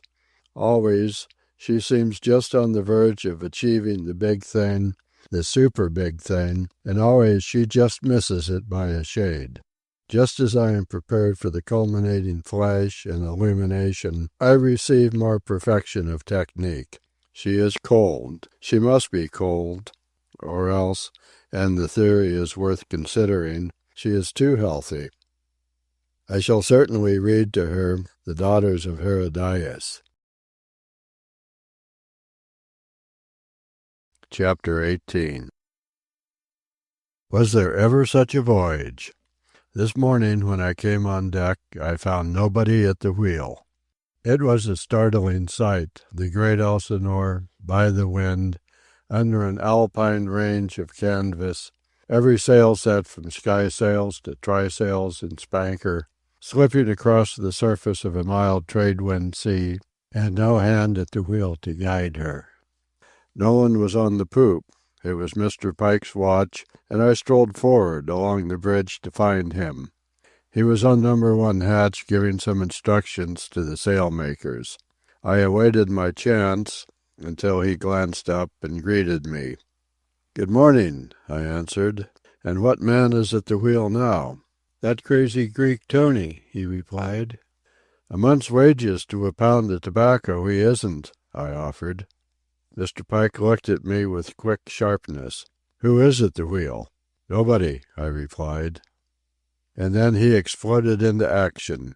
The age lag left his massive frame, and he bounded aft along the deck at a speed no man on board could have exceeded, and I doubt if very many could have equaled it. He went up the poop ladder 3 steps at a time and disappeared in the direction of the wheel behind the chart house. Next came a promptitude of bellowed orders, and all the watch was slacking away after braces to starboard and pulling on after braces to port. I had already learned the maneuver. Mr. Pike was wearing ship. As I returned aft along the bridge, Mr. Mellaire and the carpenter emerged from the cabin door. They had been interrupted at breakfast, for they were wiping their mouths. Mr. Pike came to the break of the poop, called down instructions to the second mate, who proceeded forward, and ordered the carpenter to take the wheel. As the Elsinore swung around on her heel, Mr. Pike put her on the back track so as to cover the water she had just crossed over. He lowered the glasses through which he was scanning the sea, and pointed down the hatchway that opened into the big after room beneath. The ladder was gone. "Must have taken the lazarette ladder with him," said Mr. Pike. Captain West strolled out of the chart room. He said good morning in his customary way, courteously to me and formally to the mate, and strolled on along the poop to the wheel, where he paused to glance into the binnacle. Turning, he went on leisurely to the break of the poop. Again he came back to us. Fully 2 minutes must have elapsed ere he spoke. "What is the matter, Mr. Pike? Man overboard?" "Yes, sir," was the answer. "And took the lazarette ladder along with him?" Captain West queried. "Yes, sir. It's the Greek that jumped over at Baltimore." Evidently the affair was not serious enough for Captain West to be the samurai. He lighted a cigar and resumed his stroll. And yet he had missed nothing, not even the absence of the ladder. Mr. Pike sent lookouts aloft to every skysail yard, and the Elsinore slipped along through the smooth sea. Miss West came up and stood beside me, searching the ocean with her eyes while I told her the little I knew. She evidenced no excitement, and reassured me by telling me how difficult it was to lose a man of Tony's suicidal type. "Their madness always seems to come upon them in fine weather or under safe circumstances," she smiled, "when a boat can be lowered or a tug is alongside. And sometimes they take life-preservers with them, as in this case." At the end of an hour Mr. Pike wore the Elsinore around and again retraced the course she must have been sailing when the Greek went over. Captain West still strolled and smoked, and Miss West made a brief trip below to give water-forgotten instructions about Possum. Andy Pay was called to the wheel, and the carpenter went below to finish his breakfast. It all seemed rather callous to me. Nobody was much concerned for the man who was overboard somewhere on that lonely ocean. And yet I had to admit that everything possible was being done to find him. I talked a little with Mr. Pike, and he seemed more vexed than anything else. He disliked to have the ship's work interrupted in such fashion. Mr. Mellaire's attitude was different. "We are short-handed enough as it is," he told me, when he joined us on the poop. "We can't afford to lose him even if he is crazy. We need him. He's a good sailor most of the time." The hail came from the mizzen skysail yard. The Maltese Cockney it was who first sighted the man and called down the information. The mate, looking to windwards, suddenly lowered his glasses, rubbed his eyes in a puzzled way, and looked again. Then Miss West, using another pair of glasses, cried out in surprise and began to laugh. "What do you make of it, Miss West?" the mate asked. "He doesn't seem to be in the water. He's standing up." Mr. Pike nodded. "He's on the ladder," he said. "I'd forgotten that. It fooled me at first. I couldn't understand it." He turned to the second mate. Mr. Mellaire, will you launch the long boat and get some kind of crew into it while I back the main yard? I'll go in the boat. Pick men that can pull an oar." "You go too," Miss West said to me. "It will be an opportunity to get outside the Elsinore and see her under full sail." Mr. Pike nodded consent, so I went along, sitting near him in the stern sheets where he steered, while half a dozen hands rowed us toward the suicide, who stood so weirdly upon the surface of the sea. The Maltese Cockney pulled the stroke oar, and among the other 5 men was one whose name I had but recently learned, Ditman Olensen, a Norwegian. A good seaman, Mr. Mellaire had told me, and whose watch he was. A good seaman, but crank-eyed. When pressed for an explanation, Mr. Mellaire had said that he was the sort of man who flew into blind rages, and that one never could tell what little thing would produce such a rage. As near as I could grasp it, Ditman Olensen was a berserker type. Yet, as I watched him pulling in good time at the oar, his large, pale blue eyes seemed almost bovine, the last man in the world, in my judgment, to have a berserker fit. As we grew close to the Greek, he began to scream menacingly at us and to brandish a sheath knife. His weight sunk the ladder until the water washed his knees, and on this submerged support he balanced himself with wild writhing and outflinging of arms. His face, grimacing like a monkey's, was not a pretty thing to look upon. And as he continued to threaten us with the knife, I wondered how the problem of rescuing him would be solved. But I should have trusted Mr. Pike for that. He removed the boat stretcher from under the Maltese Cockney's feet and laid it close to hand in the stern sheets. Then he had the men reverse the boat and back it upon the Greek. Dodging his sweep of the knife, Mr. Pike awaited his chance until a passing wave lifted the boat stern high while Tony was sinking toward the trough. This was the moment. Again I was favored with a sample of the lightning speed with which that aged man of 69 could handle his body. Timed precisely and delivered in a flash and with weight, the boat stretcher came down on the Greek's head. The knife fell into the sea, and the demented creature collapsed and followed it, knocked unconscious. Mr. Pike scooped him out, quite effortlessly it seemed to me, and flung him into the boat's bottom at my feet. The next moment the men were bending to their oars, and the mate was steering back to the Elsinore. It was a stout rap Mr. Pike had administered with the boat stretcher. Thin streaks of blood oozed on the damp, plastered hair from the broken scalp. I could but stare at the lump of unconscious flesh that dripped sea-water at my feet. A man, all life and movement one moment, defying the universe, reduced the next moment to immobility and the blackness and blankness of death, is always a fascinating object for the contemplative eye of the philosopher. And in this case it had been accomplished so simply, by means of a stick of wood brought sharply in contact with his skull. If Tony the Greek could be accounted an appearance, what was he now? A disappearance? And if so, whither had he disappeared? And whence would he journey back to occupy that body when what we call consciousness returned to him? The first word, much less the last, of the phenomena of personality and consciousness yet remains to be uttered by the psychologists. Pondering thus, I chanced to lift my eyes, and the glorious spectacle of the Elsinore burst upon me.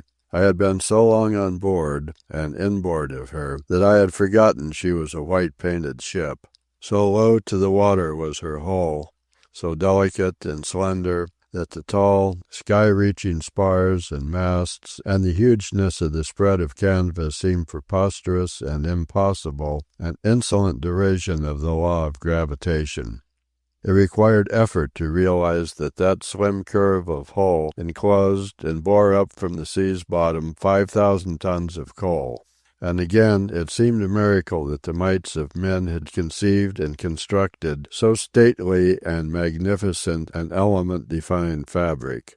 Mites of men, most woefully like the Greek at my feet, prone to precipitation into the darkness by means of a rap on the head with a piece of wood. Tony made a struggling noise in his throat, then coughed and groaned. From somewhere he was reappearing. I noticed Mr. Pike look at him quickly, as if apprehending some recrudescence of frenzy that would require more boat stretcher.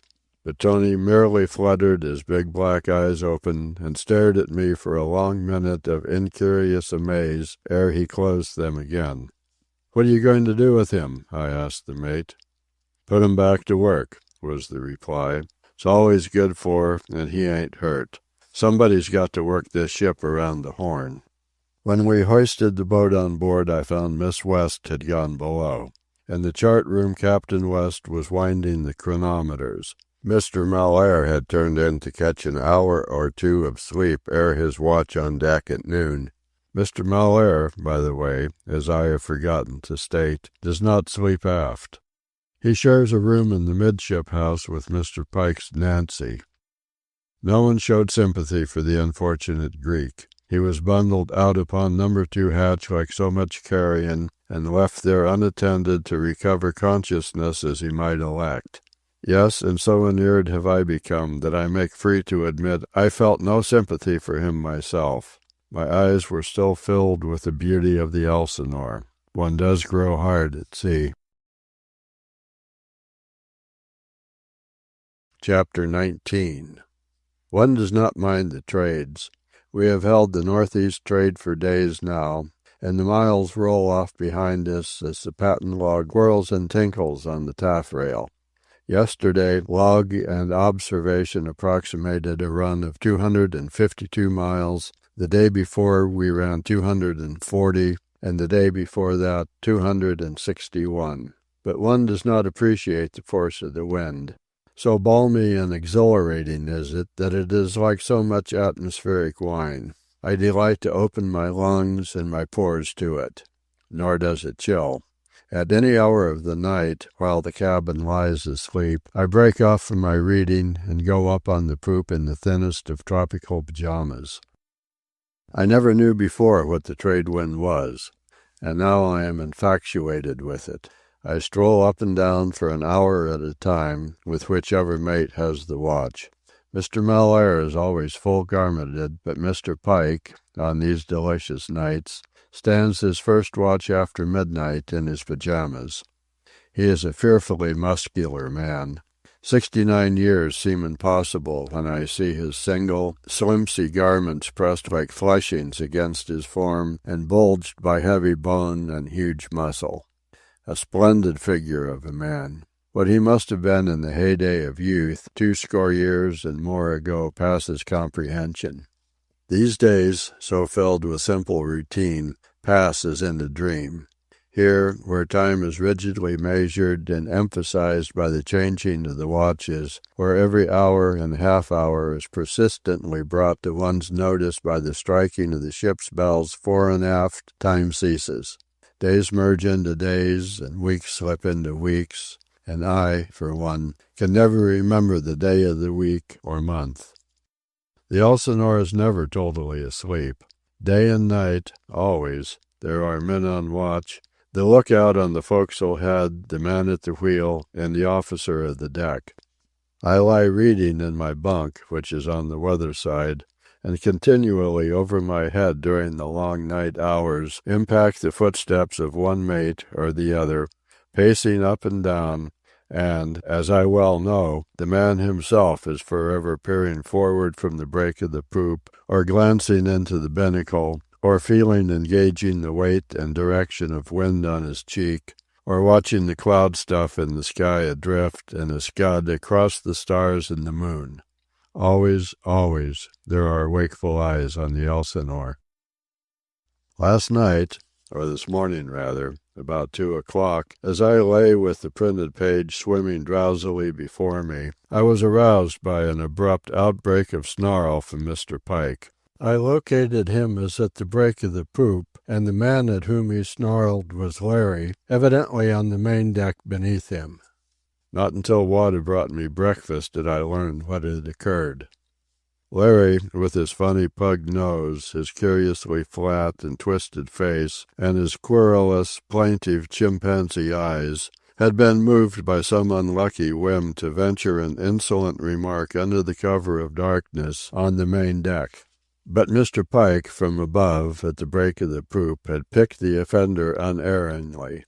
This was when the explosion occurred. Then the unfortunate Larry, truly half devil and all child, had waxed sullen and retorted still more insolently, and the next he knew, the mate, descending upon him like a hurricane, had handcuffed him to the mizzen fife-rail.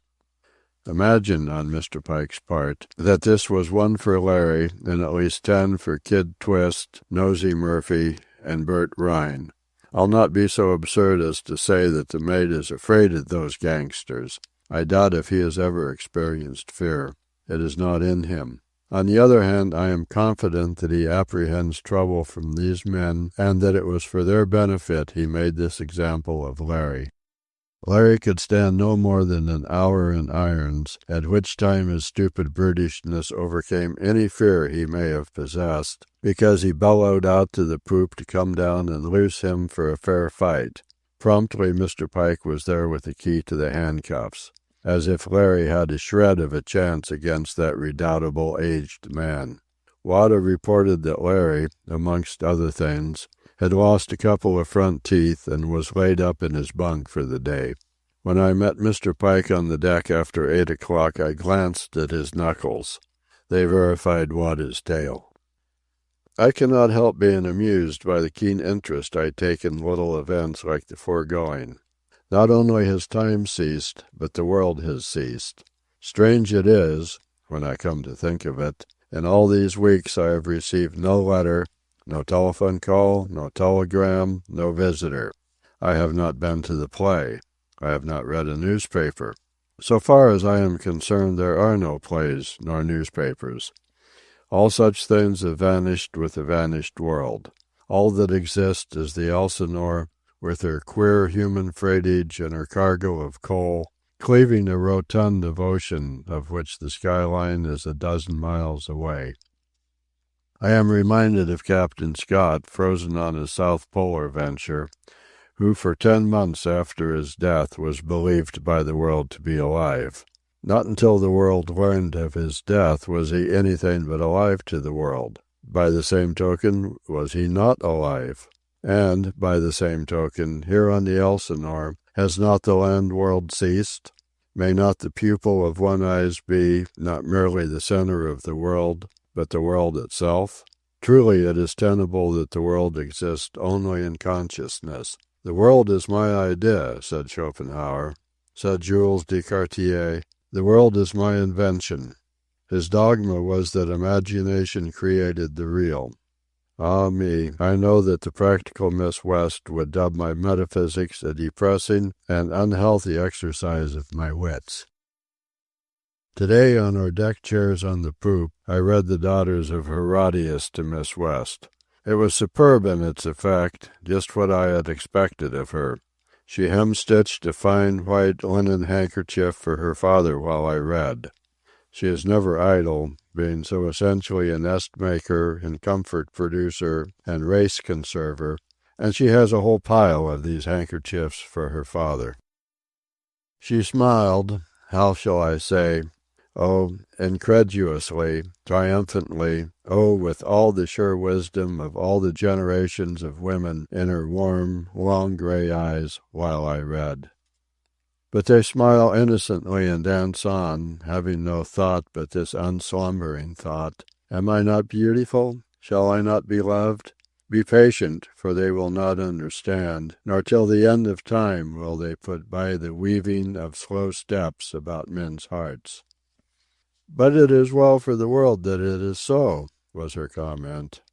Ah, Symonds knew women.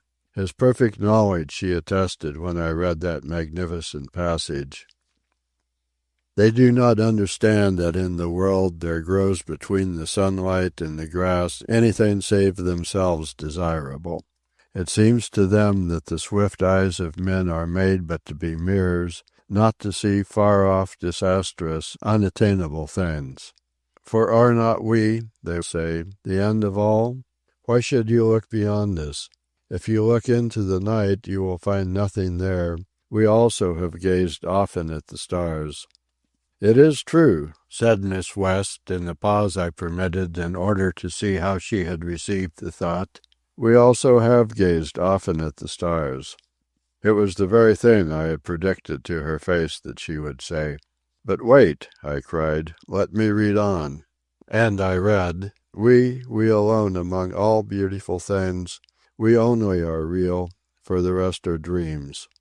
Why will you follow after wandering dreams when we await you? And you can but dream of us, and in our image fashion them." "True, most true," she murmured, while all unconsciously pride and power mounted in her eyes. "A wonderful poem," she conceded, nay, proclaimed, when I had done. "But do you not see," I began impulsively, then abandoned the attempt. For how could she see, being woman, the far-off, disastrous, unattainable things, when she, as she so stoutly averred, had gazed often on the stars? She, what could she see, save what all women see, that they only are real, and that all the rest are dreams? "I am proud to be a daughter of Herodias," said Miss West. "Well," I admitted lamely, "we agree. You remember it is what I told you you were." "I am grateful for the compliment," she said, and in those long grey eyes of hers were limned and coloured all the satisfaction and self-certitude and answering complacency of power that constitutes so large a part of the seductive mystery and mastery that is possessed by woman. Chapter 20. Heavens, how I read in this fine weather! I take so little exercise that my sleep need is very small, and there are so few interruptions, such as life teems with on the land, that I read myself almost stupid. Recommend me a sea voyage any time for a man who is behind in his reading. I am making up years of it. It is an orgy, a debauch, and I am sure the addled sailors adjudge me the queerest creature on board.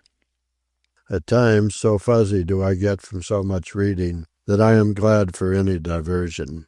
When we strike the doldrums, which lie between the northeast and the southeast trades, I shall have Wada assemble my little .22 automatic rifle and try to learn how to shoot.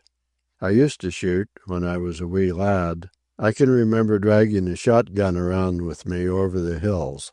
Also, I possessed an air rifle, with which, on great occasion, I was even able to slaughter a robin. While the poop is quite large for promenading, the available space for deck chairs is limited to the awnings that stretch across from either side of the chart house and that are of the width of the chart house. This space again is restricted to one side or the other, according to the slant of the morning and afternoon sun and the freshness of the breeze. Wherefore, Miss West's chair and mine are most frequently side by side. Captain West has a chair, which he infrequently occupies. He has so little to do in the working of the ship, taking his regular observations and working them up with such celerity that he is rarely in the chart-room for any length of time. He elects to spend his hours in the main cabin, not reading, not doing anything save dream with eyes wide open in the draught of wind that pours through the open ports and doors from out the huge crojack and the jigger staysails. Miss West is never idle. Below in the big after room she does her own laundering, nor will she let the steward touch her father's fine linen. In the main cabin she has installed a sewing machine. All hand stitching and embroidering and fancy work she does in the deck chair beside me. She avers that she loves the sea and the atmosphere of sea life, yet verily she has brought her home things and land things along with her, even to her pretty china for afternoon tea. Most essentially is she the woman and homemaker. She is a born cook. The steward and Lewis prepare dishes extraordinary and deluxe for the cabin table, yet Miss West is able at a moment's notice to improve on these dishes. She never lets any of their dishes come on the table without first planning them or passing on them. She has quick judgment, an unerring taste, and is possessed of the needful steel of decision. It seems she has only to look at a dish, no matter who has cooked it, and immediately divine its lack or its surplusage, and prescribe a treatment that transforms it into something indescribably different and delicious. My, how I do eat! I am quite dumbfounded by the unfailing voracity of my appetite. Already I am quite convinced that I am glad Miss West is making the voyage. She has sailed out east, as she quaintly calls it, and has an enormous repertoire of tasty, spicy Eastern dishes. In the cooking of rice, Lewis is a master, but in the making of the accompanying curry, he fades into a blundering amateur compared with Miss West. In the matter of curry, she is a sheer genius.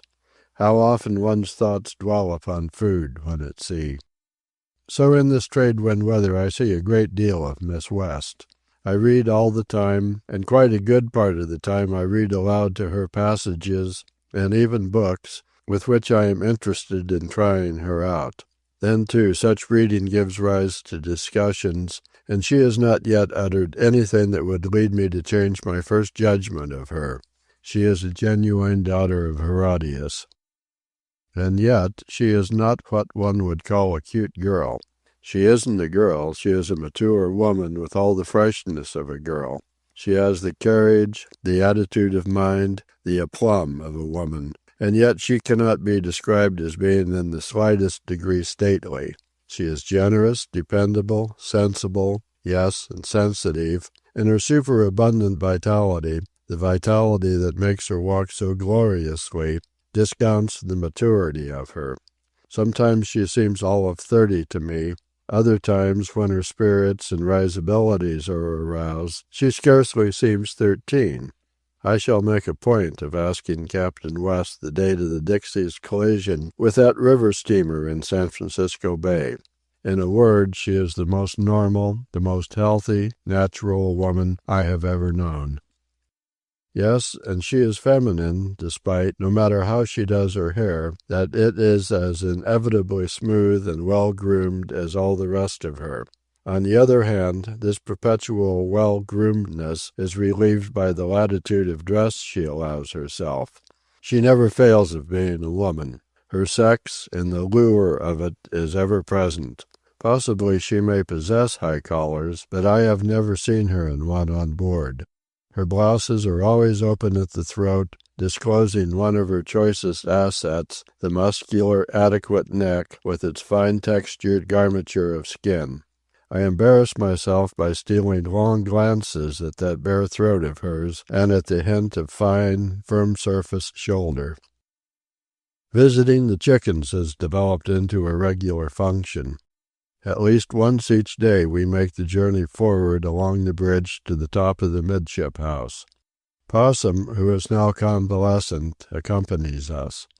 The steward makes a point of being there so as to receive instructions and report the egg output and laying conduct of the many hens. At the present time our 4 dozen hens are laying 2 dozen eggs a day, with which record Miss West is greatly elated. Already she has given names to most of them. The cock is Peter, of course. A much speckled hen is Dolly Varden. A slim, trim thing that dogs Peter's heels she calls Cleopatra. Another hen, the mellowest voiced one of all, she addresses as Bernhardt. One thing I have noticed, whenever she and the steward have passed death sentence on a non-laying hen, which occurs regularly once a week, she takes no part in the eating of the meat, not even when it is metamorphosed into one of her delectable curries. At such times she has a special curry made for herself of tinned lobster or shrimp or tinned chicken. Ah, I must not forget. I have learned that it was no man-interest, in me, if you please, that brought about her sudden interest to come on the voyage. It was for her father that she came. Something is the matter with Captain West. At rare moments I have observed her gazing at him with a world of solicitude and anxiety in her eyes. I was telling an amusing story at table yesterday midday when my glance chanced to rest upon Miss West. She was not listening. Her food on her fork was suspended in the air a sheer instant as she looked at her father with all her eyes. It was a stare of fear. She realized that I was observing, and with superb control, slowly, quite naturally, she lowered the fork and rested it on her plate, retaining her hold on it and retaining her father's face in her look. But I had seen. Yes, I had seen more than that. I had seen Captain West's face a transparent white, while his eyelids fluttered down and his lips moved noiselessly. Then the eyelids raised, and the lips set again with their habitual discipline, and the color slowly returned to his face. It was as if he had been away for a time, and just returned. But I had seen and guessed her secret. And yet it was the same Captain West, 7 hours later, who chastised the proud sailor spirit of Mr. Pike.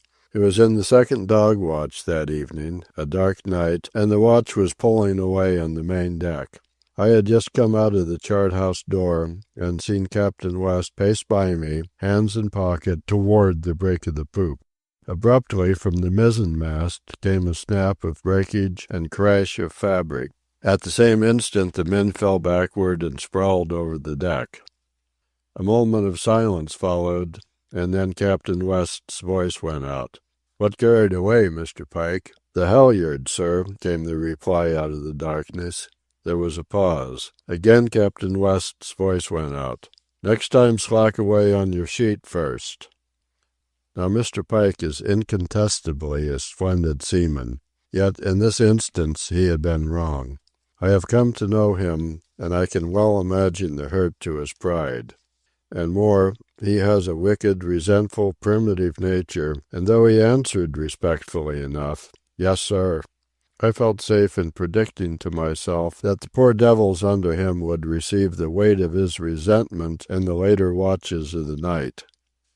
They evidently did, for this morning I noted a black eye on John Hackey, a San Francisco hoodlum, and Guido Bombini was carrying a freshly and outrageously swollen jaw. I asked Wada about the matter, and he soon brought me the news. Quite a bit of beating up takes place forward of the deck houses in the night watches while we of the afterguard peacefully slumber.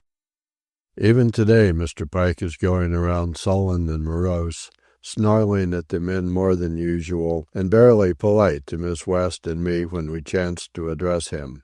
His replies are grunted in monosyllables, and his face is set in superlative sourness.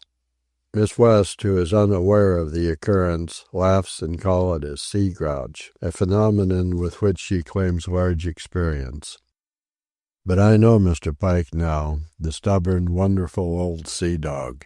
It will be 3 days before he is himself again. He takes a terrible pride in his seamanship, and what hurts him most is the knowledge that he was guilty of the blunder. Chapter 21. Today, 28 days out, in the early morning, while I was drinking my coffee, still carrying the northeast trade, we crossed the line, and Charles Davis signalized the event by murdering O'Sullivan. It was Boney, the lanky splinter of a youth in Mr. Mellaire's watch, who brought the news. The second mate and I had just arrived in the hospital room when Mr. Pike entered. O'Sullivan's troubles were over. The man in the upper bunk had completed the mad, sad span of his life with the marlinspike. I cannot understand this Charles Davis. He sat up calmly in his bunk and calmly lighted his pipe ere he replied to Mr. Mellaire. He certainly is not insane, yet deliberately, in cold blood, he has murdered a helpless man.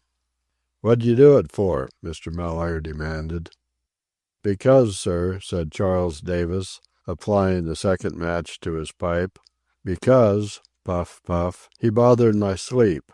Here he caught Mr. Pike's glowering eye. "Because," puff, puff, "he annoyed me.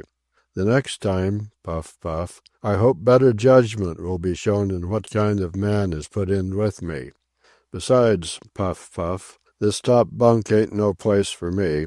It hurts me to get into it," puff, puff, "and I'm going back to that lower bunk as soon as you get O'Sullivan out of it." "But what'd you do it for?" Mr. Pike snarled. "I told you, sir, because he annoyed me. I got tired of it, and so, this morning, I just put him out of his misery. And what are you going to do about it? The man's dead, ain't he? And I killed him in self-defense. I know the law. What right do you have to put a raving lunatic in with me, and me sick and helpless?" "By God, Davis," the mate burst forth, "you'll never draw your payday in Seattle. I'll fix you out for this, killing a crazy Leish down in his bunk and harmless. You'll follow him overside, my hearty."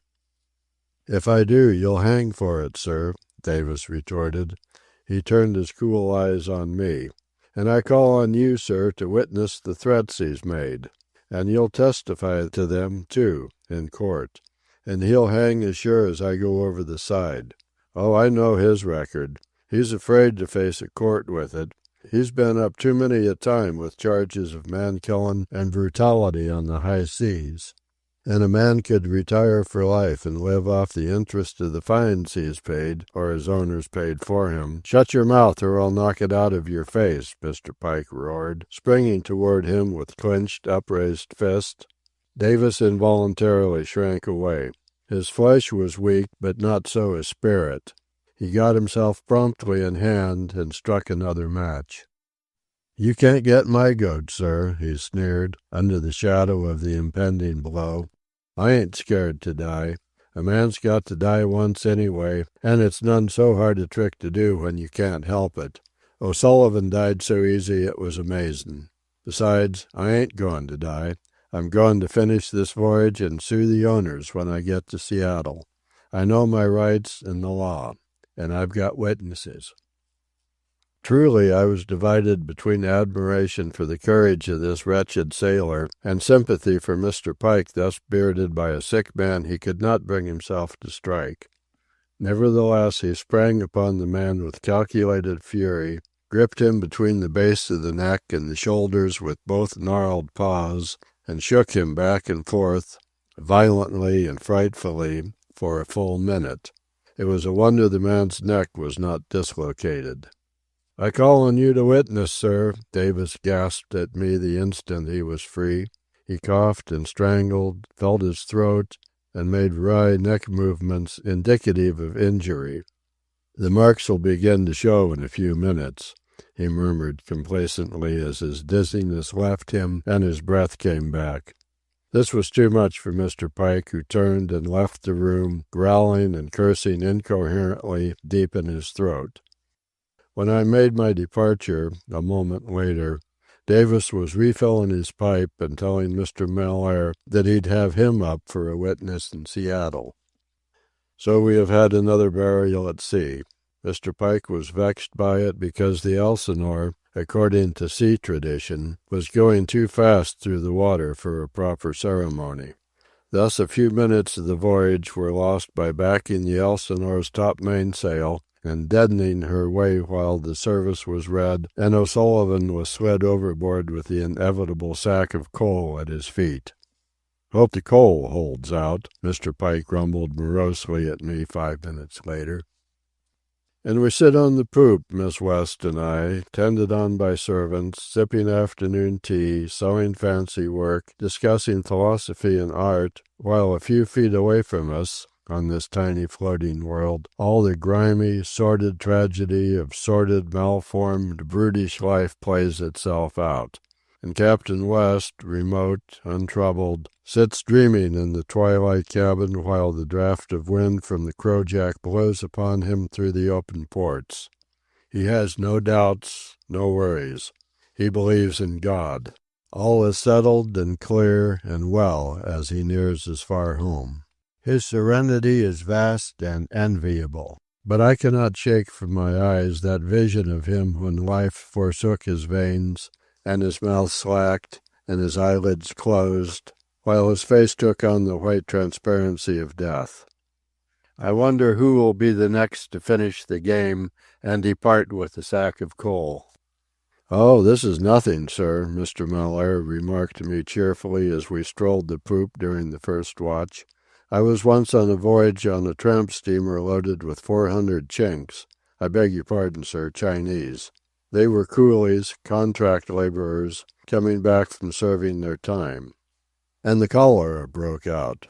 We hove over 300 of them overboard, sir, along with both bosuns, most of the lascar crew, and the captain, the mate, the third mate, and the first and third engineers.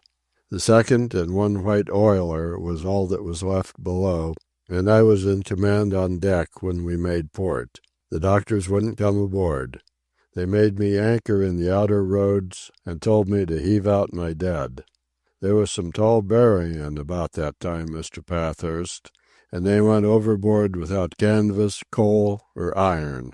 They had to. I had nobody to help me, and the chinks below wouldn't lift a hand. I had to go down myself, drag the bodies onto the slings, then climb on deck and heave them up with the donkey. And each trip I took a drink. I was pretty drunk when the job was done. "And you never caught it yourself?" I queried. Mr. Mellaire held up his left hand. I had often noted that the index finger was missing. "That's all that happened to me, sir. The old man had a fox terrier like yours. And after the old man passed out, Puppy got real chummy with me. Just as I was making the hoist of the last sling load, what does the puppy do but jump on my leg and sniff my hand? I turned to pat him, and the next I knew my other hand had slipped into the gears, and that finger wasn't there any more. "Heavens!" I cried. "What abominable luck to come through such a terrible experience like that, and then lose your finger." "That's what I thought, sir," Mr. Mellaire agreed. "What did you do?" I asked.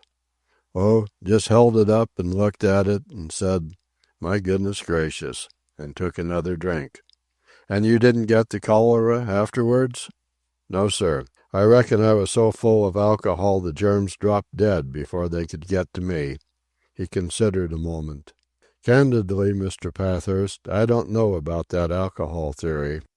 The old man and the mates died drunk, and so did the third engineer. But the chief was a teetotaler, and he died too. Never again shall I wonder that the sea is hard." I walked apart from the second mate and stared up at the magnificent fabric of the Elsinore, sweeping and swaying great blotting curves of darkness across the face of the starry sky. Chapter 22. Something has happened, but nobody knows, either fore or aft, except the interested persons, and they will not say anything. Yet the ship is abuzz with rumors and guesses. This I do know, Mr. Pike has received a fearful blow on the head. At table, yesterday, at midday, I arrived late, and, passing behind his chair, I saw a prodigious lump on top of his head. When I was seated, facing him, I noted that his eyes seemed dazed. Yes, and I could see pain in them. He took no part of the conversation, ate perfunctorily, behaved stupidly at times, and it was patent that he was controlling himself with an iron hand. And nobody dares ask him what happened. I know I don't dare ask him, and I am a passenger, a privileged person. This redoubtable old sea relic has inspired me with a respect for him that partakes half of timidity and half of awe. He acts as if he were suffering from concussion of the brain. His pain is evident, not alone in his eyes and the strained expression of his face, but by his conduct when he thinks he is unobserved. Last night, just for a breath of air and a moment's gaze at the stars, I came out of the cabin door and stood on the main deck under the break of the poop. From directly over my head came a low and persistent groaning. My curiosity was aroused, and I retreated into the cabin, came out softly onto the poop by way of the chart house, and strolled noiselessly forward in my slippers. It was Mr. Pike. He was leaning collapsed on the rail, his head resting on his arms. He was giving voice in secret to the pain that racked him. A dozen feet away he could not be heard, but close to his shoulder I could hear his steady, smothered groaning that seemed to take the form of a chant. Also, at regular intervals he would mutter, "Oh dear, oh dear, oh dear, oh dear, oh dear." Always he repeated the phrase 5 times, then returned to his groaning. I stole away as silently as I had come. Yet he resolutely stands his watches and performs all his duties of chief officer. Oh, I forgot. Miss West dared to quiz him, and he replied that he had a toothache, and that if it didn't get better, he'd pull it out. Wada cannot learn what has happened. There were no eyewitnesses. He says that the Asiatic clique, discussing the affair in the cook's room, thinks the 3 gangsters are responsible. Bert Rhine is carrying a lame shoulder. Nosey Murphy is limping as from some injury in the hips, and Kid Twist has been so badly beaten that he has not left his bunk for 2 days. And that is all the data to build on. The gangsters are as close-mouthed as Mr. Pike. The Asiatic clique has decided that murder was attempted and that all that saved the mate was his hard skull. Last evening, in the second dog watch, I got another proof that Captain West is not so oblivious of what goes on aboard the Elsinore as he seems.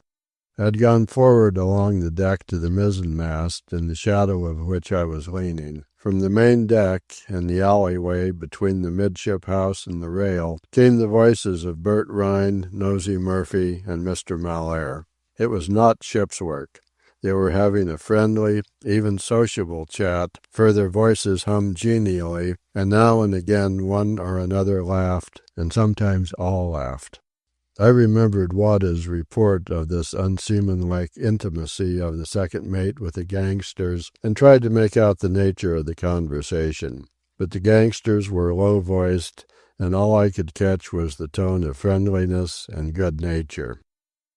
Suddenly, from the poop came Captain West's voice.